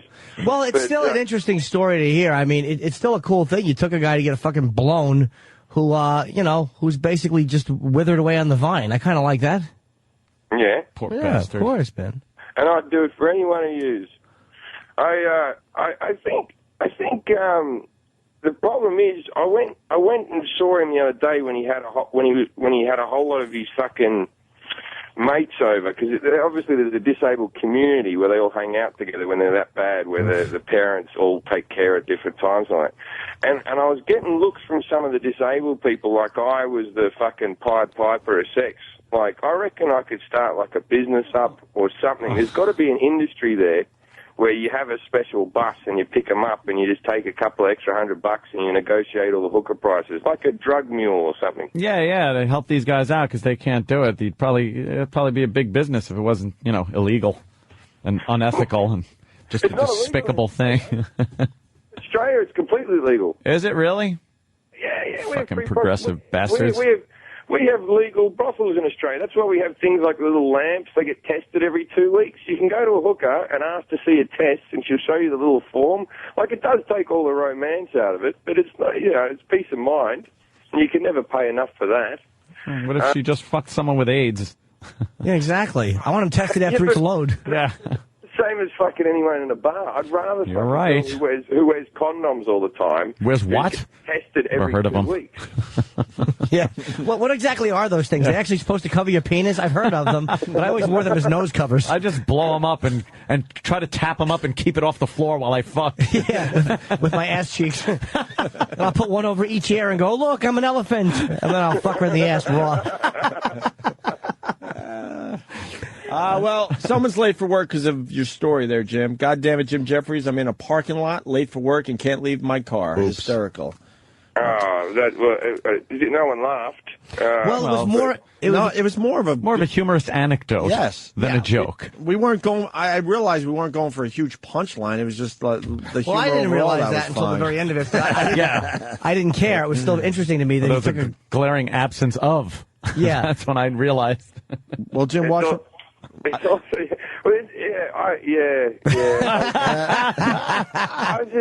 I just woken up. I'm going to put it down to that. No, I'll tell you. I'll retell it better next time. No, it's okay, man. But at what point did you realize the story was in trouble? You should never start with, I almost cried when I looked at him. Yeah, not really. You should never start with a friend who's dying. But mind you, he's died a few times and been resuscitated, and he says there's nothing. which is always nice to know, a bit of confirmation. Well, I always said to him, I said, is there a bright light or something? He's died heaps of times, and he goes, nah, there's nothing, just like sleeping, and then you're not alive anymore. All right, that's good to know. Yeah, well, I'll tell you this much, Jim. Your stories will not fall flat. Oh, fuck off. Let's not mention the special after that story. I've got nothing going on Saturday. Fuck no, dude. I saw the fucking special you killed. Don't worry. It's called, I Swear to God, a 1-hour special premiering tomorrow at 10 a.m. 10 p.m. It says 10 a.m. on That's our crack typist. Jesus. Yeah. 10 p.m. obviously on HBO tomorrow night. The Jim Jeffries HBO special. This is huge. We followed you through this whole thing, man. Thinking about doing it and finally getting the date and then getting the O&A audience there. Yep. So it's going to be cool to see the whole thing tomorrow. Because of that show, did you know? What's that? I had to change my name. I had to put an extra E in my name because fucking some other cunt that was on Magnum PI 20 years ago was called Jim Jeffries. I had to register with the Actors Guild or something. Shit, get out of here. Where's There's another Jim Jeffries? Where's the extra E? Jim Jeffries, who hasn't worked in 20 years. And I'm in there, and the guy at the counter's like, oh, you got to change your name. And I said, what are you talking about? He goes, no, name's already taken. You got to get a new name. And I'm like, you're fucking kidding me. Okay, Brad Pitt. No, that's silly. It's taken, Ant. Is it? Literal Jim. How about you take Literal Jim? Not if you had another T, my friends. That's true. Just keep adding T's. I had to put another E in the name. But when I'm doing it, the guy in the counter is a queue of people, and he's like, can you hurry up? And I'm like, no, I fucking can't, mate. This is my name, dickhead. Yeah, hurry up and come up with a brand new name for yourself. So where's the extra E? I don't get it. So my name is now spelled, instead of Jeffries, it's Jeffreries. So it's the same fucking name. How about Jeffreys, right? How about just Jeffrees, Jeffreys? Yeah, I went through a lot of these options. How about you give up on the Jeffries part? No, Jeffreys. I was going to put a middle initial in, and my middle initial was going to be E, so it'd be Jimmy Jeffries, and I thought, no, that's a bit fucking lame. That's horrendous. That is horrendous. My name for after I think is Jim J. Norton. You could call me Jim. You could call me Jim J. You could call. I want to hear the Ray bit. Oh, yeah. Is there another Jim Norton already out there? There's a bunch of them. There's an old Irish actor named Jim Norton. There's a few Jim Nortons, actually. But I say I don't really care. I'm always in bill as Jim Norton. And if anyone's going to mix me up with an old actor who's doing, like, the sea conch, whatever these fucking awful... Sea conch? Yes, whatever the fuck he's doing. Just watched that the other night. Yeah. Hey, there's an observation on your story there, Jim. Let's say hi to Sean in Idaho. Hey, morning, boys. Hey. Morning, Joe. Sean, sorry. You're on with Jim Jeffries, yes. Hey, Jim. Congratulations on your show, man. Thank you, man. But I wanted to point out that you're having trouble pulling up your friend's pants with cum and spit all over it, but you have no problem drinking your own cum out of some chick's ass. Yeah, I'd like to field that. Field it. We should have just hung up on you after that observation, Jim. I think it's far worse for me to drink my own cum out of a woman's ass than it is to suck a disabled man off in a wheelchair. But that's just me. I'm old-fashioned. You're not sucking his cum. I'm not. I just don't want to be near it. I've always said with this argument, I don't mind my own cum. It's other people's cum that I have issue with. Of course. That should be the platform you run for office under. Pass it on, boys. All right, man. Thank you. Let's go to Matt on Long Island. Matt. Yeah, what's up? Hey, Matt, just laying in front of the door, huh? No! Always, Jimmy, always. Happy birthday. Mr. Jeffries, congratulations on your show this week. I look forward to laughing my ass off. I thought your story was hilarious. You were throwing in jokes that even these smart guys were missing. I think you had a joke about being able to make a business on basically bringing people with a 5-year-old mentality there and making a profit, which I thought was a little funny. I thought that was a highlight of the story as well. Yes, an imbecile. I feel like it didn't get the respect it deserved when I did the first time. I can't remember the exact line, but it was something like, well, she said, is he an imbecile? I said, no, he's like a 5-year-old. It's like, and I knew then that I could, make a living off of this or something. I mean, it was hilarious. So keep rocking, baby. I'm listening. There's nothing like... If you ever, Norton, you know what I'm talking about. You know when you have a bad gig and then people afterwards come up to you and go, no, I was smiling. I really enjoyed it. The worst is when they come up and go, I thought you were funny. Oh, yeah. You fucking took a good bombing and they come over and go, look, I don't know why they have to just point out how awful it was. Like, I don't know why nobody was laughing. I thought you were good. It was like, just get killed already. Hey, Jim, No, everyone was laughing. I'll tell you there's something wrong with your hearing. Yeah. You couldn't hear us up there because it was very far away, but where I was sitting, everyone was laughing. Or even worse, when it's like, everyone gets one of those nights. So, just move on. Don't even worry about it. Well, the worst is when you don't really think you bombed and someone goes, man, what was wrong with that crowd? And you go like, nothing. They were fine. Nothing, ass. Oh, I got to remember to say that to you after you kill one night just to upset you. A tough crowd, What's with the huh? fucking crowd, Jim? Ugh. No, they were good. Jeez. Who are you sitting? Jim, they're telling us you have to go? No, I don't have to go. I think that's just public opinion. Where are you, Jim? I'm in bed. It's like 6 in the morning. I'm in LA. I'm subletting a place on Venice Beach, which is all right if I'd ever been to the beach. Oh, okay. Or had any interest in surfing or buying pot of black men in wheelchairs on a boardwalk. Dude, just walk the boardwalk. It's great. You want to talk about people watching? That is the spot. Yeah, it's all right, It's all right, and I like all the. But the thing is, there's always like volleyball courts and basketball courts and stuff, and I feel like getting involved in a game, but I'm just so shit at sport. I'd really need another person to sort of. And icky girls in bikinis, right, Jim? Yeah. Girls rollerblading and all that. Yeah, and tiny little outfits. That sucks, right? Yeah. Yeah. There's one bus stop like on Speedway, just up from the beach, that has a poster of the special in the bus stop. And I always think if I sit there for long enough, I might pick up or something. But bus stops in LA, there are no good-looking women getting on that bus. No. It's a lot of homeless. And, yeah, and barely homeless. Like almost one more stroke of bad luck, and they're not even taking that bus anymore. Yeah, exactly. Oh yeah, I always think people who are homeless who live by the beach, at least they've put some effort in. Trying to get the good life. Know what sucks about that area? I mean, the people watching, amazing. The beach is right there, but the water is like fucking ice cubes. I've been told that it's freezing, and no one seems to be swimming in it. It just seems to be people playing the sand. That's what sucks. You go out there and it's blazing. It's 100 degrees. You want to cool off, and the water is just uncomfortably cold. Because the water comes from the north on the west coast and comes from the south on the east coast. That's why our water actually gets warmer than Southern California's warmer at some points in the summer. You know what? Give yourself a bell on that one. Yeah. I don't even know what ocean it is. He doesn't even know what ocean is. What ocean's that? It's the same one your fucking big island home is in. It's the Pacific. I don't fucking Atlantic to Pacific. Ooh. Well, is he English now? I keep forgetting if you're in England or I'm Australia. Australian, but I don't know anything about. I know stuff about Australia, but it still doesn't mean there's more oceans. All right, make yourself feel smart and us dumb. Now, ask us an easy question about Australia. What's Uluru? What's that? What's Uluru? Uluru? Yeah. Didn't he play for the Yankees? Uluru is actually a ritualistic dance that the Aborigines do in a circle to entertain the locals. They do the Uluru while they're pelted with fruit. Pelted with fruit. Saying it's begging. No, it's that big rock in the middle. They always show on adverts.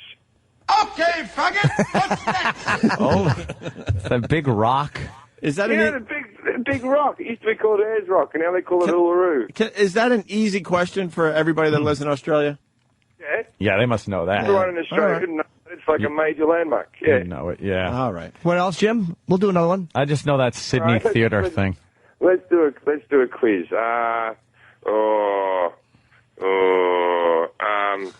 The Great Barrier Reef. Name me 2 states in Australia. States? You got states? Sydney and Melbourne. I know you got cities, but you actually have states? We have 5 states and a territory. Did you know there were 5 states in Australia yet? No. And you're the smartest one in the room. I didn't. I know all my Australian history comes from the Road Warrior. Yeah. So I know 2. I just know post-apocalyptic Australia. In Australia, 1 state. I can name 2. Hunger and boredom.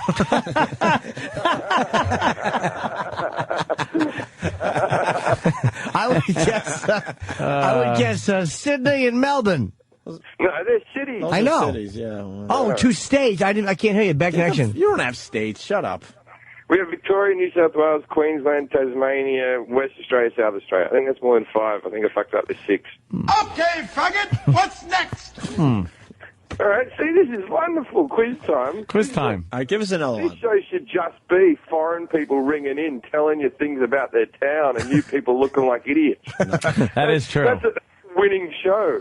I don't know why no one's ever pitched that. Did we lose him? Hopefully. I mean, no. Oh, there he is. oh, hi, Jim. So, Jim, what's another question? Yeah. We're good. Yeah. Gee, I've given you 2. You want more questions? One more. Yeah. Oh, fuck Even 3. Like maybe most popular show. Like, let's do a little pop that's culture. crazy. Pop culture. A little Australian pop All culture. What do you know about Where fucking... every Australian would know. Name me Crocodile Dundee! 4 famous Australian bands. Oh, that's easy. AC/DC, In Excess. The Paul Hogans.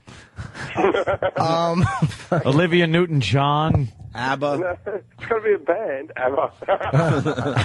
They are a band, right? What? They're not from They were Australia. number 1 first in Australia, ABBA. Breaker Morant. Silverchair. Silverchair, yeah. Oh, right. 3, Silverchair. you're up to 3. Led Zeppelin. Kaja Google. Oh wait, Australian. I just Rico Suave.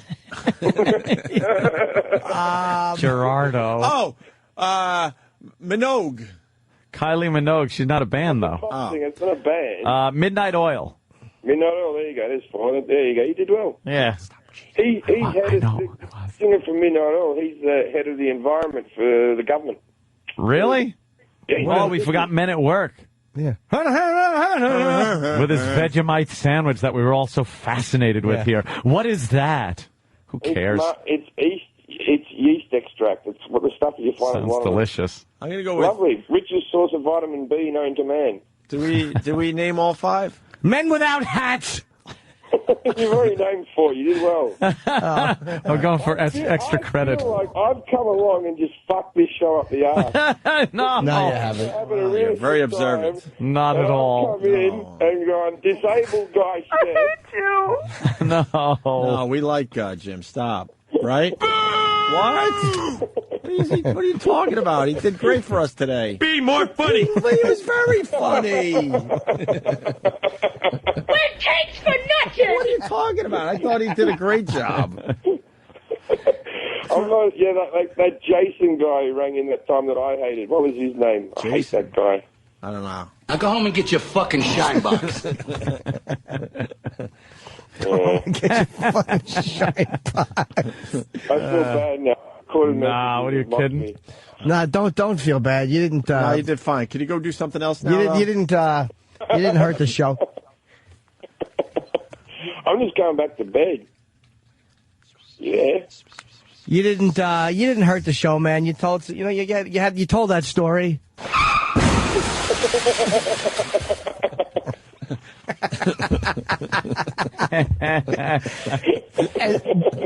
I hate doing phoners, and there's nothing worse than when you're on the phone and you can keep going. Are you guys still here? How'd you like to mow my lawn? Huh? I'm not a big fan of doing phoners either, because you can't tell whether people are fucking rolling their eyes at you. You're going to be okay! It wasn't. It was fine, dude. It was, Yeah. Oh, dear Lord Jesus, this ain't happening, man. This can't be happening, man. This isn't happening. Honestly, I didn't think I didn't.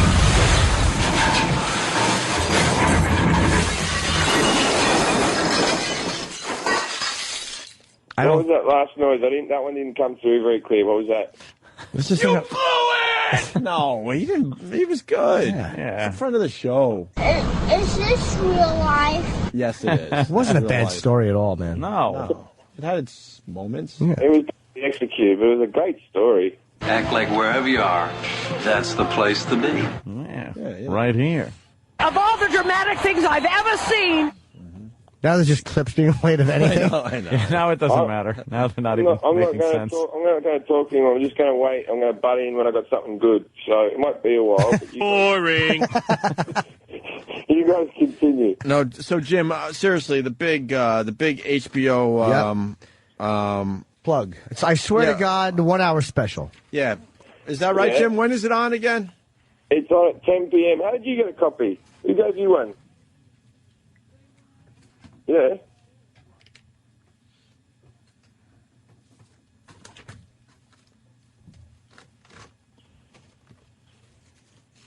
Hello?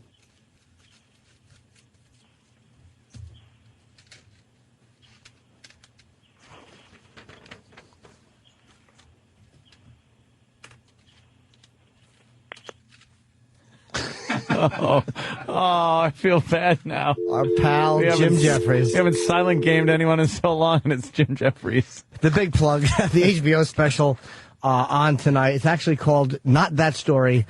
It's on tomorrow. Jim's a great comic. We all know that. It's tomorrow night, May 16th. It's 10 o'clock p.m. on HBO. And I've seen clips of it, and it's just Jim Jeffries. It's hilarious. Yeah, screw that. I went to the taping, for real, and he killed. This thing is going to be great for Jim Jeffries. If we didn't go silent game, I was going to start playing this. Sad Hulk walking away music. Speaking of stand-up comedy, Ant, they reworked the Eddie Money one-night stand thing because we almost liked it. So let's see what they did with it today. All right. All righty. Ray. Hello? Hello? Hello? Hello? Hello? Hello? Hey, you didn't finish the big plug, man. Yeah. What about the big plug? Jim Jeffries, everyone. Oh, hey, it's me. Oh, okay, I'm back. Am I back? Yes. Oh. All right. Well, I was just ringing to say bye because, the phone cut out. Hello? You're fucking kidding me. Hello?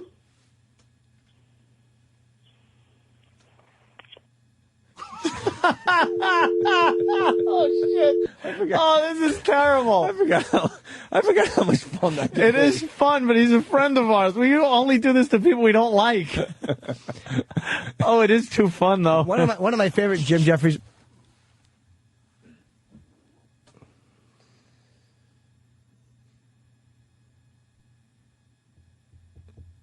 I don't know what's going on. Let's try this one more time. Yeah, Jim fuck today. Jim Jeffries. Fuck all day. Hey, Jim.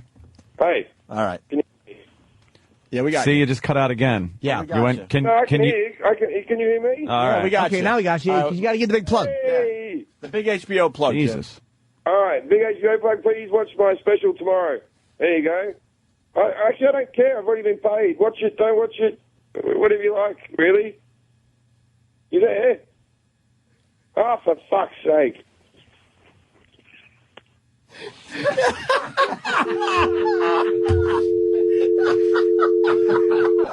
Jim. For fuck's sake. God damn, is that good? Oh, for fuck's sake.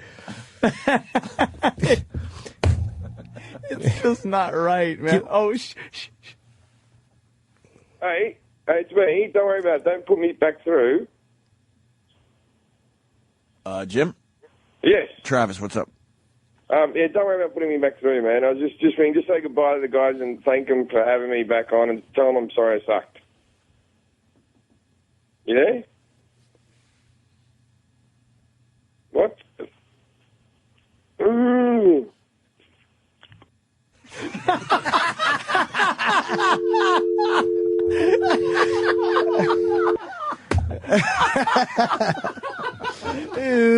What was that? He just a guttural moan of disgust. Oh shit! All right, so they reworked the Eddie Money one night stand up bit. Can I tell you my favorite Jim Jeffries moment? It's when we were watching. Right there. When we were watching Remove My Hat, and how me and you were laughing, and all of a sudden he caught it, and it just tickled him. That's one of my favorite Jim Jeffries moments ever. Realized his that, laughter on that realized audio. it all of a sudden was funny. It hit him as the funniest thing you'd ever seen. Got to say happy birthday to George Brett. That's why we played his little shit story. He loves telling that story. His little shit story. He really gets into his shit story. Oh, he'll travel the country just to tell that story. Oh, yeah. He's on tour with that story. He loves it. Heading toward the finish line. We got intern David. It's his last day on the Opie and Anthony show. Yeah, it's going to be a little... What?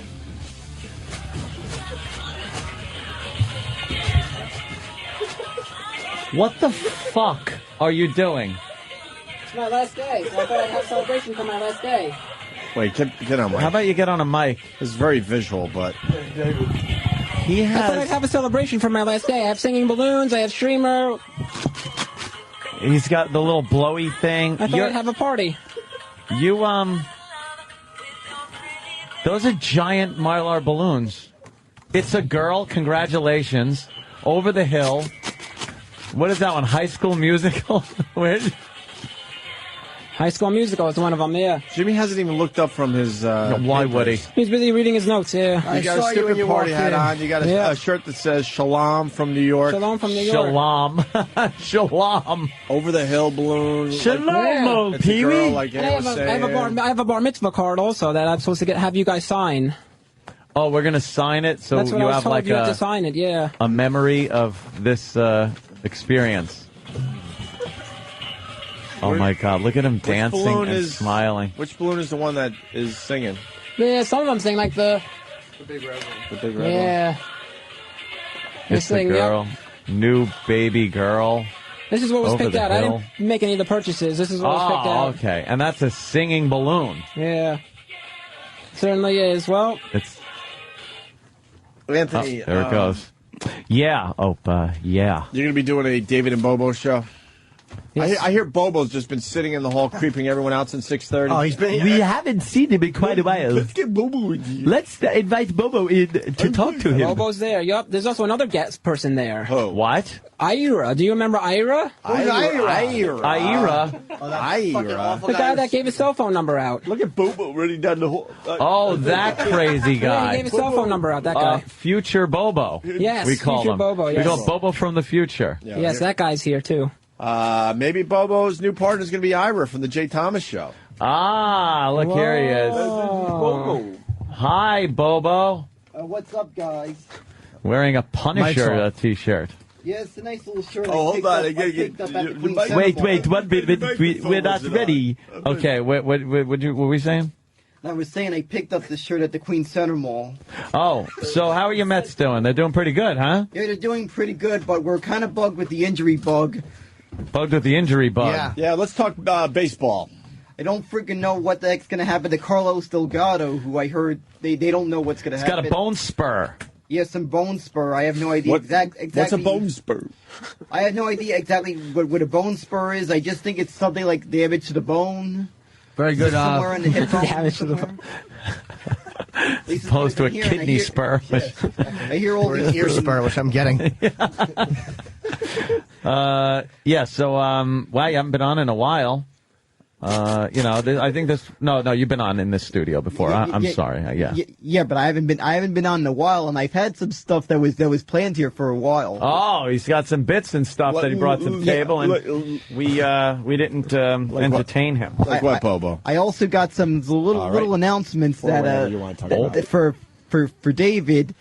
I'm saving this one for the David and Bobo. Look at he knows the tease, everything. Wait, what is he this doing? guy's good. What's he the goes, I have announcement? an announcement. I'm saving this for the David and Bobo show. He's saving it for his show. Oh, It's a little message from Leah May. Leah May? Yeah. Uh-huh. Who's Or at that? least that's what the last name that I'm assuming that might be her. I don't know if that's her last name or her middle name, but might be What's her a middle Dave? name. Dave or middle Dave. Their middle name. And this is the surprise you got for the David and Bobo show? But in the email, Who's your new partner going to be? that I'm not exactly sure who the new partner is going to be. Tell them who the candidates are, Bobo. Well, we got a few candidates here. Are you sad David's leaving? Do you have a short list for Yeah, it is sad that David's leaving. Are you going to miss him as your partner? Where you go? Sad that he's leaving. Are you going to miss him and not miss him at the same time? Yes. Oh! Oh, Anthony, what are you doing? Anthony with the big fucking pussy knife. What are you stabbing him with your cock, Anthony? The balloons won't pop. Man. But it made... David has produced some classic moments on... David has produced some classic moments on the show. Why would you notice what Ant was doing? That would be crazy. You have an amazing knack to talk through anything. He's like a record. He just plays. Yes. I think the bit can. I think it can pretty much speak for himself by the sound of that. Really? But there's no TV Oh, cameras. David, in your balloons. Yeah, but they can They're trying to look for they can hear the balloons popping. What happened to your balloons, David? They can hear the balloons popping right now. Explain what happened. David, what happened to your balloons? Anthony here While has been Bobo was talking, Anthony took a knife and ripped the balloons. I said Bobo. Oh, sorry. Anthony here has been popping the balloons Non-stop. The balloons. The balloon. The balloons. The balloons. He was just popping them because we have an announcement to make. To bake. Why'd you come in with the New York Post under your arm? Reading it. I'm a show prep. This has been how I've been coming up with some stuff for the David and Bobo show. Oh, that's how you're coming up with show prep, the newspapers. Yes. All right. I even came up with a little something, some issues my cousin has been having. Oh, damn. Well, tell us some of the stuff you want to do on the David. Yeah, give us a little. What's the announcement? Well, I'll be telling you about the situation with the Mets. We also got a little epidemic that's been hitting Queens. And could be somewhere heading retard flu. No. I'm talking. You know that the epidemic that's been hitting. The epidemic. And could be hitting close to where I live. What's the big announcement? And we also got we also got waterboarding. Waterboarding. Well, regarding waterboarding. Oh, I thought you were going to waterboard each other. No, with your piss. That'd be funny. You 69 each other and just start pissing in each other's faces. David, why don't you comment? I don't know about 69, but I would love to remind this guy of all the freaking urinary problems I've been freaking having. Oh no! Oh no! We're gonna learn about that today. Wow! I've been pissing like freaking crazy because these urinary infections. I've been drinking stuff that had to go to the bathroom a lot. Yeah, like cranberry juice? Yup, that and a combination of a lot of water. Do you have diarrhea? And then waking up in the middle of the night. Maybe you have the glap. Waking up in the middle of the night. And you'd be surprised to know a combination of what I've been using to entertain me, not being able to sleep at night. Yeah. I've been using Hold on. Little Nicky is walking down the hall. Little Nicky is walking down the hall. Oh, I think he's making the face now. Little Nicky? Did he make the face? I've been using. He turned his mouth sideways. I think he made the face. That was an extra sighting today. I like that. Well, Usually we only see when I've been using it's very exciting when he walks down the hallway. I've been using a combination of. I've been using a combination of episodes of Lost, and the Back to the Future trilogy to go to sleep. Because I've been having trouble sleeping. That's what I've been watching. But how does that help you sleep? Because it's exciting. They're good programs, so you would probably stay awake. Why not put on something boring? Well, it's probably waking me up because I've probably been asleep a lot throughout the day trying to sleep. I actually want to hear from David. He actually tries to watch Lost? I guess so. No, Bobo just took the teasers. What, David? Nothing. Shut up. All right. What, David? Shut up. All right. Oh, it's your last day. I'm sorry. What David? do you want to talk about What, today, David? We're talking about all those topics that Up. Bobo mentioned. David, people are trying to talk. All right. By the way, David, I don't want to put the pressure on you, but I was going to wait to tell you this. The bosses are listening for the David and Bobo show today, and they're going to see who shines. All right. For real. We are looking to fill up some airtime here on there's a lot on the line. The channel. Ron and Fez are leaving. There's a lot of Wait, openings. Ron and Fez are leaving? Yes. I didn't know that. Oh, boy. Oh, boy. But I dumped. I tried to. I don't think I wow, dumped you in start time. really stammering when Bobo's in studio. David.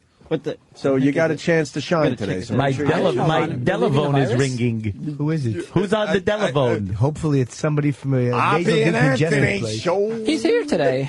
I'm getting a text here from Robert from Staten Island. It says here, Little Nicky and Bobo show. Oh wow! Robert knows how to really spice things up. I got another one here. It says, I'm killing myself. The inbred Jew flu. I don't think these are texts. Who's that from? Rob, the guy that gave me the Met tickets. What did he say? He's the guy that gave Bobo the one Mets of these tickets. texts says the inbred Jew flu. What? No, Bobo. That's not nice. Yeah, why would David text you that? No, not David. I said Rob from Staten Island. His best friend what the hell? texted What did him. you write? You didn't finish. What did you Rob write? from Staten Island The guy that become gave a him the friend of tickets. mine since What did he say? the time he got me the ticket. What did he say? Oh my God. And the other one said, What did he say? Little Nicky and Bobo show. But the second one. The inbred Jew flu. Why would little Right Nicky now? text you that? How'd that guy even have your I number? know. I said it isn't little Nicky that's texting me this. It's Rob that's Why would texting you, me this. From who? Here? Bobo. The guy that gave me the Met tickets? Who's Rob? Where does he live? Staten Island. Bobo. Bobo, you Can't can believe you're going to take that from him. Yeah, you can call Jimmy an asshole if you want. That's not. Why? You go ahead, just do it. Yeah, come on. You didn't hear what I was saying, Bobo, though, right? Bobo, they want you Yeah, to say you said something. little Nicky texted you and he wanted you to. I was happy to hear I that. didn't say little Nicky texted me. Bobo, I said call the him. text said the little Nicky and Bobo show. So why? So little Nicky wants to do a show with you and texted you. No, that is.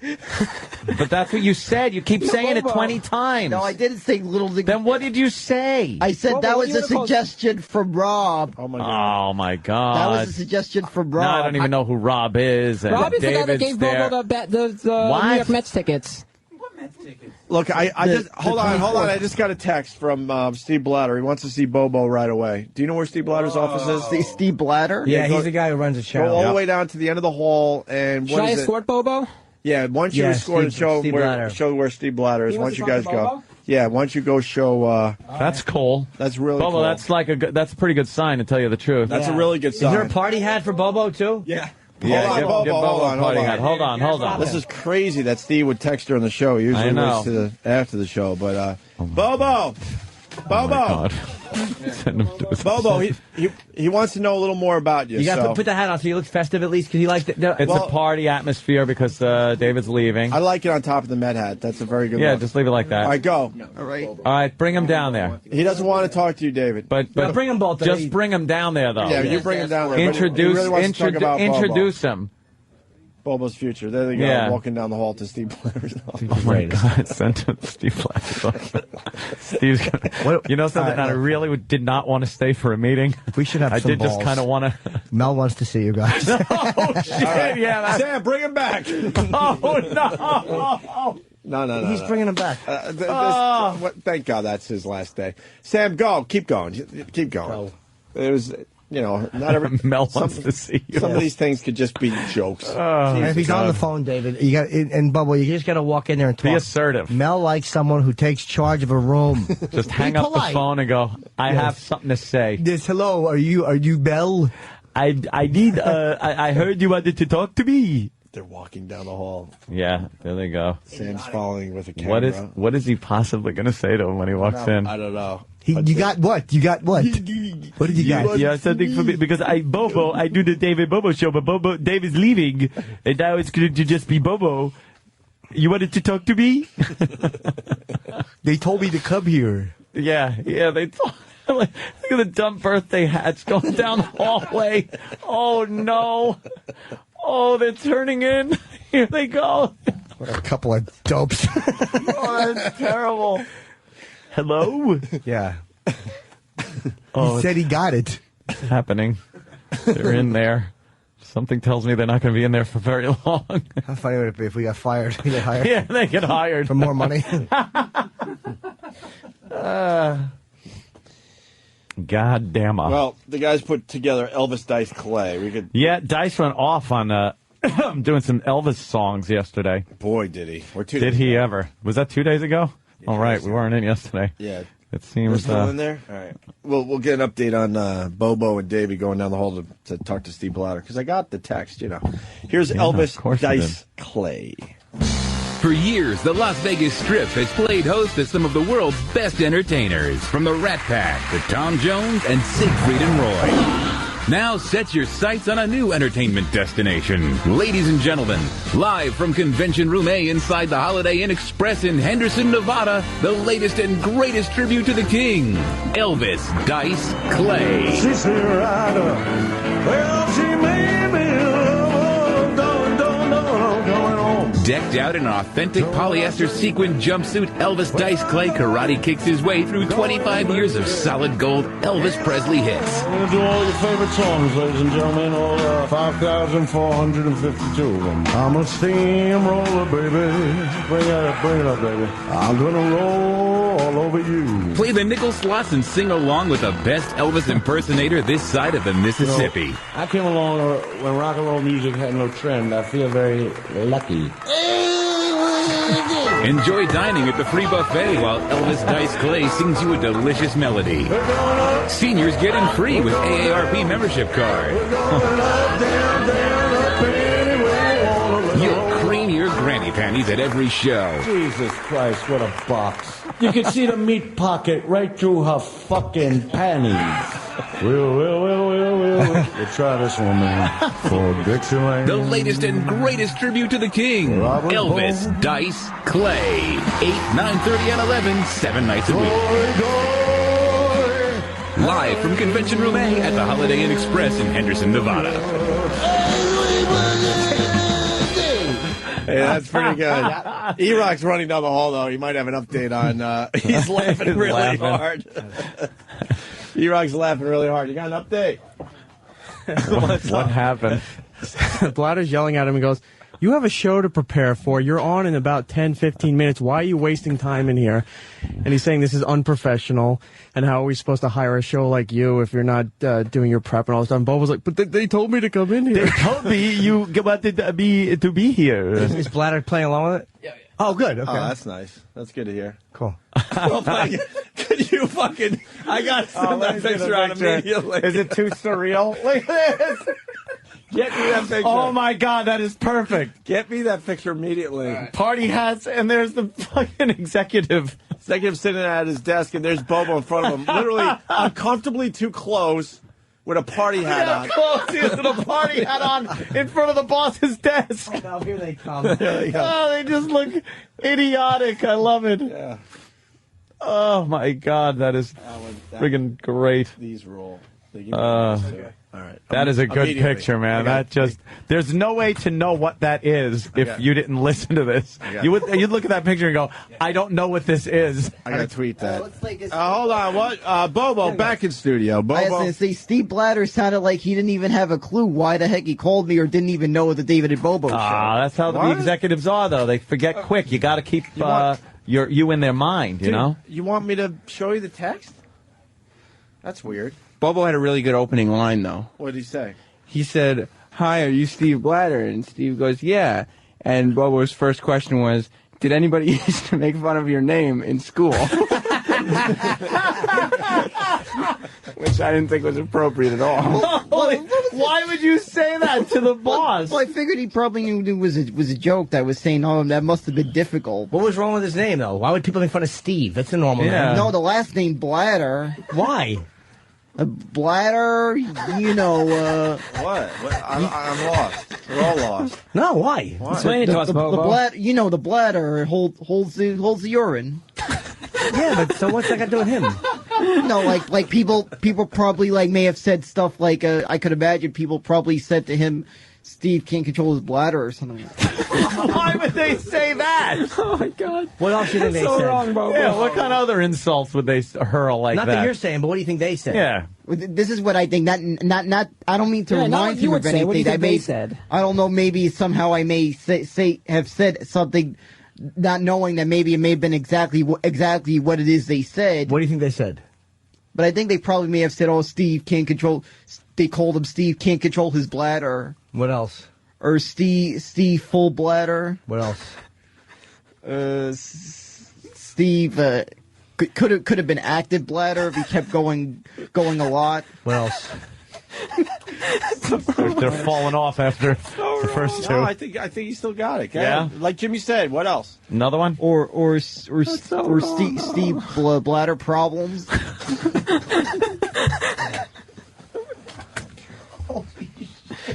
Bobo, do you know who this guy is that you're talking about? I think there might be another one. Jimmy, right? I think there might be another one. Another bladder joke there.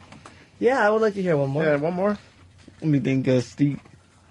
Steve's bladder is exploding. Yeah, that's a good one, actually. That's a good one, man. And wow. Another one? That's about as far as I can come up with. How about one more? I think you got one more in there. Come on. Yeah, one more. A real zinger. Steve, overactive bladder? No, that's a good one. I think you did. Whoa. I think you did that one, though. Yeah, I think you did. Kind of I think I said active bladder. Well, overactive and active. It is different, though. You got to give him that. You got me there. Holy Jesus Christ. It doesn't matter that it's spelt different? Did you know that? Well, I knew it was probably spelled different, but the way it sounds... Uh-huh. It sounds what? And you thought that wanting a show on the channel, the best thing you could do is go in there and hurl an insult at the boss. He runs this channel, Bobo. I wasn't trying to insult the guy. You better go down the hall and tell him. I think you better apologize You know what? for... 'Cause he listens to the radio. Yeah. He's listening, Bobo. I think you Remember should what probably just said? apologize for yes, Jimmy. that line. Yeah, What you should Jimmy? say is, because he's very sensitive about that. Uh-oh. Bobo, you pay attention. I'm trying to get a job. I'm getting a text. No one cares. I'm All right, trying to help you. Yeah, leave the text alone. Jimmy, He's very sensitive about this Jimmy stuff. will help you because You I gotta think you might s- have went too far. I agree, Ope. Listen to Jimmy. You got to say, like, look, I'm sorry. Say, look, first of all, I'm sorry I made fun of your name and compared it with piss. There's no reason. I would Yeah. say that to him. Don't laugh. This is a serious matter. Nice, For real, straight Dave. to the point.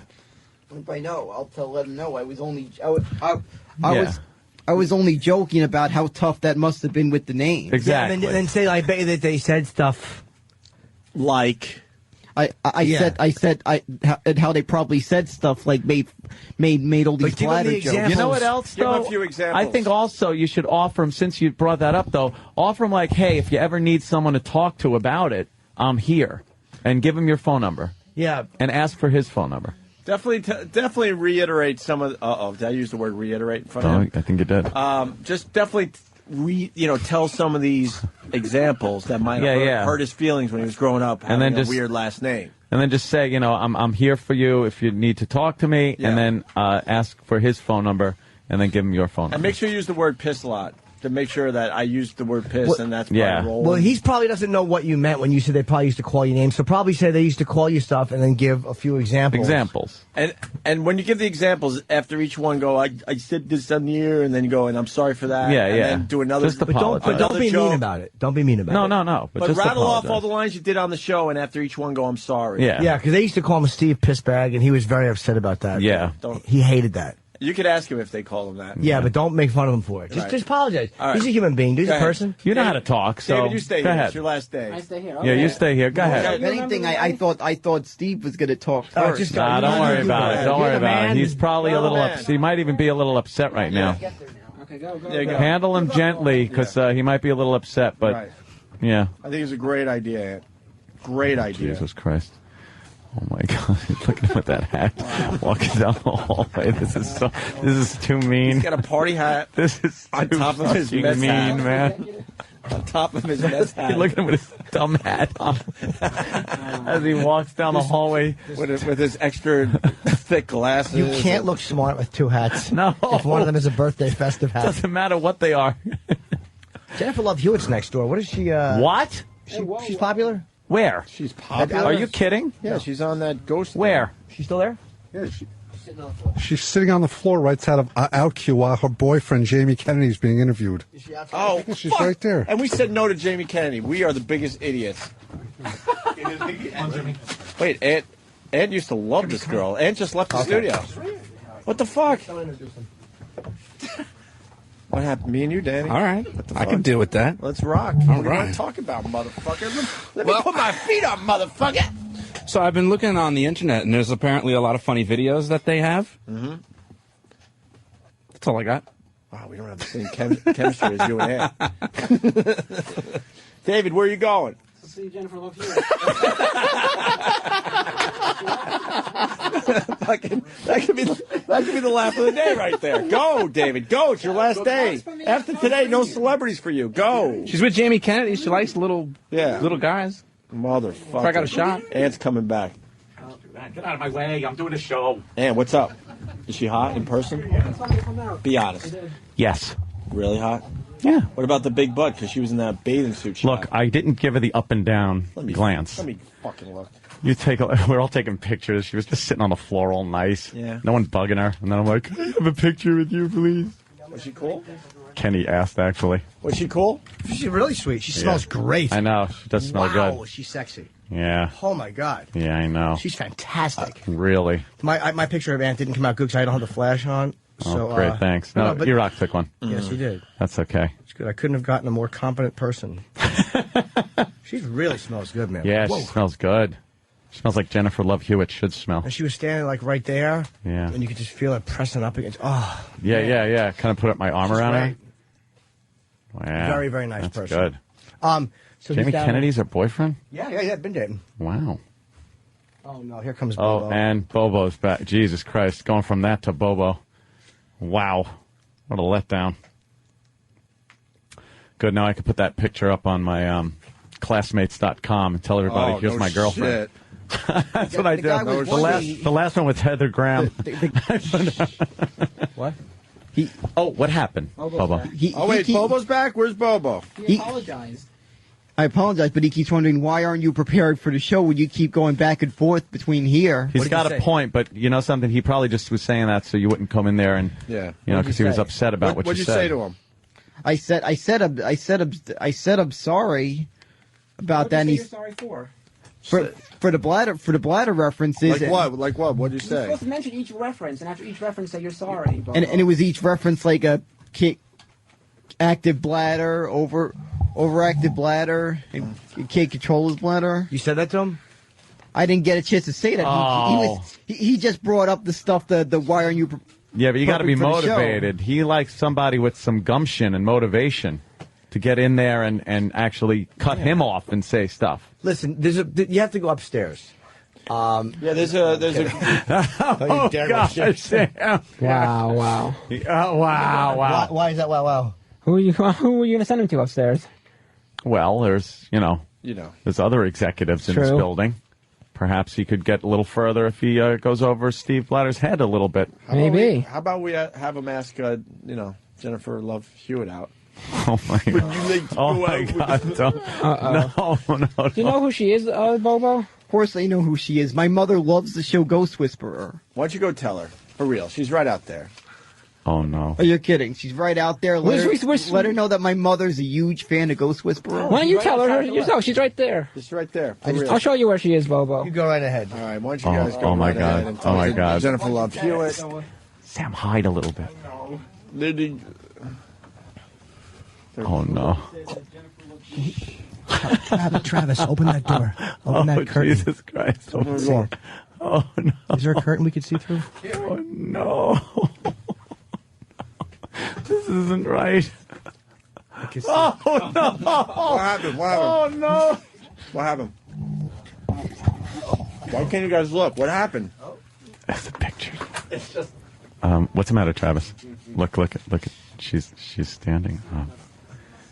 Oh my God! Look at she's taking a picture with Bobo. Dude, this is too funny. Bobo's getting a picture with Jennifer Love Hewitt. He's got that dumb fucking hat on. I think he took the stupid birthday hat off of his Mets head. Did he? He might not be as retarded as we first anticipated. Could you sign my Mets hat? Oh, he took it off. I think so she could sign it. My party hat? Oh, she can't sign with a hatchet. He did it. He went up to her and he asked the other intern is videoing him now. He went up and asked, as he said, my mom's a huge fan. Then he said, can I have a picture? And she goes, sure. And she gives him a picture. And then she's trying to sit back down. And then he goes, can I have an autograph? He's just pestering her. And Travis, let me know that he gave Jennifer Love Hewitt his newspaper because he didn't have anything else for her to sign. So she signed his newspaper. Jesus. Who's Jennifer Love Hewitt? That is something. Bobo must be very excited. You put our pictures on the disc yet? They're on your emails. How did they look? Did it come out good? Yes. You emailed mine? Well, how'd mine come out? What happened? I don't care about his. Oh, good. Mine better. I said before, it's going up on my classmates as my new girlfriend. By the way. What? Oh. He's still talking. Could someone please get him away from her? Is he still talking to her? Watch. Are we filming next that, Tiger Sam? Beat. Yes. Next Tiger Beat, he's going to be headlined as her new boyfriend. He won't leave her alone. He's getting more fucking prime time with her than I did. Because he's It's not fair. Because he's a psychopath. I'm not exactly stable, Jimmy. Yeah, but you know better. You said hi. Yeah, that's true. He's still talking. What's the matter, Travis? Travis, go ahead. He's saying how Jay Moore is a big friend of the show. Oh, and Jay did. Well, Jay was in the Ghost Here comes Whisperer Bobo. with her. By the way, a lot of people are asking why can't we get her in? We're in a weird situation because we said no to Jamie Kennedy because we were real busy today and we got a few cancellations, but also she's not in there with him. Like it seems like one of those deals. Like he's doing his thing. So Bobo, what did you think? I thought that was pretty neat getting to meet Jennifer Love Hewitt. I freaking remember how hot she used to be. Between you and me, used to be. Between you and me, what? What? I have to admit, I got a hard on looking. Seeing her back in the day. Holy shit. Did you say that to her? No, I didn't say that to her. I didn't say that to her. Wait, I think you really should tell her that. No. What? Women like to hear stuff like that. No, sure. That's someone at her profile. That's flattering. Profile. Doesn't she smell good, Bobo? Hold on. I heard something in there, though. You used to get hard on. So has her look changed a little bit? What's up? Well, what it is, I haven't been seeing her on TV a lot lately. Yeah, a lot lately. Maybe in some movies. All right, you just saw her though. Would you still get a hard on over her? Yeah, I would, but of course I'm thinking like that. I was trying not to get a hard on because that would probably be a bit humiliating. Trying to explain why I'm getting a hard on in front of her. Well, you're probably right. You think she'd notice? Because you're kind of wearing a loose shirt. You'd have to press it against her. Well, I'm not sure she noticed anyway. Lately, that hasn't been like very easy with the urinary problems I've been having today. Why you should say that to her? Let her You should tell her. Yeah, go tell her you have a urinary problem. That'd be a little bit embarrassing. What happened now? I'm just looking at a picture. Yeah. Wow, she's fantastic. Dude, yeah, you got to blow that up a little bit and then blow up, that part. Maybe you should explain to her, Bobo. She is gorgeous. I really never, because she was, I just didn't watch the show. You were never into it? And not that I used to be into her during Party of Five. Jesus Christ. That's Travis now. Travis? That's Travis, not Jennifer. There you go. She's very, very beautiful. Wow, yeah, look at that thong. Come on, dude. Yeah, right, fantastic. Danny? What are you thinking? Yes. Right there, right? I definitely agree. It's one of these Hollywood red carpet over the shoulder. You know how girls in Hollywood wear those nice backless dresses and they kind of look over their shoulder for the photographer? She's doing that in a little silvery number, and she's wearing a black thong underneath it, but you could see right through this thing. Would you be jealous if I was dating her? Both cheat. I'd shoot you. I would shoot you for and it would be like stupid jealous radio co-host shoots. By the way, not to make Jimmy jealous, but check out this photo, Jimmy. Not to make you jealous, but Jimmy, check it out. Oh, that's cool. She's completely comfortable being next She couldn't be further away with just leaning into him. She'd be more comfortable posing in a meat shirt with a polar bear. Hold on. I think I know who this is. I'm getting a text from. This one I have to answer. Is it your mom? Nurse Ratchet. No. Who is it? Oh, it's from Leah May. She the girl that I know that's been giving you a hard on from those Facebook photos. Oh. She says, "Are you telling everyone about our sexcapades?" Wow. I'm sorry to say this to you, but there has been some business. We have been there's a little business transactions at the inn my uncle works at. My uncle works at the Queens Motor Inn in Queens Boulevard. All right, there it goes. It's a very distinguishable building, by the way. It is. If you're in Western Queens. By the way, Bobo, he worked there. Distinguished, not it. Well, if you're familiar with the area, it's got like some kind of fake Statue of Liberty on the awning. Yeah. Does it? Did you tell Bladder you have a bladder problem right now? No, I think I'll go easy on him there. You have to apologize, Bobo. I tried apologizing to him, but he's wondering if this is what we're gonna do. We're gonna be here in the background, making sure that David and Bobo show runs smoothly. So I think we're out for today. Yeah, I got a doctor's. Oh, did you talk to your doctor? You guys want to see Jay Thomas or Ira? They're waiting to come in. No. What are you running the fucking show? Yeah. David, you on your last fucking minutes? Yep. No, yep. He goes, yep. No, you do that. All right, we're going to take a quick break. Right? We continue with the David and Bobo show. Yes, don't miss it. Jimmy, you need anything to plug this weekend? No, I don't, buddy. I thank you, but no. Just in my next week, the 23rd, I'll be in Los Angeles doing that benefit with. That's my birthday. You got to come, dude. If you're out in LA, Can't please find a come. good flight. Can't find a good flight. Saget, Patton love Oswalt, to. Leno, myself. I would love to. Jeff Ross. I would love to. All right, we'll look again for flights. I want to go out there for my birthday. My fat neck. Also, Jim Jeffries, HBO special, 1 hour. Shh. Hold on, Bobo. Jim Jeffries, HBO special is tomorrow night at 10. Please take a peek. I think you're going to love it. And you know what? And he didn't call today, but I want to give Dane Cook a plug. I think his Comedy Central special is this weekend as well. And he's doing something very different. He's stripping it way down and going back to a comedy club and really getting into some serious material with this special. He called us a month or two to talk about it, and that special's finally going to be running, I believe, this weekend on Comedy Central, okay? Right. And to David, the intern, I will miss you very much. Thank you, Jimmy. A great addition to our radio Yes, show. David, thank you so much for your Thank you, guys. contribution to the program. Oh, you want me to sign your card? Oh, that would be very nice of you. Well, that is nice. Sure, no problem. You were very, Opie's signing it. Very large. Not much room for anyone else. No, it's kind of... Well, Opie is pretty much taking up the entire card. What? We just had the one card. There's plenty of space for Would you write? everybody else. Yeah, I think we can find some. How's it? Let me just kind of sneak in or something. I've never seen it smaller, Anthony. Okay. There you go. Nice. Jimmy, could you give him a helmet print? It's his last day. Jimmy usually gives helmet prints last day. No, I won't bring him a helmet print, but I will. Stamp it with your ball bag? Yeah, but close that curtain. Why? You don't want to No, I impress don't somebody? want Jennifer Love Hewitt to see my fucking ball bag. Oh, no. Close that curtain. Close the curtain. We're going to stamp the card. I'll just do it on my knees. Oh, God damn.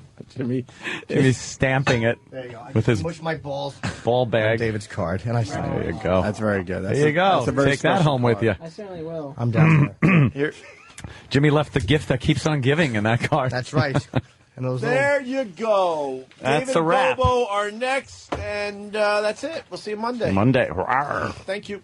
The David and Bobo Show. This is unbelievable. I cannot believe they are giving you valuable fucking airtime. Pick a topic and fucking talk to the guy about it. I could do a hell of a lot better job than you could, David. You think you could? Anyone could. It's the David If you don't shut up, I'll proceed to hang up on you. and Bobo Show. This is the Dave and Bobo Show.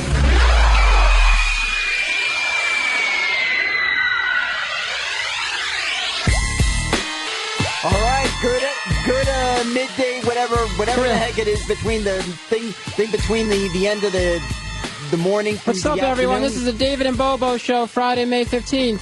What's up? I'm David. This is Bobo. Yeah, that's right. This is Bobo, and this is the last day of my co-host here, David. It's very sad. I'm leaving the internship for good. Unfortunately, in the future, I might have to call this show Solo Bobo. Solo Bobo. That's what it's gonna be. That's what it's gonna be called. And I'm gonna have different people fill in your seat until we figure out who's gonna be the one that's gonna fill in the seat. I don't think anyone can fill my seat, Bobo. Yeah, that's true. I don't. That's gonna be a tough shoes to fill. Definitely, to fill the man. Seat of David. But Bobo, you've had a long time to think about this. I mean, you've had like a couple of weeks where we weren't on the air. So what are your prospects? Well, who have you thought of to replace me, Bobo? Name some prospects. Well, I got prospects. We got Rocky on line one. Rocky, you're on David and Bobo. Listen, Bobo, you mentioned something earlier, and I want to ask you more about it. Tell me about the inbred Jew flu. Well, the inbred Jew flu. The inbred Jew flu, I think probably... he said the inbred Jew flu, I think it's been hitting all over the place. Probably an outbreak hitting all over the tri-state area. You think David has it? Yeah, he probably has it. Whoa, Bobo! Come on, that's not nice, Bobo. Why would you say something like that, derogatory to me about Jews? It's not very nice.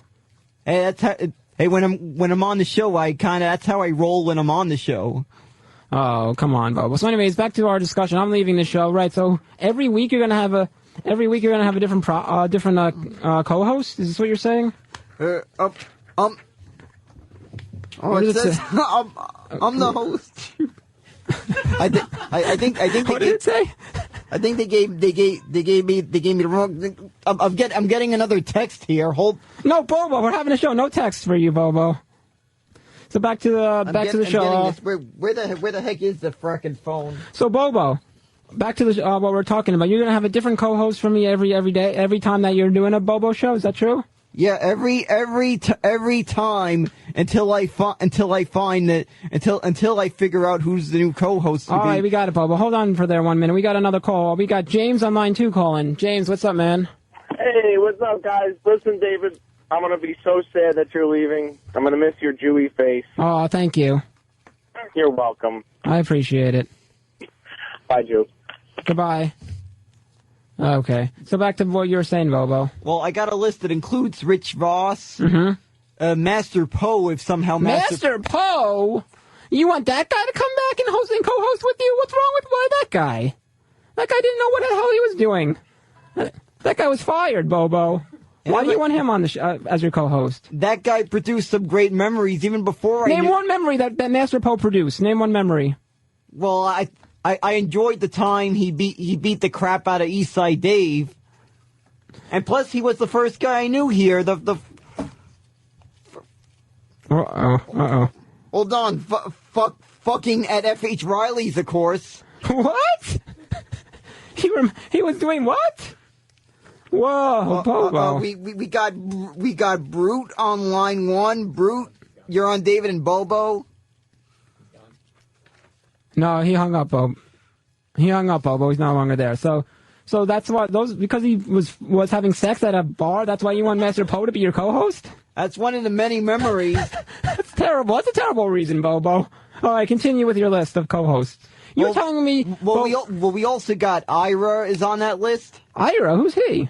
You know, Ira, the guy that gave his cell phone number out. Right.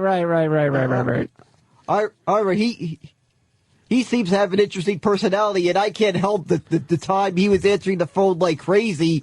Freaking hilarious to right this now, day. Bobo, I want to get into something that's very important to you because you're really excited about the possibility of having one of your relatives as a co-host from my replacement co-host. Correct? Yeah, that's correct. Why don't you tell them about your relative, Bobo? My co-host is my cousin Mikey. Mikey? Yeah, he has a lot of concerns. A lot of concerns about the highway. He's been complaining about every little like pothole, and I agree. There's like every little pothole. They do a half-assed job of maintaining these highways. Didn't you say, Bobo, a couple weeks ago you wanted to bring him onto the show? You wanted Opie and Anthony to meet him? Yeah, I've been wanting to bring him. Unfortunately, things keep happening and he has to cancel. Yeah, and you didn't come on the show, so no one knows your shitty cousin anyways there, Bobo. He's not a good co-host. Well, if I can get him here, he'll be here. But no one knows him, Bobo. Oh, they'll know him when he's here, believe me. How will they know him? They've never seen your cousin before. Well, when I bring him here, they'll get to know him. I don't think he's a good replacement, Bobo. Well, we also got one good replacement, Bobo. We also got Rich Voss is on my list. Rich Voss? He's on my list. I think Rich Voss, his teeth are... He doesn't even have... He has crooked teeth. Why is he a good host? The guy just has the right amount of stupidity. Oh, you're looking for someone that's stupid to host? No, not exactly, but he's one of the reasons why he's on that list is because I always think he's had the right amount of stupidity. Oh yeah, and and plus the fact he can't. And in addition to that, for some reason he seems to fit a description that seems to be quite similar to someone in this very room right now. What's that? He's a dumber Jew than you are, if you can believe it. Oh man, wow, Bobo, I can certainly believe that one. Sure. And the best part, he's from Jersey. Whoa, whoa, whoa. So every week there's going to be another co-host, huh? Yeah, there is. I also think Bob Kelly, who also seems to have just that right amount of stupidity. But what if one day you were going to, when I was gone, you were going to do the show by yourself? Did you come up with? I heard you came up with a certain name to host it if you were going to host a show by yourself. Yeah, the O&A were toying around with the name Solo Bobo. I like the way that sounds. Solo Bobo, more like Homo Bobo, if you ask me. What would you know? You four-eyed Jew. Who are you calling? You calling me four-eyed? You're. Come on, Bo. That was very inappropriate. Oh, you forgot. That's how I roll on this show. I remember that. But I see you, Bobo. You're looking at the newspaper. You got some interesting topics you're talking about, huh? What's been going on in your town there, Bobo? You live where do you live? Queens, right? Yeah, right. I've lived in Queens, New York. Maspeth, right? Maspeth, Queens. What's going on there in that town? Something terrible I heard has happened to the town. Well, something not far from that area. Oh, not far. I'm sorry. Near your town. We got Danny on line 5. Danny, you're on David and Bobo. Hello, Danny. You're on line 5. What's up, Danny? All right, forget Danny. So anyways, Bobo, near your town, what's going on near your town? What's been going on? To explain it. There's been a swine flu outbreak. Whoa! Bobo, swine flu? Yep, exactly. A suspected swine flu outbreak. Several schools in Queens have been closing down. Any of the schools in your particular neighborhood of Maspeth? Right, well, keep in mind these schools are being closed down for a week. Especially IS-5. IS-5? What exactly is going on at IS-5, Bobo? Possible swine flu outbreak. And I was hearing my sister saying somebody in our neighborhood. It's the swine flu, Bobo? Swine flu? More like chubby retard flu. You ask me. David Bobo! Now, Bobo, how do you know that swine flu is there? Like, what are the symptoms? Are there some certain symptoms that all the classmates and all the students are getting that makes them believe that there's swine flu? What are the symptoms going on in the town? I'm not quite sure of the symptoms, but they're typical flu symptoms. Well, why don't you explain some of them for the audience? And give a little help, like helpful hints to the audience of how they can overcome the swine flu. I mean, you don't want people in your town to get the swine flu, do you? No, I guess you could. I guess if you have it, you could just treat it how you treat any other flu. We got Mike on line 6. Mike, you're on David and Bobo. Hey, David. Yes, sir. I'm gonna miss you. You are the most boring cunt hair on radio. And Bobo, chew on glass. Okay, that was terrible. Okay, so Bobo, so you're telling about the different treatments that for the swine flu. Go on. It's your typical flu treatments. Well, yeah, name some of them. I'm not sure what all of them are. Are you worried that if the swine flu is in your area, are you worried that you and maybe your sister or your mother might get the swine flu, Bobo? It's very serious. What are you doing to protect yourself so that you don't catch the swine flu from these other students? The best I guess you can do is not go close to anybody. Nothing. You're doing nothing, Bobo. What if the swine flu comes right to your house, Bobo? What are you going to do about this? This is serious business, Bobo. You're not supposed to take this lightly. Well, I guess somehow head to the doctor. You guess immediately. you don't. God, no, I didn't say guess. I meant actually head to the doctor. You said guess. You said guess. I heard you, Bobo. I'm going to come back and visit the show in 5 weeks and find out Bobo is inflicted with the swine flu. Come on, Bobo. No, I'd head to the doctor immediately and follow the same precautions as you had any other flu. You have no clue what to do if the swine flu breaks out in your house. You have no clue, do you, Bobo? You don't know what to do, Bobo. What are the people in the town telling, like the board of health or the people that run the town, like the mayor? What about the mayor of Maspeth? Is he giving you any tips? I don't know what you're talking about. There's no specific mayor of Maspeth. We got one mayor for the entire Yeah, what does he recommend? City. What does he recommend the residents do? Like, is he quarantining some of the houses or some of the areas? He's been quarantining the schools for a week that have been suspected of it. Oh yeah, what about your sister? She doesn't have school now. She can't go to the school if there's a swine flu in her school. Her school isn't one of the schools that have been affected. Her rival school is. I don't know if it's like rival schools, but several schools in Queens, including one that's not far from where I live. Well, you have no idea what you're talking about, do you? Talk to me like that again, and I'll slap the Jew teeth out of your mouth.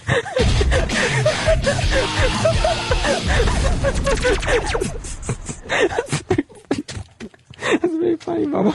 So, Bobo, why don't you name the school? So, like, if people have relatives in these schools or friends that and they're thinking about visiting these schools, that you should warn them against these schools. So, why don't you warn the listeners not to go to these schools, Bobo? All right. Well, these schools are IS-5. What town is that in? Name the towns. It's in Elmhurst, but it's very... IS5 in Elmhurst, for all you fans out there, do not visit that school. According to Bobo, there's swine flu has broken out in that school. Continue. And by the way, that one, I think it's short enough from my house that you could walk to it. Bobo, why the hell would you want to walk to that school if there's swine flu, Bobo? Why would you want to walk there? I'm saying that's where the concern is because of the distance. From the distance from my house. So you saying if it's that short a distance from your house, swine flu might travel to your area, Bobo. Uh-oh.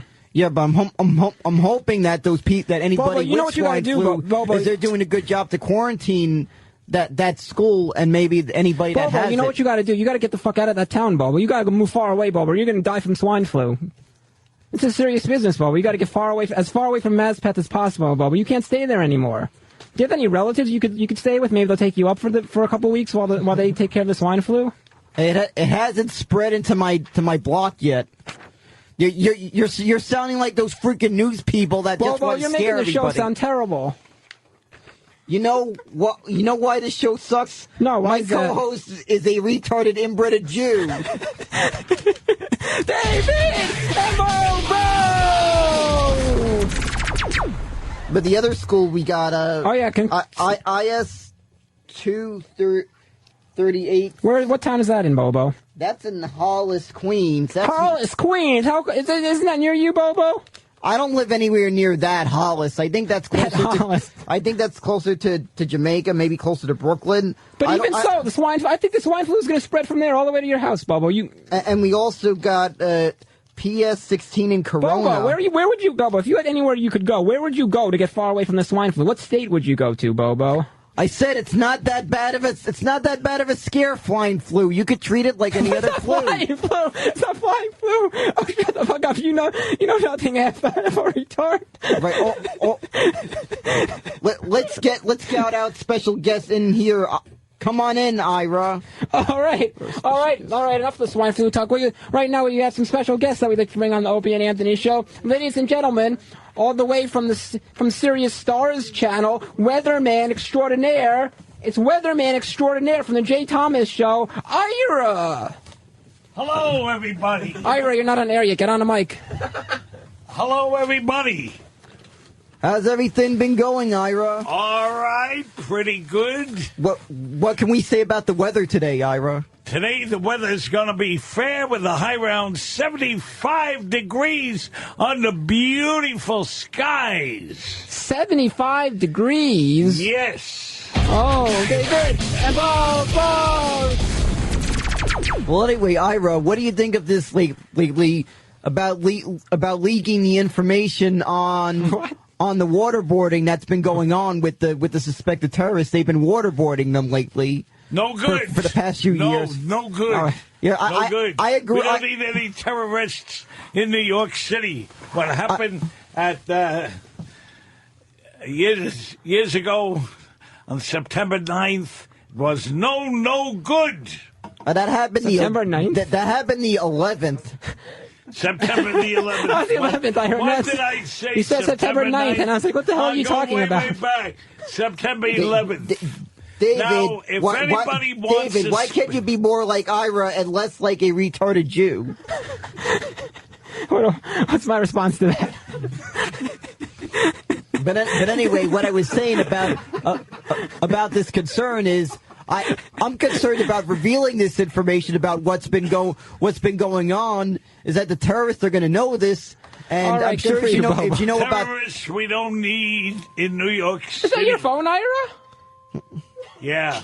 What's been going on? I remember Call this. me at 1-800-IRA. That's not your number, is it? 1-800-IRA. What is your number, Ira? I will not give that back on if the I remember air again. For those of you that don't know what we're talking about, on Ira's first appearance on the Opie and Anthony show, he accidentally gave his number out. So Ira, yes, but now I am not giving it so Ira, out. what's been happening to you every day since you gave that number? Have you been getting a lot of calls there, Ira? Oh, too many calls. Too many? Who's calling you, Ira? Ira, you're never going to win an Oscar going full retard. You better answer that. It could be important. You better answer that. Nah, this is an example of what's been going on. Yeah. Everybody keeps Ira, you know what that means? All the calls mean you're getting famous. You're a famous star, Ira. I know I am. You know you are? But it's, so why don't you answer that? Maybe that's another famous star. One star to another. Can't. Because... What are you going to do about this, Ira? You're just going to keep on letting them calling and calling and calling? Let them call me up, and I'll see what happens. But Ira, Ira, what I've been specifically talking about is them revealing what they've been doing to the terrorists. Because wait, Bobo. I think if they're revealing exactly how they're torturing the terrorists, these terrorists are going to start picking up on how to resist that torture, Bobo, and we're going to have a harder time getting information out of terrorists. Bobo, you kind of just jumped into the story, like, off the bat, right as soon as Ira walked in. I don't think anybody got a clear picture or understanding about what this story is. But why don't you, start from the beginning and clearly explain to the fans and the listeners what exactly you're talking about. Start from the beginning, Bobo. Because I'm confused. Well, our House Speaker, Nancy Pelosi. Pelosi? I don't know how to pronounce her name. It's Nancy Pelosi, first of all. Pelosi. You knew that, right? You know her name. Nancy Pelosi. There you go. And how she's saying that she knew of the waterboarding when they kept making it look like she didn't know anything about it. Okay, so continue. Okay. And I think talking about the waterboarding is leading to the terrorists picking up on it and learning to resist it, which I don't think is a good thing. The terrorists learning to resist it, because then we'll have we'll have a harder time getting information out of terrorists. Oh, okay. That definitely is true, Bobo. I mean, the more time that, the more ways to give. If you give the terrorists any hints, then they'll resist and they'll. What's going on? There's Martha on line 7. What? Martha on line 7. Martha, you're on David and Bobo. It's Bobo and Ira. You hear me? Hello, Martha. It's Mark, you idiot. Oh, Ira, why did you say Martha? It's Mark. That's what it says, Martha. Never mind, these people gave me the wrong information. Okay, Mark, what's up, man? I just wanted to call. I called the show last time. I just want to call, wish you goodbye. Oh, thank you so much, Mark. I appreciate it, hope you die man. a miserable death as soon as you leave the building. Fuck you. That's the most ridiculous. That's the most retarded thing I've ever heard. Why would you wish me a death? Oh, I hope you get hit by a bus as soon as you leave. Why? Why would you hope that? That's no good. You tell him, Ira. Give him your words there, Ira. Why do you want bad things about him? Well, yeah, as Ira said, why do you want bad things about me? You're just annoying me. I just hope you die. That's all. All right, get the fuck off my radio show, you son of a bitch. David Bobo in your sector, motherfucker. That was awesome. Oh man, that was awesome. I have to say, linger longer to everybody. If you remember that time that I was talking about that guy on WABC that I said you were sounding like. Who, me or Ira? You. Who the hell did I sound like, Bobo? You sounded like, I don't know the name of that guy. What does he do on ABC? News, weather, sports? What does he do? I don't know. He does talk, but this on radio or TV? Radio. If I'm talking about WABC, it's WABC radio. Right. My bad. I don't remember the name of this guy. No one remembers what you say, Bobo, and no one cares. But I remember hearing this guy would tell his callers, would yell at his callers a lot. And I remind you of him. Yeah, just now you're reminding me of that guy. No one knows what you're talking about, Bobo. We don't even know who knows the name of this guy. A random guy on the radio making fun of callers. Hey, a lot of radio show hosts make fun of callers, Bobo. I don't remember the name. I don't remember the name of the guy, but the guy just says like, "Get off of my phones." You know who he's talking about there, Ira? No, I don't. I just know this guy got fired from WABC at one point. He got fired? What did he do? I don't know. I think he was being over. I don't know what it was, like over aggressive. Over aggressive. But Bobo, if I may go back to the Rush Limburg. Rush Limburg? Who the fuck is Rush Limbaugh? Rush Limbaugh. Oh. Well, Ira, I thought I was missing some chromosomes.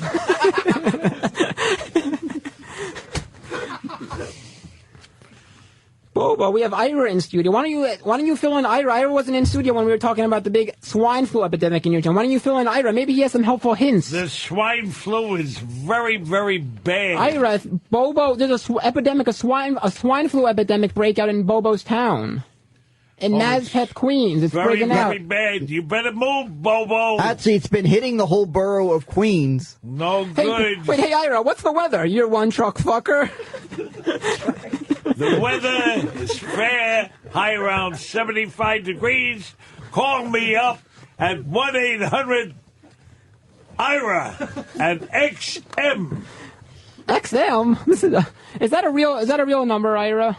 Yes, it is. Okay, sure it is. So, Ira, do you have any helpful hints for Bobo, being that there's a swine flu breakout in his area? Yes, there is. Do you have any helpful hints of how Bobo can do to make sure he doesn't get the swine flu? Bobo, stay in your house. Do not go out. That's a good idea. I was telling Bobo before you entered that he should actually move away from his house. That's not enough. That's not enough. You dope. Well, you have to do something, Bobo. That's not enough, you dope. Numbers, you fucking retards. Oh, that's not enough numbers, you dope.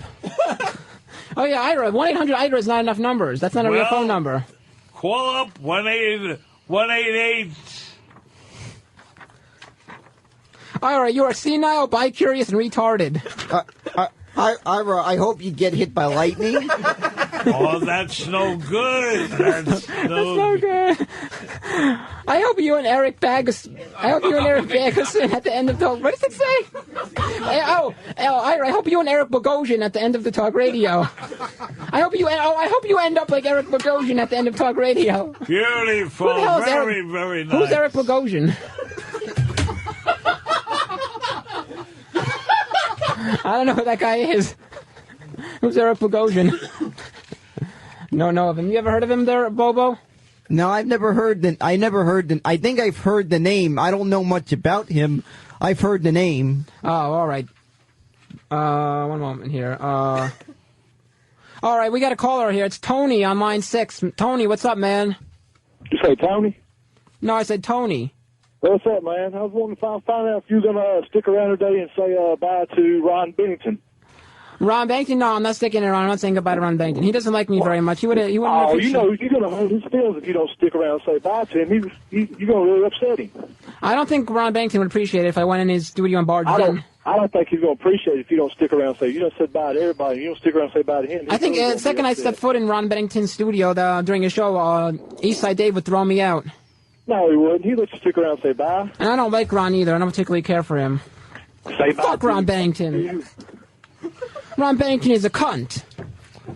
Why would I want Ron Bennington? I don't want to have Ron Bennington go in Ron Bennington's studio and annoy him. No. Trust me, I'm sure Eastside Dave's gonna go Kimbo Slice on you. Yes, exactly. That's exactly what he would do. The second I step foot in that show, he would go ballistic. There's no way I can do that. I'm hoping to see that. You're saying you want me to go into the show? Not after all the mean things I just said to Ron Bennington. Now I'm going to step into his No way in hell. Come on, it would make a classic Ron last Bennington, day. Fez carries Ron Bennington. Fuck him. I decided. I said, if this is gonna be the last show with you as my co-host, you're gonna go out with a bang. Oh, definitely. That is true. But there's no way I can go into the Ron Bennington's. Bobo, I'll be a co-host. Whoa! And everybody at XM and Sirius will love it. So it's now going to be the the Ira and Bobo show. The Ira and Bobo show. Fuck off, Ira. We got a bunch of people we got to look at first. Baby Bobo, bitch, nigga, what the fuck? That's awesome. Oh man. So Bobo, back to the swine flu thing. I really got to get back to that because I'm really concerned about where you are going to be staying tonight, Bobo. You can't stay in your house. What if the swine flu breaks out in your house? It hasn't broke out of my house, and even if it did, you can just treat it like you treat any other flu, all right? But it's much more serious. Stop being like those news teasers that are just trying to freaking over scare people. I'm scared for you, Bobo, because you're a good co-host. I wouldn't want to see anything happen to you, Bobo. Listen, right? This is exactly what I have problems with. Is the media trying to influence everything? Well, Bobo, even if for some reason the swine flu was exactly in your house, where would you go? Who would you stay with? Do you have any ideas? I have no idea, because for all I know, the swine flu could reach Long Island. I don't have freaking money to go to head all the way to Florida, and for all I know, it could hit there. And California's out of the question, where my brother is. Bobo, where are you going to let me fuck your sister? I can't do that in Maspeth. If the swine flu was in Maspeth, I can't fuck your sister there. Hey, Uncle Paul. Who the fuck is Uncle Paul? Linger longer? You don't know Uncle Paul? You've been here and don't know Uncle Paul? Oh, Bobo, what am I going to do with you? The point I'm trying to make with you, Bobo, is that you got to get the fuck out of your house, Bobo. You can't stay there. The swine flu is there. Get the fuck out. What the hell are you doing, Bobo? Get the fuck out of your house. Bobo, you and me could do a great job on XM. I said Whoa, I think there's a little I could bit... be your co-host. I think- want I to think- wish David all the very, very I think Ira's best. putting it in for me as the co-host there, Bobo. Fuck Ira, Bobo. I am fucking your sister's asshole tonight, Bobo. Fuck Ira. You don't want Ira to mess this up, do you? I said I gotta consider him. He's on the list, all right? Oh, you gotta ask... Bobo, have you asked your sister if it's okay with her? If it's okay for what? If I fuck your sister tonight in the ass, is that okay? Hey, she's only 13, all right? That's a good enough age for me, Bobo. Stop being a pedophile. That's awesome. What the hell? Who did that? It's awesome. David, if you make a threat to my sister, I'll fist your mother. Whoa! David Bobo in your sector, motherfuckers. David and Bobo, yes. This is the Ira and Ira, Bobo you're not. show. Ira, there's other candidates besides you. You're not the only one. Don't try to ruin everything. But you can't assume you got the gig just yet. All right. Yeah, there's other candidates. There's I will be getting this. There's Bobo's cousin. As I said before, shut the fuck up, old man. I haven't made my decision yet. Ira, there's other candidates like you. There's Bobo's cousin, Muscle Man Mikey. There's Rich Voss. There's Bob Kelly. There's a million other people that Bobo knows. You're not the only candidate Bobo, there. I can do very, very good. And the rumors are that there's not even going to be a co-host. The rumors are floating around that it's going to be the solo Bobo. Bobo. That means Bobo's going to do the show. Make any good? Know why? What would we know if Bobo went solo? He mumbles a lot. He what? He mumbles. Well, I said solo Bobo is just the working title until we got the new co-host. We're gonna have people we're gonna have people in this. We're gonna have different people in this chair. What are you doing there, Ira? We're gonna have people on the Bobo, list in this chair. Bobo, shh. Ira, what was that noise you were just making? He mumbles. Oh, that's your imitation of you mumbling of a Bobo mumbling, huh? Yes. Bobo, respond to that. Are you gonna take that from Ira? I'm All not you gotta gonna do is take shrug that your if shoulder. Are you gonna take that from Ira? Talk back to Ira. Make fun of him. Swear at him. Come on, Ira. Ramon! I'd sooner have piss problems than have to hear this. Oh, right, Bobo. Right about that, Bobo. That's another topic we got to get into, Bobo. For those of you that piss problems, that's right. I'd rather look at the Iron Sheik's 10-inch cock than have to deal with this. Bobo, you mumble too much. At least I don't shit in my pants, Ira. Oh, I don't shit in my pants either. And also, at least I don't lie about my cock size. Oh, my cock size is around 25 inches. All right, you're gonna be an even bigger disappointment than the Sheik was. I am the Iron Sheik. You reek of shit, Ira. You elderly pedophile. I don't have to fuck prostitutes. I got crazy game player. I don't gotta fuck prostitutes. I got crazy game player. That's awesome. That's awesome. Exactly. And David, Bobo, shut up.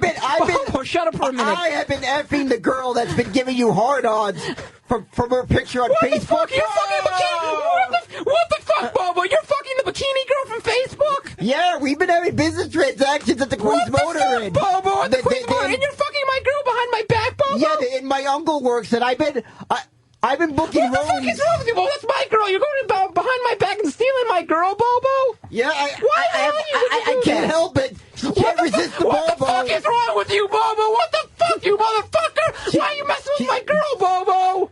Well, what do you expect? I'm the one that has a little bit more intelligence than you are. How dare you? That's my girl. I found her first on Facebook, and then you met her later at a party, and you're going ahead and stealing my girl from me, Bobo? I don't know. I can't help it. It just happens that way. What if I went ahead and fuck someone you like? Like, what about your sister? What if I went in and fucked your sister? Would you appreciate that? That's a She's my girl, Bobo. You don't mess around with other people's women, Bobo. You retard. I can't help it. All right. I can't help it. All right. It wasn't that often I get lucky. She got a fine pussy, by the way. Bobo, stop it, you mother. Bobo. Now you know what, Bobo? You're in big trouble, Bobo. You know what your punishment is that you wouldn't let me fuck your sister.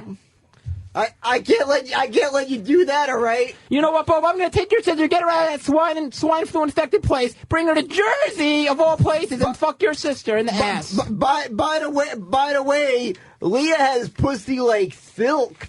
Bobo, how dare you, Bobo? How dare you, rabbit? You ruined my Bobo. You know what? No, this is the way you treat your co-host, Bobo. On his last day, you ruined everything for him. I had big plans with that girl, Bobo, and now you're ruining everything, Bobo. I bet she enjoys it. David, you never had any shot with bikini girls. Bikini girls don't like inbred retards. It's not bikini girls, Bobo. It's bikini girl, the one specific girl, Bobo. And by the way, she gets mad wet, by the way. Ira, what do you think? Besides, David, you have crabs. Shut up, Bobo. Shut up. Bobo, this is your new co-host.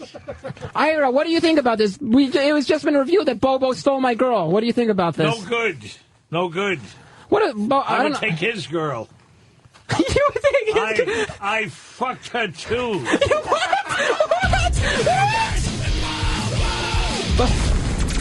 Wait a minute. Ira, what were you too, Ira? That's right. What?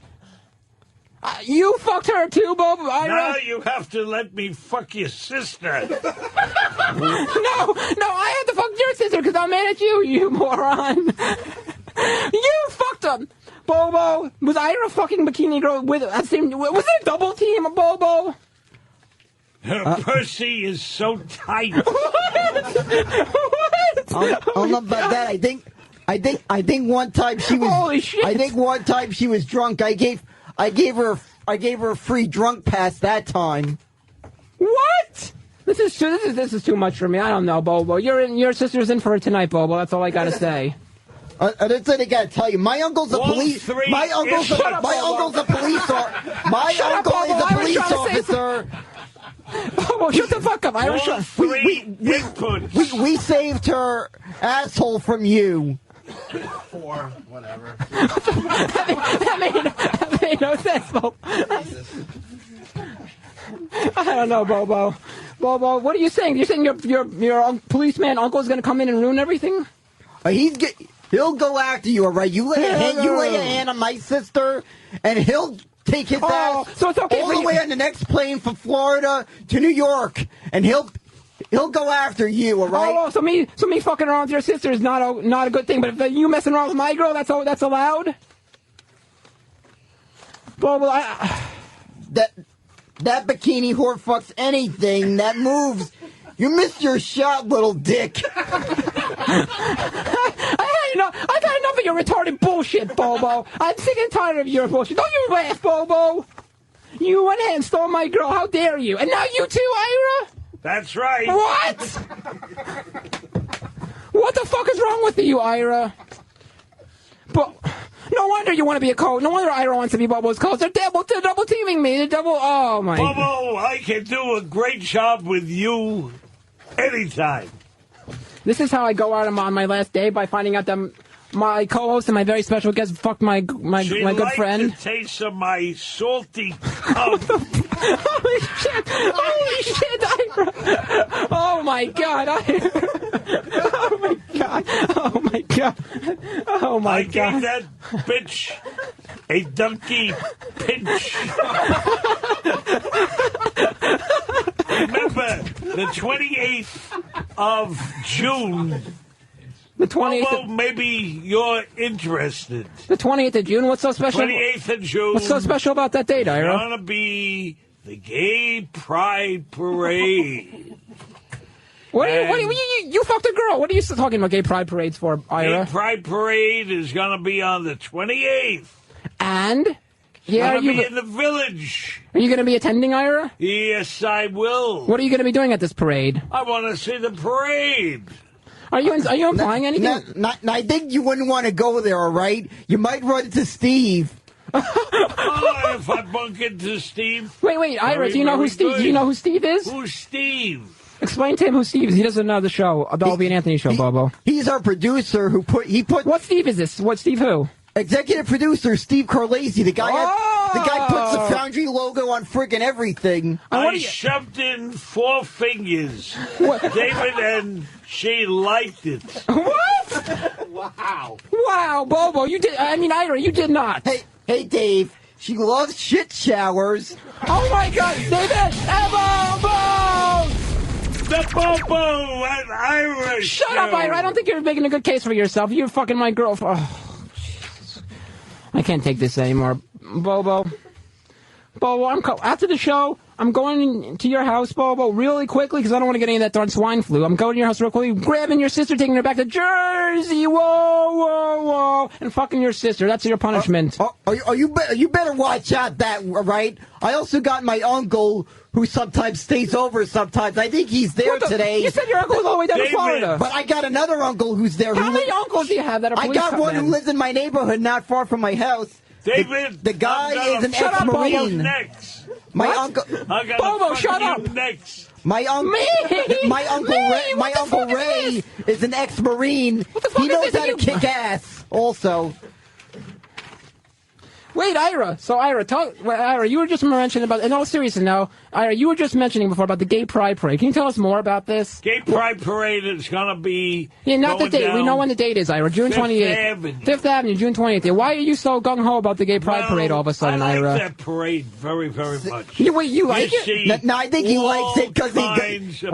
No, I think all there is sucking cock. What else? Are you straight or are you gay? I am straight. I'm straight also. Are you sure you are? Yes. Then why are you so hyped up about the Gay Pride Parade? And why would a straight person want to go to a Gay Pride? Bobo, tell him. Why the heck would a straight person want to go to a Gay Pride Parade? Ira, you just fucked one of the best parades. Ira, you just fucked one of the most hottest girls I know, and now you're talking about the Gay Pride Parade. What's up with that, Ira? It's very, very nice. The Gay Pride Parade's nice? Okay. Yes. What's nice about it, Ira? You just nice like parade. I think you just like cocks on the side. You like cocks on the side, but okay, Ira, why don't you explain? Like, it's okay, Ira. You can open up a little more. Don't be so shy or bashful. Ask your Facebook girl, Ira deducted her. Deductor? Deductor, okay. She likes having her titties pinched. I have to say we should take Ira and Bobo on the road. Well, let's take it on the road. Let's be at Grand Central Station. I gave that bitch a donkey punch, by the way. You got old notes? Oh, man. Ira, but if you say you did all this stuff to my bikini girl, why are you talking about the Gay Pride Parade? What are you holding back from us there, Ira? It's very, very nice. What's so nice about it? What goes on at these Gay Pride Parades? Ira, I've never been to the Gay Pride Parade, so I don't know what goes on there. You should go. It's a lot of. I'm scared, Ira, because I'm straight. I don't fit in with those people. Could you take me? It's really, really beautiful.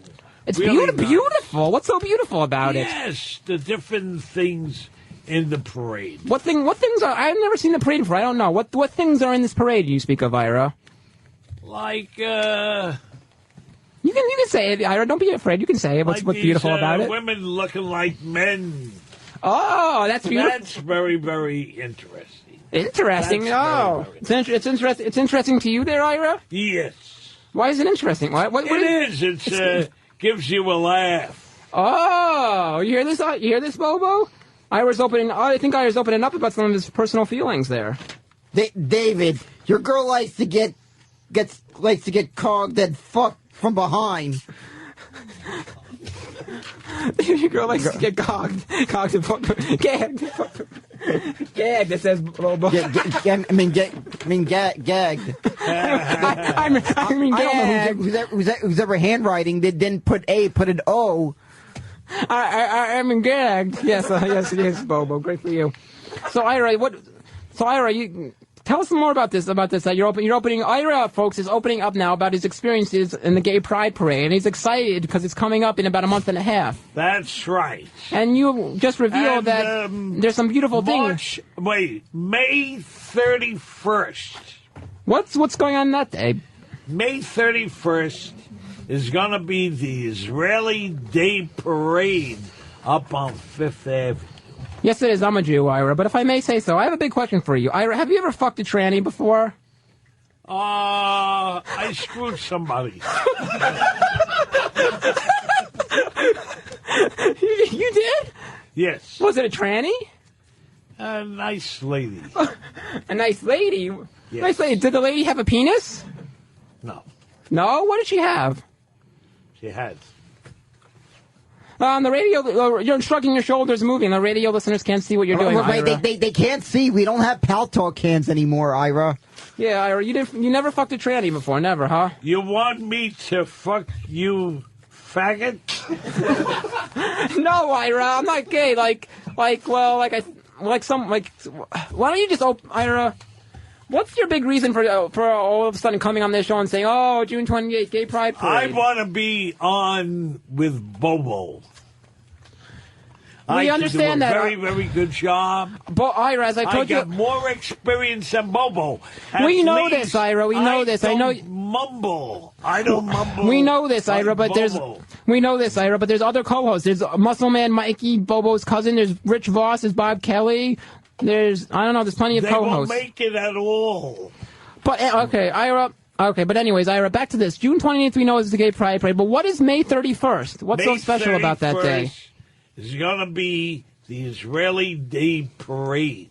It's also the day we gangbang your mother, David. What? No, you better not, Bobo. You better not, Bobo. I'm gonna have. You better not, Bobo. The Israeli Day. Why is that so important? The Israeli Day Parade. You think Bobo?